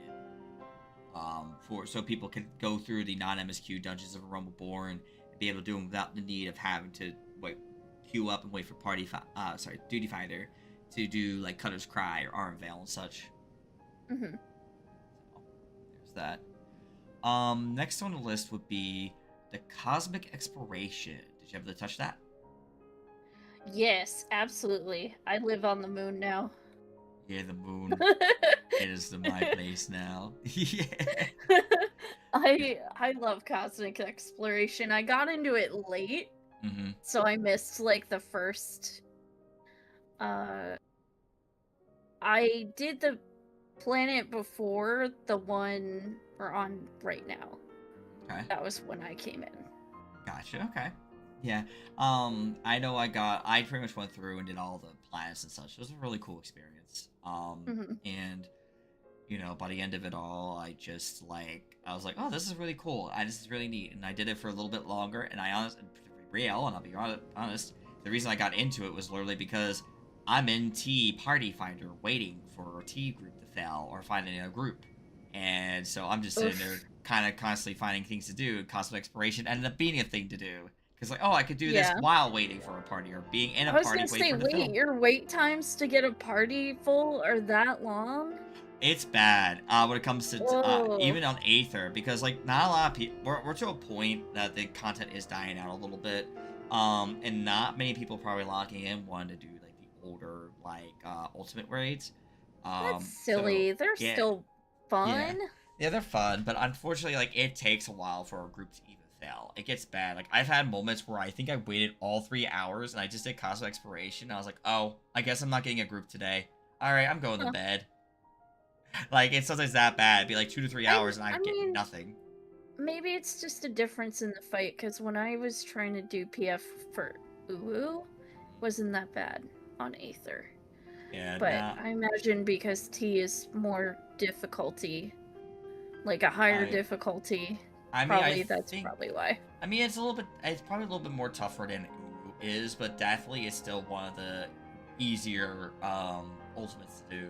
Because actually, Ukab will be a bit harder to do than T is, from what I hear. So, I haven't personally touched, like, I did touch Uwu briefly. I got to, like, Ifrit, I think, with that group very briefly, and I haven't went back since.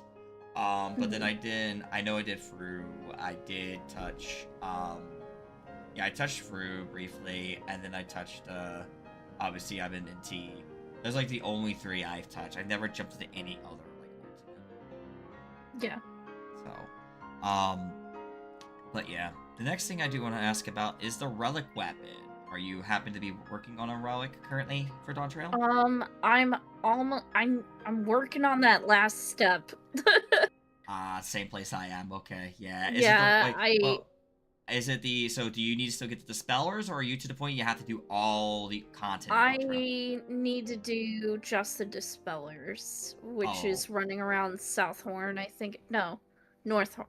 Whatever the current horn is. You can go through, well, you can either do that in North Horn, or you can go through and do roulettes. Guess the other way to get the Dispellers. I've been kind of doing a mix of both. Okay, gotcha. I started running around North Horn a little bit with Waves.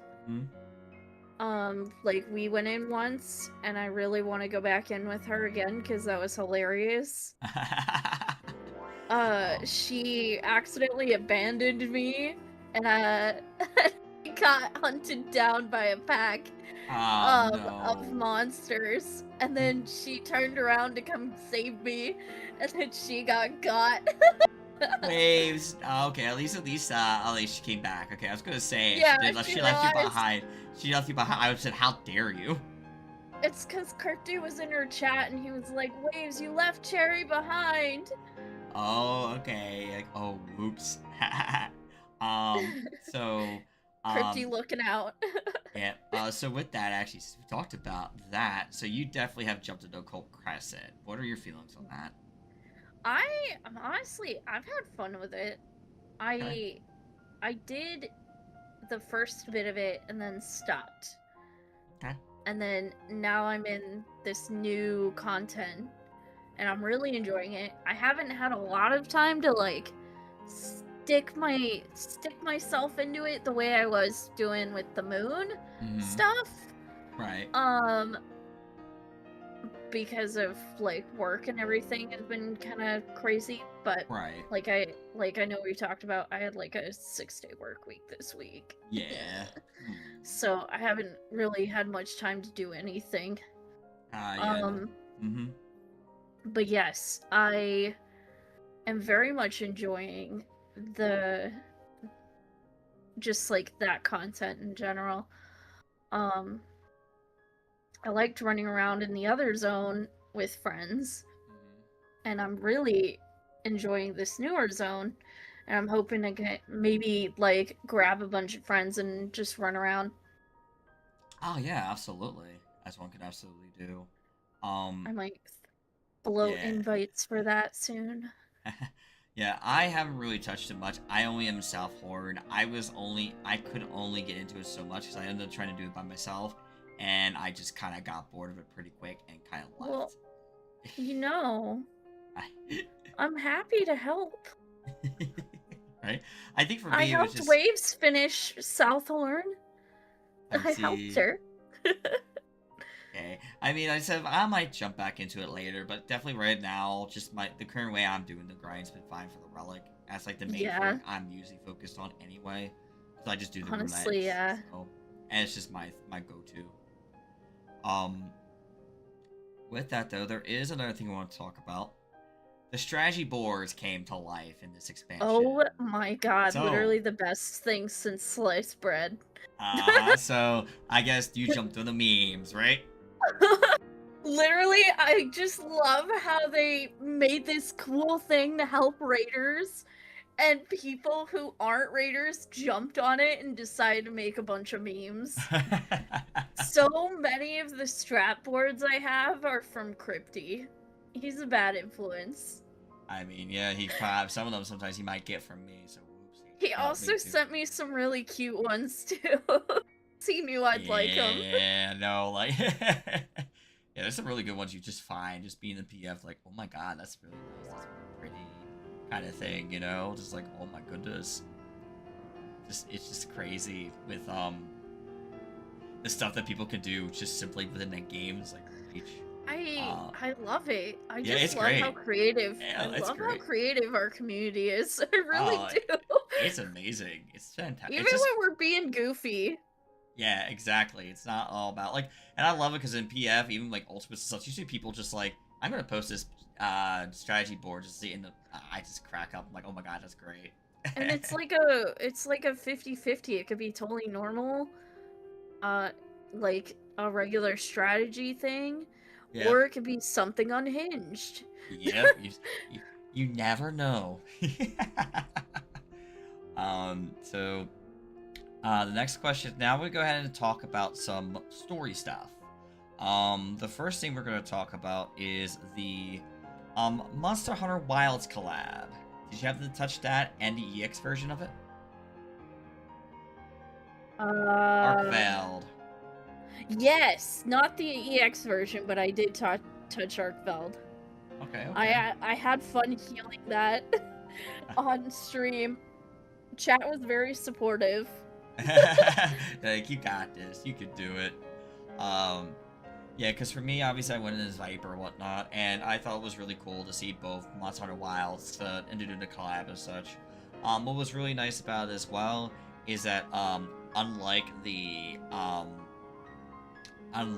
Rathalos version of the fight, the Arkvale version was just simply, simply a trial, an actual trial. Yeah. The only difference, of course, you still had the mega potions available to use and such to kind of keep the Monster Hunter feel, but it wasn't like, oh my god, I gotta do this whole, like, I gotta die, try to play Monster Hunter while playing 14. kind of thing. But I like both fights. I really love both collabs. But definitely it was nice to definitely see Arkveld, like, be involved in this and how they brought him to life.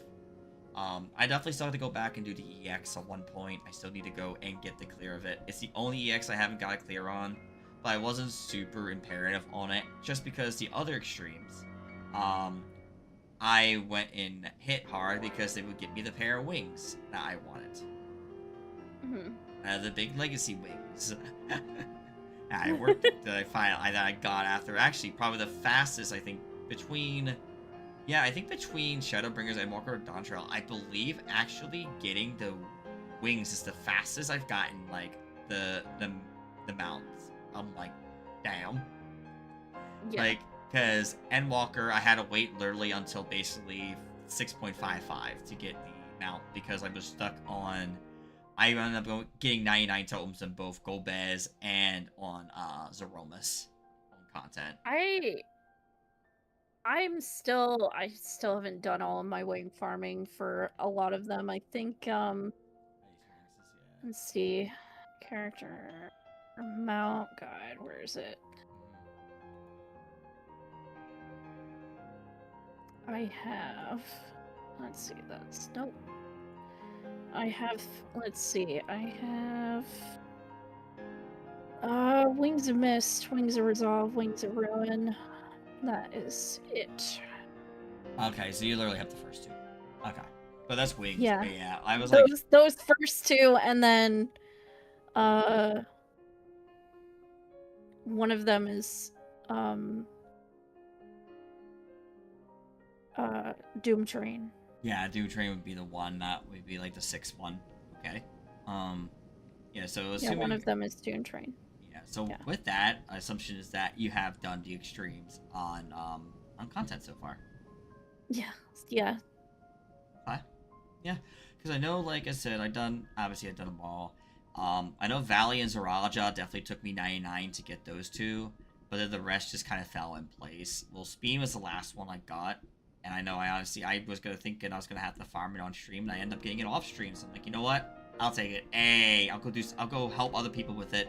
Then find out, oh, there's the keynote early that morning, and then they hit the live letter, and I was like, I guess I'm not doing any of that today.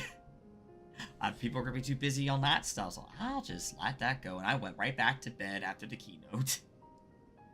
Yeah, I'll be real. I don't end up watching a lot of it until like way after everybody else. Yeah, I've been in that train now. I just try to catch it if I can. If I don't, then I'll get like a brief summary of it later.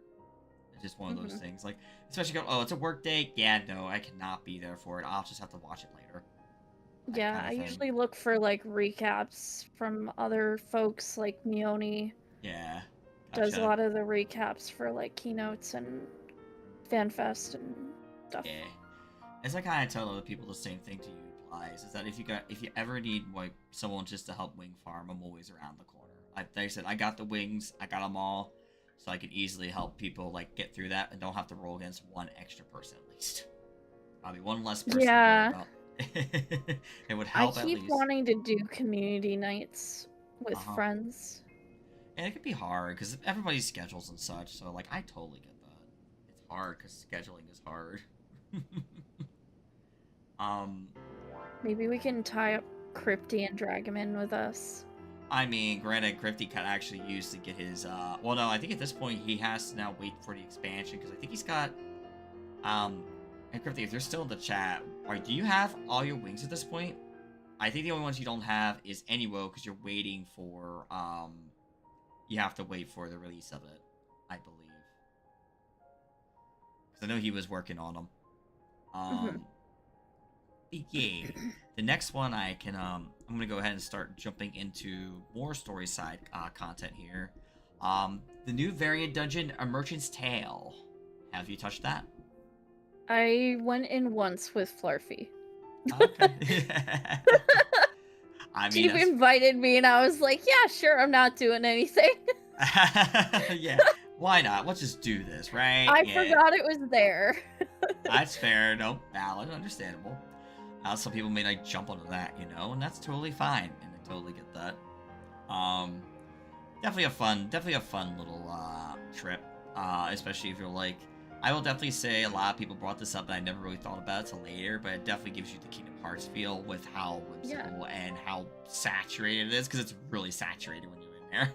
It screams Ilmeg. Yeah, no, for sure. No, definitely. Just how bright and colorful it is. Yeah. Mm-hmm. No, I totally get that. Now, I think that was everything there. Next, we're gonna go ahead and talk about the start talking about the raid series stuff. We'll start off with the Alliance raids, the Final Fantasy XI Alliance raids, Echoes of Vana'diel. What were Oh your my opinions about god, that? so fun. So fun. I haven't even played that game, and I'm like, this is great. Good. Glad. Shantoto with her little laugh. Didn't they give us an emote from that? Yeah. Although there is an email. Yes, you can get the email from it if you get the drop. Yep. It Yeah, is. I It is got drops. I think I got the drop. I can't remember what the Like, command is. oh! I don't know the exact command, but that is what I remember how her laugh goes. How often I would hear it. And Yeah. basically, once in a while, I would hear when Nilla would do it from time to time. Our friend Nilla Selyum, she will do like an um in her impersonation of it. Like, damn it, that's I so found good. it. I found it. You found it. Most excellent. Yes, it is such Cackle. a the cackle is Slash so cackle. good. Okay, yeah, that makes sense. No, she definitely. That is still one of her most highlighted things ever in the story. One of the biggest things to me is obviously being a Final Fantasy XI player. I enjoyed the hell out of it because it was definitely a. Honestly, when I heard the hype that we were getting that as our Alliance raid for Dawn Trail, I was like, hell yeah, Wait, sign me up. wait, because 11 has their own halfling race too. It's Well, Taru no, Taru, I it's think? Taru Taru. That's what she is Yeah. in that game. It's Taru Taru. Yeah. So you have, but in that game, you're only got the 5 races to choose from, and 2 of them are gender lock. So you have the Golka, who are male only, and then you have the Mithra, who are female only. Your Ro and your Mikote. Aww. But the thing is, though, Lame. well, the thing is, it's the story reason behind it too. Yeah. Because they actually go into how Golka reproduce, and then they for the Mithra. Oh yeah, kind of like how Viera for the longest time were female only because of lore. Yeah. And then you have the Mithra who have a lore behind them as well, who actually say there's very few there's only like one male Mithra you'll find in the entirety of Final Fantasy XI. Every other one is female, and they kind of explain that in the lore too. But you did still have your Elvon, who your Elizin, your Hume, who your Hyars, and then your Taru Taru, who were Lalafels.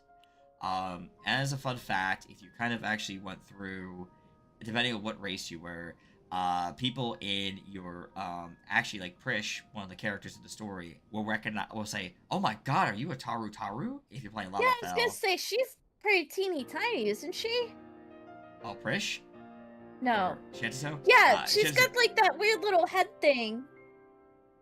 Trish has Prish. like Yeah, that little headpiece. yeah, she's got the headpiece. She kind of looks a bit like she is definitely like half your half the size. Or probably actually, I could say it's equal. I have to relook, but yeah, she definitely is half the size. She's actually a mix between a Hume and an Elvon. That's her story. So yeah, she basically is a mix between a Higher and an Elwazin. Um, so that's kind of why she looks kind of like the way she does. She's got like half the genes of one and half genes of the other. Yeah. There is more story to it, but that is more if people want to play 11, you can definitely figure it out. But definitely it goes on the reasons. Also, she'll say how old she is, and you'll be like, "What the fuck? You definitely don't look that old." And she actually goes the reason why she looks.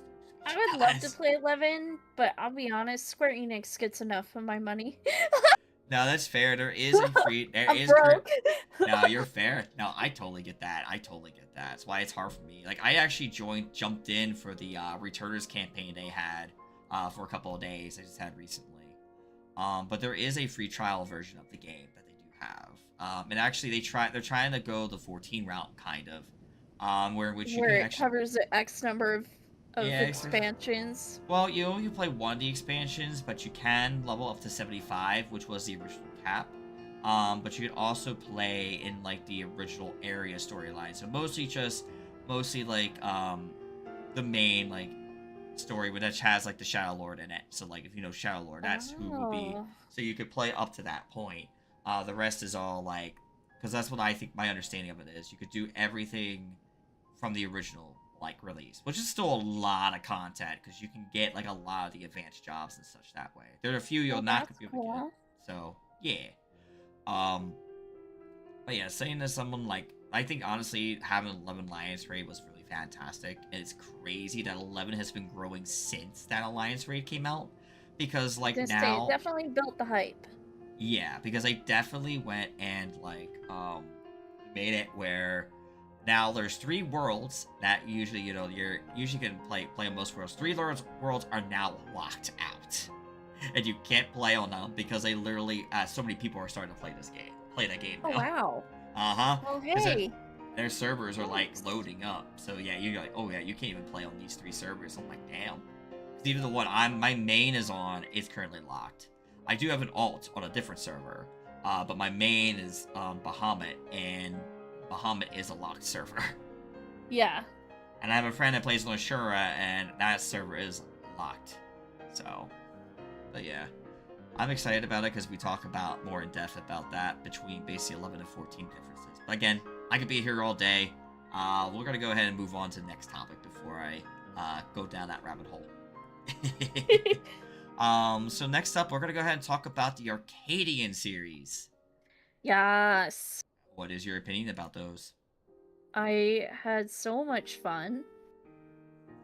I've mostly done, let's see. I keep finding myself having this happen each tier where I do a little bit of like some of the fights and then a little bit of the others. I did, let's see, as far as Savage went, I did M1, M2.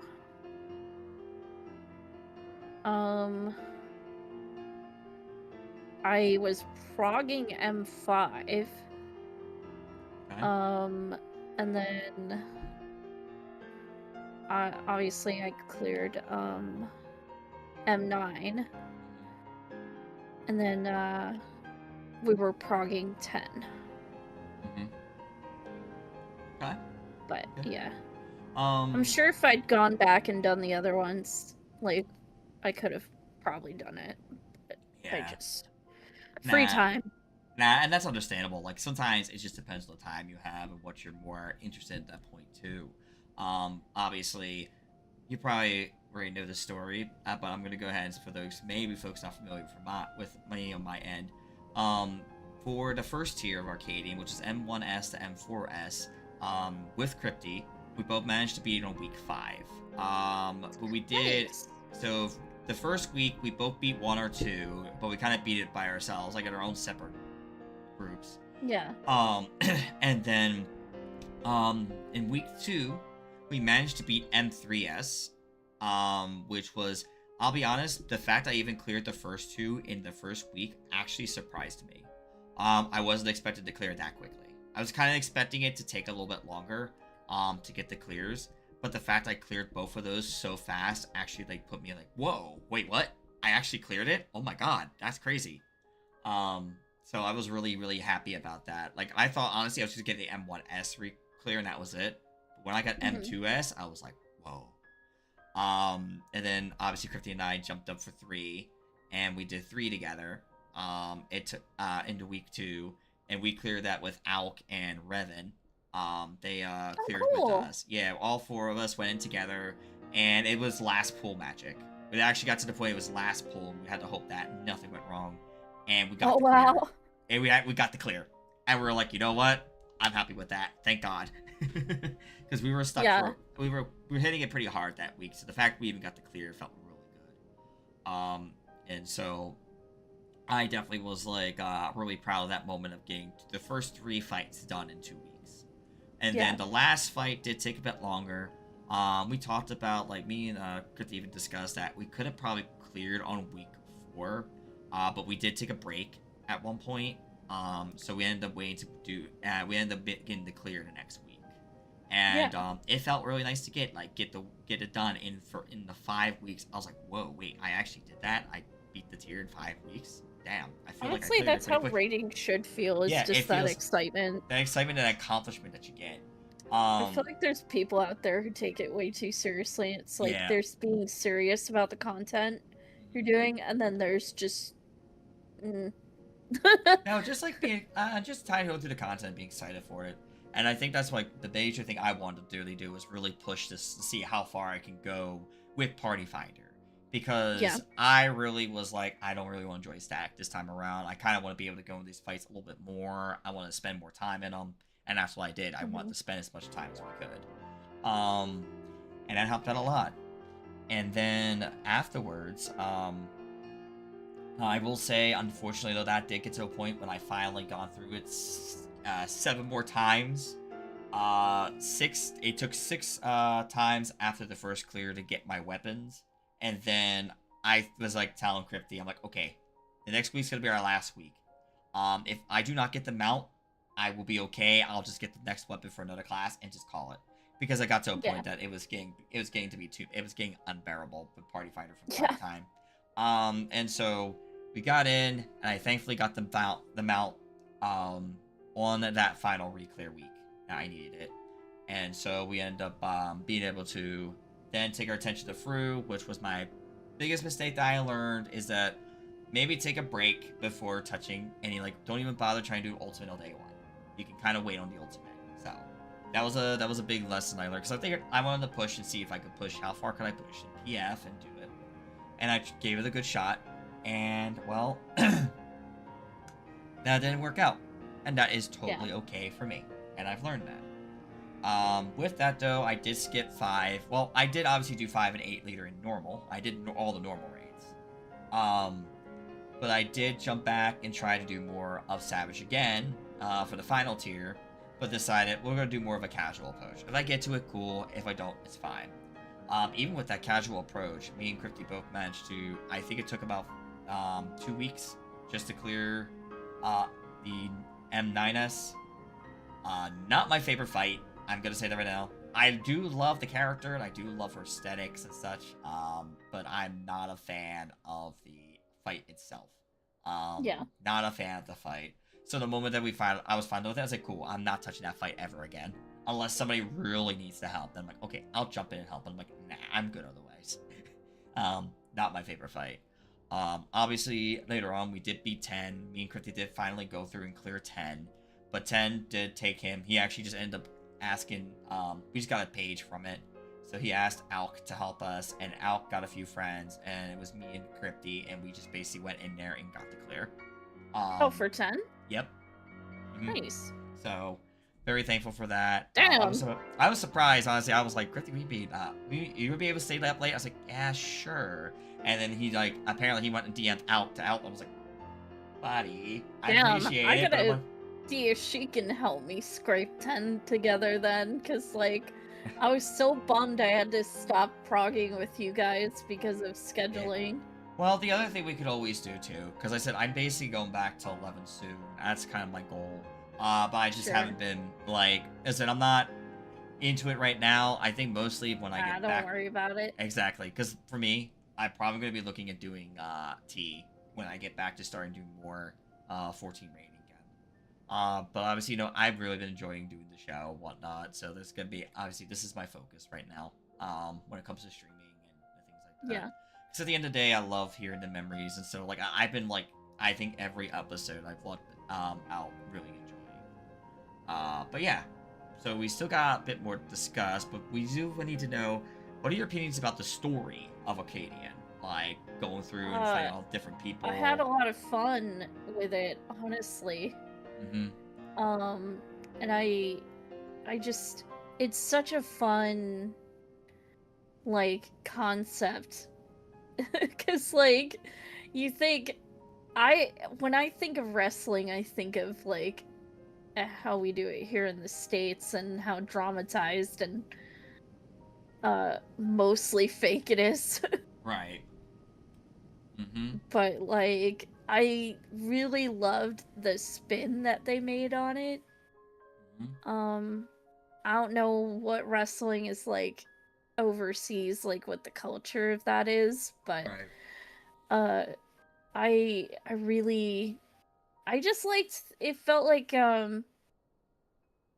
very westernized, I guess is how I would put it. Yes, no, definitely. I think definitely you hit the nail, because, like, right here, it definitely was, I definitely, going through each, and it definitely was literally what it is. I mean, it was basically a story, and we found out at the end, basically, the owner really wanted this dramatic thing. Like, he was purposely setting us up to basically defeat him, because he wanted this really dramatic, like, ending to it all. And to find Yeah. out later on that basically everything burns typically was our theme song. Mm. Like, everything burns! You know? As Dude, our that theme song. song, I don't think I have the music for that. Alright, so I guess I should ask this. Do you have either a particular favorite fighter or a favorite song? For For Arcadian. Arcadian? Oh, Sugar Rush, hands down. Okay. Sugar Riot? Yeah. Sugar Riot, sorry. Yeah, you're good. Yep, Sugar Riot. Okay, yeah, that's a good one. And her theme song's very unique too. Definitely the artist coming out is really cool. So I definitely could see that. I'm definitely really And I mean, Femme Fatale, obviously, but I feel like yeah. that's a gimme. Yeah, no, Van Fatale hands down was mine. Like as soon as everybody else, I think Van Fatale definitely stood out the most. I said I don't like her Savage fight, but I do love her aesthetic and I love everything else about her. Yeah. But yeah. Okay. With that, we are going to finally talk about the MSQ itself. What were your feelings of the 7.0 storyline thus far for what we got? I consider Dawn Trail being the beach episode of the D&D campaign, as it were. Okay. Okay. You know how, like, I'm sure you've played D&D. Yes. And you've probably watched Critical Role. There's always, like, this one kind of filler session of, oh, not everybody's here, so we're just gonna have a beach episode. Yeah. Okay. At least that's what we did in my campaign that I go to on Sundays. Okay. Like, we had a couple of people missing, and we're like, well, we're in the area, might as well have a beach episode. That's always nice and beautiful. So that's what I feel like Dawn Trail is like. We literally went from fighting gods and monsters to we deserve a break and let someone else kind of be the big strong hero for a little bit. Okay. Obviously Evercold is probably gonna put us back onto where the big, these are this is our story, because I feel like a lot of people had opinions about Dawn Trail. Yeah. That I don't 100% align with. Yeah. But, no, I liked Dawn Trail. It's a very nice breath of fresh air to kind of, after we literally spent like the last 2 expansions being like, oh my god, everything's high stakes, everything is stressful. Like, literally, we went from Shadowbringers to Endwalker. Like, everything was, you didn't know what was gonna happen, and it was very high stakes. To Dawn Trail, finally we get to take a breath and maybe get a few minutes to relax and eat some tacos. Right. Considering everything that's happening. I think like when so definitely I would say I definitely agree. I do love the fact that we were definitely more of a side character with this expansion and letting somebody else take the spotlight. I tell this to people, I pretty much always feel like I'm a side character anyway in most terms. Not that, like I said, this doesn't mean a bad thing or things. Just like for me, I always find it's like to help people grow and do their things so they can grow and be prosperous. That's one of the things I always see myself as. So when we got to be the side character for Whipplemont, I was like, oh cool, I get a little bit of break, I get to watch someone else grow, and I just relax. Well, obviously our relaxing is we still want more adventure. I mean that's what we are. We're thirsty for an adventure no matter what. I was gonna say, we definitely don't sit around idle. Yeah, we do not. We need always some kind of adventure. We always have to do kind of something. But like, because this is kind of where things were more about the character herself, like Whipplemont. What were your opinions about Whipplemont herself? I love her. I love Whipplemont. She's fantastic. Okay. She's such a fun character. Like, yeah, she's not perfect, but like we literally started the game with Alphino. So he wasn't perfect either. He was a little shithead, and then he grew into a decent young man. No, completely fair, understandable. And so just a lot, obviously, a lot of people commenting are like, I hate Wook a lot, or like they're like, and also there's those people who said I I love her, and I'm very much in the camp of I really like her character. mhm, She's like we went into this meeting her where she seemed very sheltered. She didn't really understand the role she was about to possibly step into. She just thought, "Oh, I need to win this." yeah, and they need help with it. Yep. Yeah. And Yeah. well, and that was the coolest part is we got to teach her and have her grow with her experiences, which I think really Yeah. does make uniqueness to it. But definitely there are moments, definitely for sure. I Yeah. do feel like that she definitely was lack of, and it does feel like sometimes she kind of backtracks a bit in the story later on. Mhm. When it comes to especially the post patches, and it's just Mhm. like, didn't we just build you to a point? Why did you go back? Kind of thing. Um, and that is like where the like if they kept more consistent and maybe perhaps made her more of a stronger figure, and kind of just Yeah, I and think that's it's just her yeah problem is narratively we're a stronger built character because we've yeah had like several expansions to get to that point. mhm. But like as the Warrior of Light, we weren't always getting it correct the first time. Oh yeah, of course not. I'm not saying that in general. It's No, no, just no, yeah you're yeah fine. I'm just yeah voicing some of the yeah for because the some of the skeptics out there. that's fair. No, I understand. I totally get it. And at the end of the day, everything exactly isn't going to be perfect. There's gonna be, people are gonna love a character, people are gonna hate a character. It's just how it goes. I definitely know it was definitely well. I will say this much: since we've gotten more and more expansions out, we definitely got more and more people vocal. So there's more and more loud voices as we get closer to more expansions because you see it a lot more. Or maybe it's just because at this point because I'm a streamer and because my duty is to check on like social media, check things every so often, you kind of hear it a lot more often, pretty more quickly. And you're like, Yeah. okay, I don't see it, but okay. Honestly, for my own thing, I only use social media for streaming related stuff.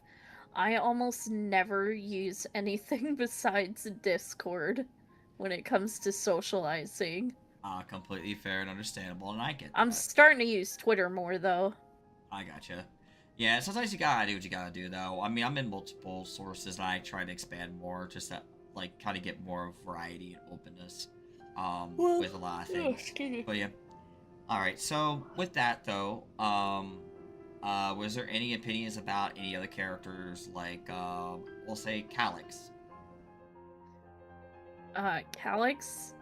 Yeah. The He, I just want to rip all of his little stuffing and seams out. I mean, fair and valid, definitely for sure. Um, Her I throwing him while he was in the little bear form or whatever yeah, it was was growing. Yeah. so satisfying, and I was like, throw him harder. Damn. Yeah. Like, she Especially. didn't even do it intentionally. Yeah. It's so funny because you bring that up. I remember Jesse Cox was going to do that. He was going to be like Calyx for FanFest, and yeah, unfortunately, the person that made his outfit. Wait, seriously? Yeah, he was going to do Calyx, and he had a partner, and I was going to play the other role.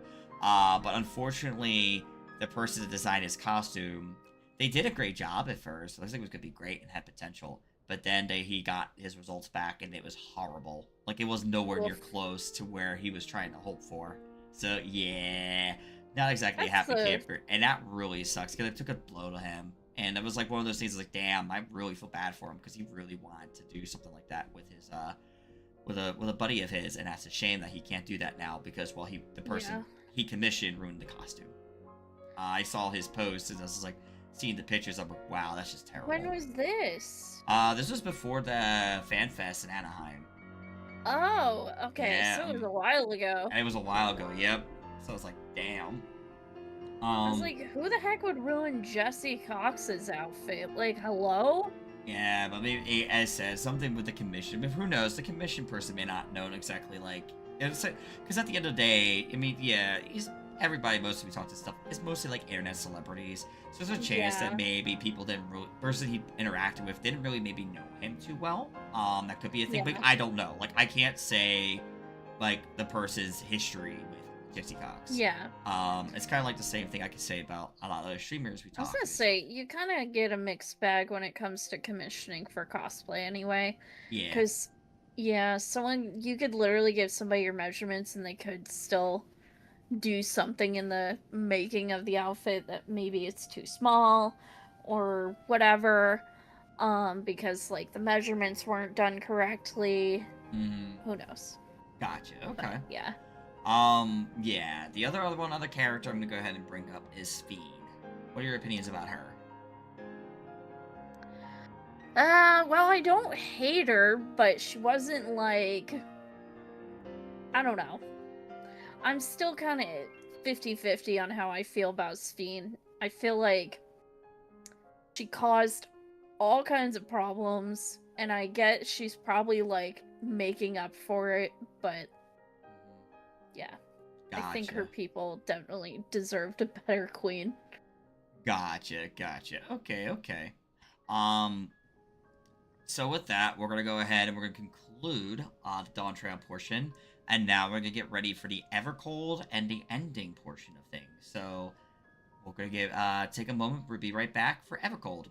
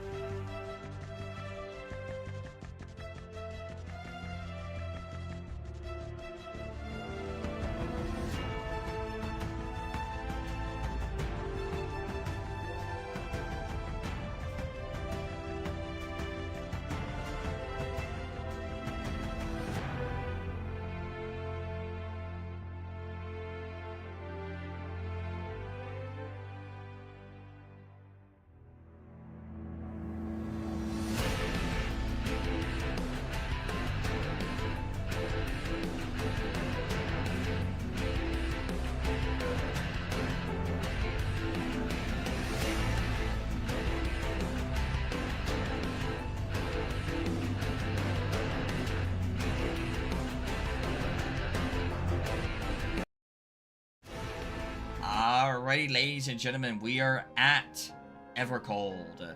Now, for those who might be watching on YouTube and such, this is only to the point where in which we are not, we have not seen the Tokyo Fan Fest or anything yet, and this is for future YouTube, you know, kind of thing. So we're gonna know what we got based on information from the Berlin and Anaheim Fan Fests. So the first question I have to ask here is, what are your feelings about dailies turning into weeklies? Into weeklies? Yes, because that's something they announced in the one of the key. Oh, yeah. Hmm? I'm not against it because I think, and I don't know if they explained this because I missed the footage. Mm-hmm. I think I was working or something. Um, but I think it's good for like full-time workers who don't have a ton of free time, especially folks who work multiple jobs, who want to just log in once a week, do their thing, and then go back to their, the hustle. Right. Yeah, yeah, yeah. Yeah, I'm in agreement. I think it is a good change. It's definitely said this is gonna be expansion apparently a lot. Again, it's like kind of like how Shadowbringer started like trickling things in, and Walker trickled things in, and so did like Dawn Trail. Now it's like Evercold's supposed to trickle in quite a lot more things, and one of those things is dailies and weeklies, which is a very interesting thing that's happening. Especially now we're getting what's called, a little bit of a season. So the patches, instead of being, just the patches as they happen, they're going to still be called like their patch numbers, but they're going to be a season now. So you have like a season 1, season 2, and Yoshi P has to I love remind that. us. Yeah, but It's like season pass without the season pass. Yeah, it's literally like, no, you don't have to buy season pass. No, you don't have to do that. I promise. It was one of those things he said. You gotta remind people, like, no, it's not that. I promise. Like, I Thank feel God. like, yeah, he for real. I think he, for real, he knows. Because I mean, it'd be kind of bad if they basically did that plus they add more money to it on top. Yeah, that's just that'd be like a no. But I'm glad, he really made that clear that it's not something you have to buy. So next up on the list of Evercold questions, they announced that they're going to have 2 combat systems. One called the Evolved Combat System and the Reborn Combat System. What are your opinions on that?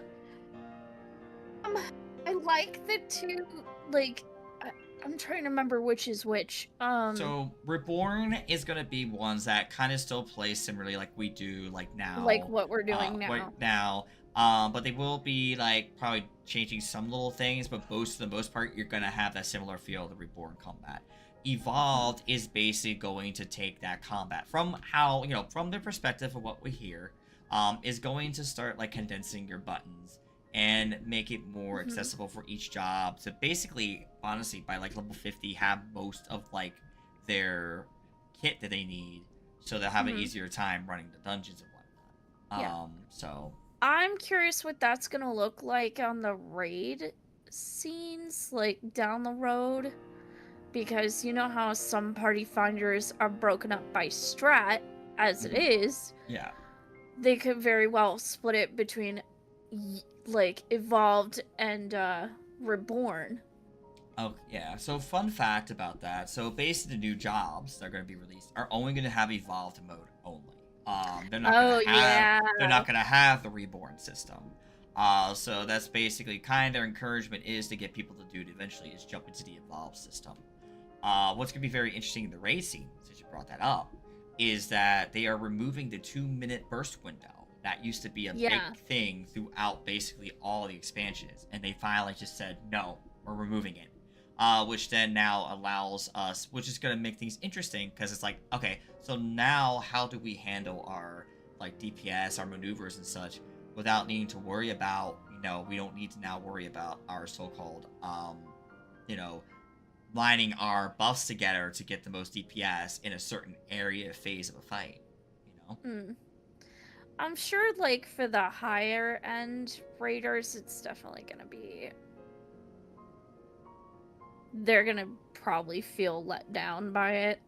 But me, where I'm constantly panicking and forgetting buttons while I'm moving, I'm not gonna see much of a difference. I gotcha. I mean, yeah, but the good news will probably be is you'll have it maybe more of your stuff simplified, so you shouldn't have to worry about as many buttons to worry about pressing. Because then I think probably how things are going to be, that might make the raids more interesting now, because your button pressing will be a lot less. So I think they're going to balance it out. There's a way they'll balance it. Yeah. I will say, I feel like, because from what my understanding of Evolved is gonna look like, a lot like, you know how when you go in front lines and a lot of your actions are like on the same button? Mm-hmm. I feel like front lines was the guinea pig for what they want to do. Okay. Yeah. At least that's how I'm picturing it. Yeah, we'll just have to see. I know basically for the most part they'll have both, and then uh all that, so it should be fun to see where that goes. Next on my list here is the new jobs. Now we obviously know right now that we're getting Bastion as a tank. But we also do have the Fizz range, which is unknown, but we kind of got a hint with it, and it sounds like potentially it'll be what's called a Falconeer. A Falconeer? So basically a pet falcon at your side. So we're gonna get a pet? Basically, from my understanding. I'm a summoner. You're like, ooh, okay. Maybe. Maybe. It just depends on what they do. They're obviously going to announce it in Tokyo Fan Fest. Well, but yeah, I will say, as far as the new jobs goes, there's a lot of memes about Bastion and Lalafell, right? Yes, yep, those big gun shields, and you just see them like, oh my god, I can Your feet can't touch the floor. Yeah. I mean, obviously, like, they're gonna scale the weapon to the character, but still, Yeah, it's really funny to picture. It is a really funny meme thing going, yeah, exactly. You know, there's a thing I keep forgetting to ask people, but are you looking forward to the new like animations? There's new animations that we'll be able to get for like teleport, for example, and like job skins. What are your feelings? Oh, yeah. I heard a little bit about that, but yeah, that's a question. I missed a lot of the footage, so I didn't get to see any of the examples. Yeah, so you get like a really cool like bright light, like blue. And then you can also have like a dark, so you kind of like look like darkness or light when you teleport to. Oh my god! I'm excited. It's something I totally keep forgetting about on the side to ask folks, and I just thought in my mind, I was like, you know what, this is a good thing to ask because that's something I totally keep skipping out on, you know. So I need to make sure. I'm glad you asked me. Because I was like, I was like, I had 5 episodes before this, and I was like, wait, that's one question I never asked people. Oops. Write it down.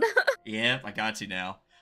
So I would like to ask, what is anything you're looking forward to in 8.0? The new Fizz ranged.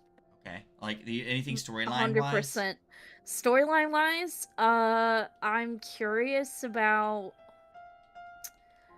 what the new zones are gonna be like, where we're gonna be perceived as on this new reflection. Like, you know how we were talking about earlier about Shadowbringers and the parallels between us and Ardbert. Because we were split into a bunch of pieces. Are we gonna find another Ardbert? I guess. Yeah, so we actually, the only thing we're aware of, they do say something in the trailers. They call us the Wanderer. Yeah, that is I remember they give us the that trailer name. said that. So it gets you wondering. That's gonna be like, what does like the Wanderer do, or what is like their story? So that's definitely interesting. Because yeah, like I said, we've been a Warrior of Light, the Warrior of Darkness. Still mostly called the Warrior of Light, and if we go back to the first, we're still called the Warrior of Darkness. But on this shard, we might potentially just be called the Wanderer, the one that just wandered into. It just makes me think of Genshin Impact. Right. The Traveler. The Traveler, yeah. It said the Traveler is the Wanderer. But okay, yeah. All right. Next up is the new Alliance Raid series. They announced what it was. Is that Evangelion thing? Yes, Evangelion. Yes. Oh, yes. I'm so excited. So for me, I'm someone who has yet to watch it. So it is on my list to try at least to kind of get the concept of it before it comes out. So for me, I'm like, that's kind of cool. Like, I kind of like, that's all my reaction was like, oh, that's cool. I just don't know anything about it, but that seems cool. I just like mecha anime, so. That's fair. Yeah, that's fair and understandable. Okay. So the next one we're going to be talking about is the new 8-man raid. It is announced that it's going to be based off the Final Fantasy VII Remake. What are your feelings on that? I feel like if they're gonna give 7 this much attention, they should have done it for 15 and 16. Okay. Okay. But that's my opinion. I like 7, but I'm so sick of 7 being the poster child for Final Fantasy. There are other really amazing games out there in the franchise that Yeah. deserve the same love. Yeah, and I get that. It was weird for me. My 15 experience was a bit meh for I me, but hope my I'm not the only one being negative about it. No, actually, you're not. Oh, You're thank God. so you're the only one. You're not the only one. That I've had so far. I think even like my last person was not a fan of it, but for other reasons. So like at the end of the day, like everyone's there's gonna be people who Yeah. love it. That's gonna be hated. It's not necessarily gonna be one of those things that like people like. There's some people who might be looking forward to it, and then some people are like, eh. Like, I want to be cautiously optimistic about it. Right. Because, I mean, it's gonna be fun to do either way. Mm-hmm. And if I hear One Winged Angel, I swear to God. Probably it's gonna be more likely a thing. I hate to tell you that. I think that's going to end up being. I have fucking flashbacks to fighting that man in Kingdom Hearts. Actually, I think he was such a, I think it was actually no. I think also Krithik kind of had a really opinion on it too. He didn't have like he was kind of like on the middle about it. I don't think he was really excited. I'm trying to be cautiously. Yeah. Positive-ish. No, and that's optimistic about it. No, and that's totally understandable, and I get that too. I just feel like for example, 15, we got one little dinky event. Yeah. Twice, and then nothing, and then 16, which was Yoshi P's other game. All we got was one little dinky event, and then nothing. I mean, I still want. Like, we're getting a Tifa outfit. Like, hello, where's my Jill outfit? So we did also technically you did get so it was oh right there was at the FF13 event as well. They did a couple times. Yeah, Lightning's outfit. Yep, you got Lightning's outfit or Snow's outfit depending on the gender. I think I must have missed that. Yeah, there was a 13 event that happened actually. It did start around 2.x the series.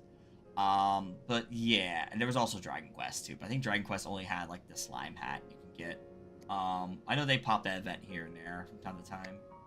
Yeah, I just see what I mean though. Yeah. Mm-hmm. If they're gonna give this much love and attention to another Final Fantasy game, like they need to be doing it for everybody.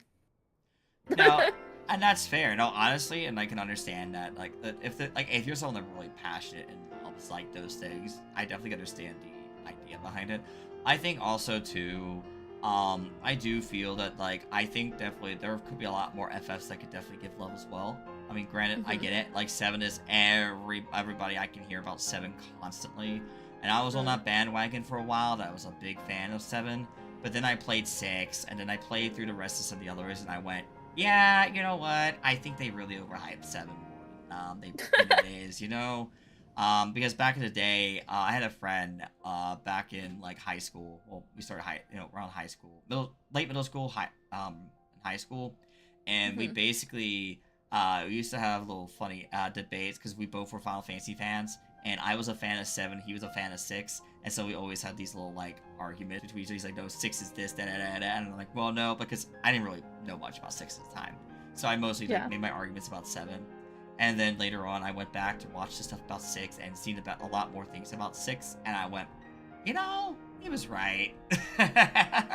I'm like, you know, they really need to give 6 more love here. So to me, I definitely do think that I'm in the boat. Like I'm gonna be kind of looking forward to it. It's definitely gonna be interesting. But where it's gonna go, I said I'm definitely not gonna give too much hype on it because a lot of people, sometimes things get overhyped and then they're like, oh, you're really disappointed. So instead of overhyping it, just go, okay, mean, gotta see where it either goes. way, I'm gonna do the content. Gotcha. Okay. So, all right, yeah, that's all that matters. To do it eventually. All right, next up here is these are gonna be starting some ending questions. The first one, this is gonna be you just give me a top 3. Because I know choosing a favorite from them is gonna be hard. So top 3 of your favorite expansions from basically Rumbleborn to Dawn Trail. Oh, easy. Endwalker, Shadowbringers, Heavensward. Okay. All right. Next I do have to ask is, do you have to own one physical collector's edition of an expansion? At least one. Do you have to, or do I? Do you? Not a physical collector's edition, no. Okay. I'm too broke for that. Okay. That's all you know. Just like, do you have one in general? It's like, let's just lower the question. Okay. Yep. And this is now the final question, to lead things out. So, what advice would you give to a new player joining Final Fantasy XIV for the first time? Don't stress yourself out about catching up if you're starting all the way from the beginning, and don't feel pressured to be catching up to people who have been playing this game since the 2010s. Because the game has gone through many changes, and it's going to continue to change and evolve. So everybody starts somewhere. That's actually something I've been saying a lot to my friend who's been kind of coming back to it, because she didn't get very far the first go around. I keep telling her, I was like, just relax, enjoy it. Everybody starts somewhere. So that's my advice. Okay, no, and that's honestly some good advice. I mean, at the end of the day, I know for me, I've always told people, just remember to go and enjoy the journey. All that matters is the journey. Don't worry about the destination. Just enjoy the journey. That's like the basic of it. So, yeah, no, honestly, very good advice. And so with that is going to go ahead and wrap everything up. Cherry, I do want to say again, thank you so much for joining me for this. It was a pleasure to have you. And thank you for having me. Yeah, of course. And with that being said and done, I'm gonna go ahead and do our outro here. So I do want to say thank you guys for coming by and hanging out with us. We really do appreciate it. Thank you. If you guys haven't already, first things first, before I continue, make sure you go ahead and give Cherry here a follow. She does stream lots of content. I know, like, big fan currently. Yeah. But big thing has been Pokopia. Yes. Yeah, I play a lot of Final Fantasy too. But she does, yes, but she does play a lot of Final Fantasy on stream as well. So do me a favor, go give her a follow, give her some love, and definitely go check out a lot of her other content. Now, for the rest of my spiel here, if you guys haven't already, make sure you do follow my channel here. That's one way to keep informed when I go live, because I'm going to be doing a lot more of these. There's more of these coming out.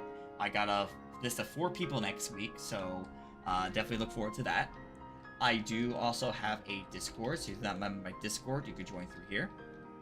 I do also have the Twitter, Blue Sky, YouTube, and if you guys are not, if you guys are on the side of Twitch, that's my YouTube, and the other, I just saw your message then, and the, and if you're not on YouTube side of things, you do also, I said, if you're on YouTube side of things, just come follow me on Twitch. It'll help you out as well. And that's at least the coffee. If you guys haven't done already, just go ahead and give if you guys want to, you don't have to.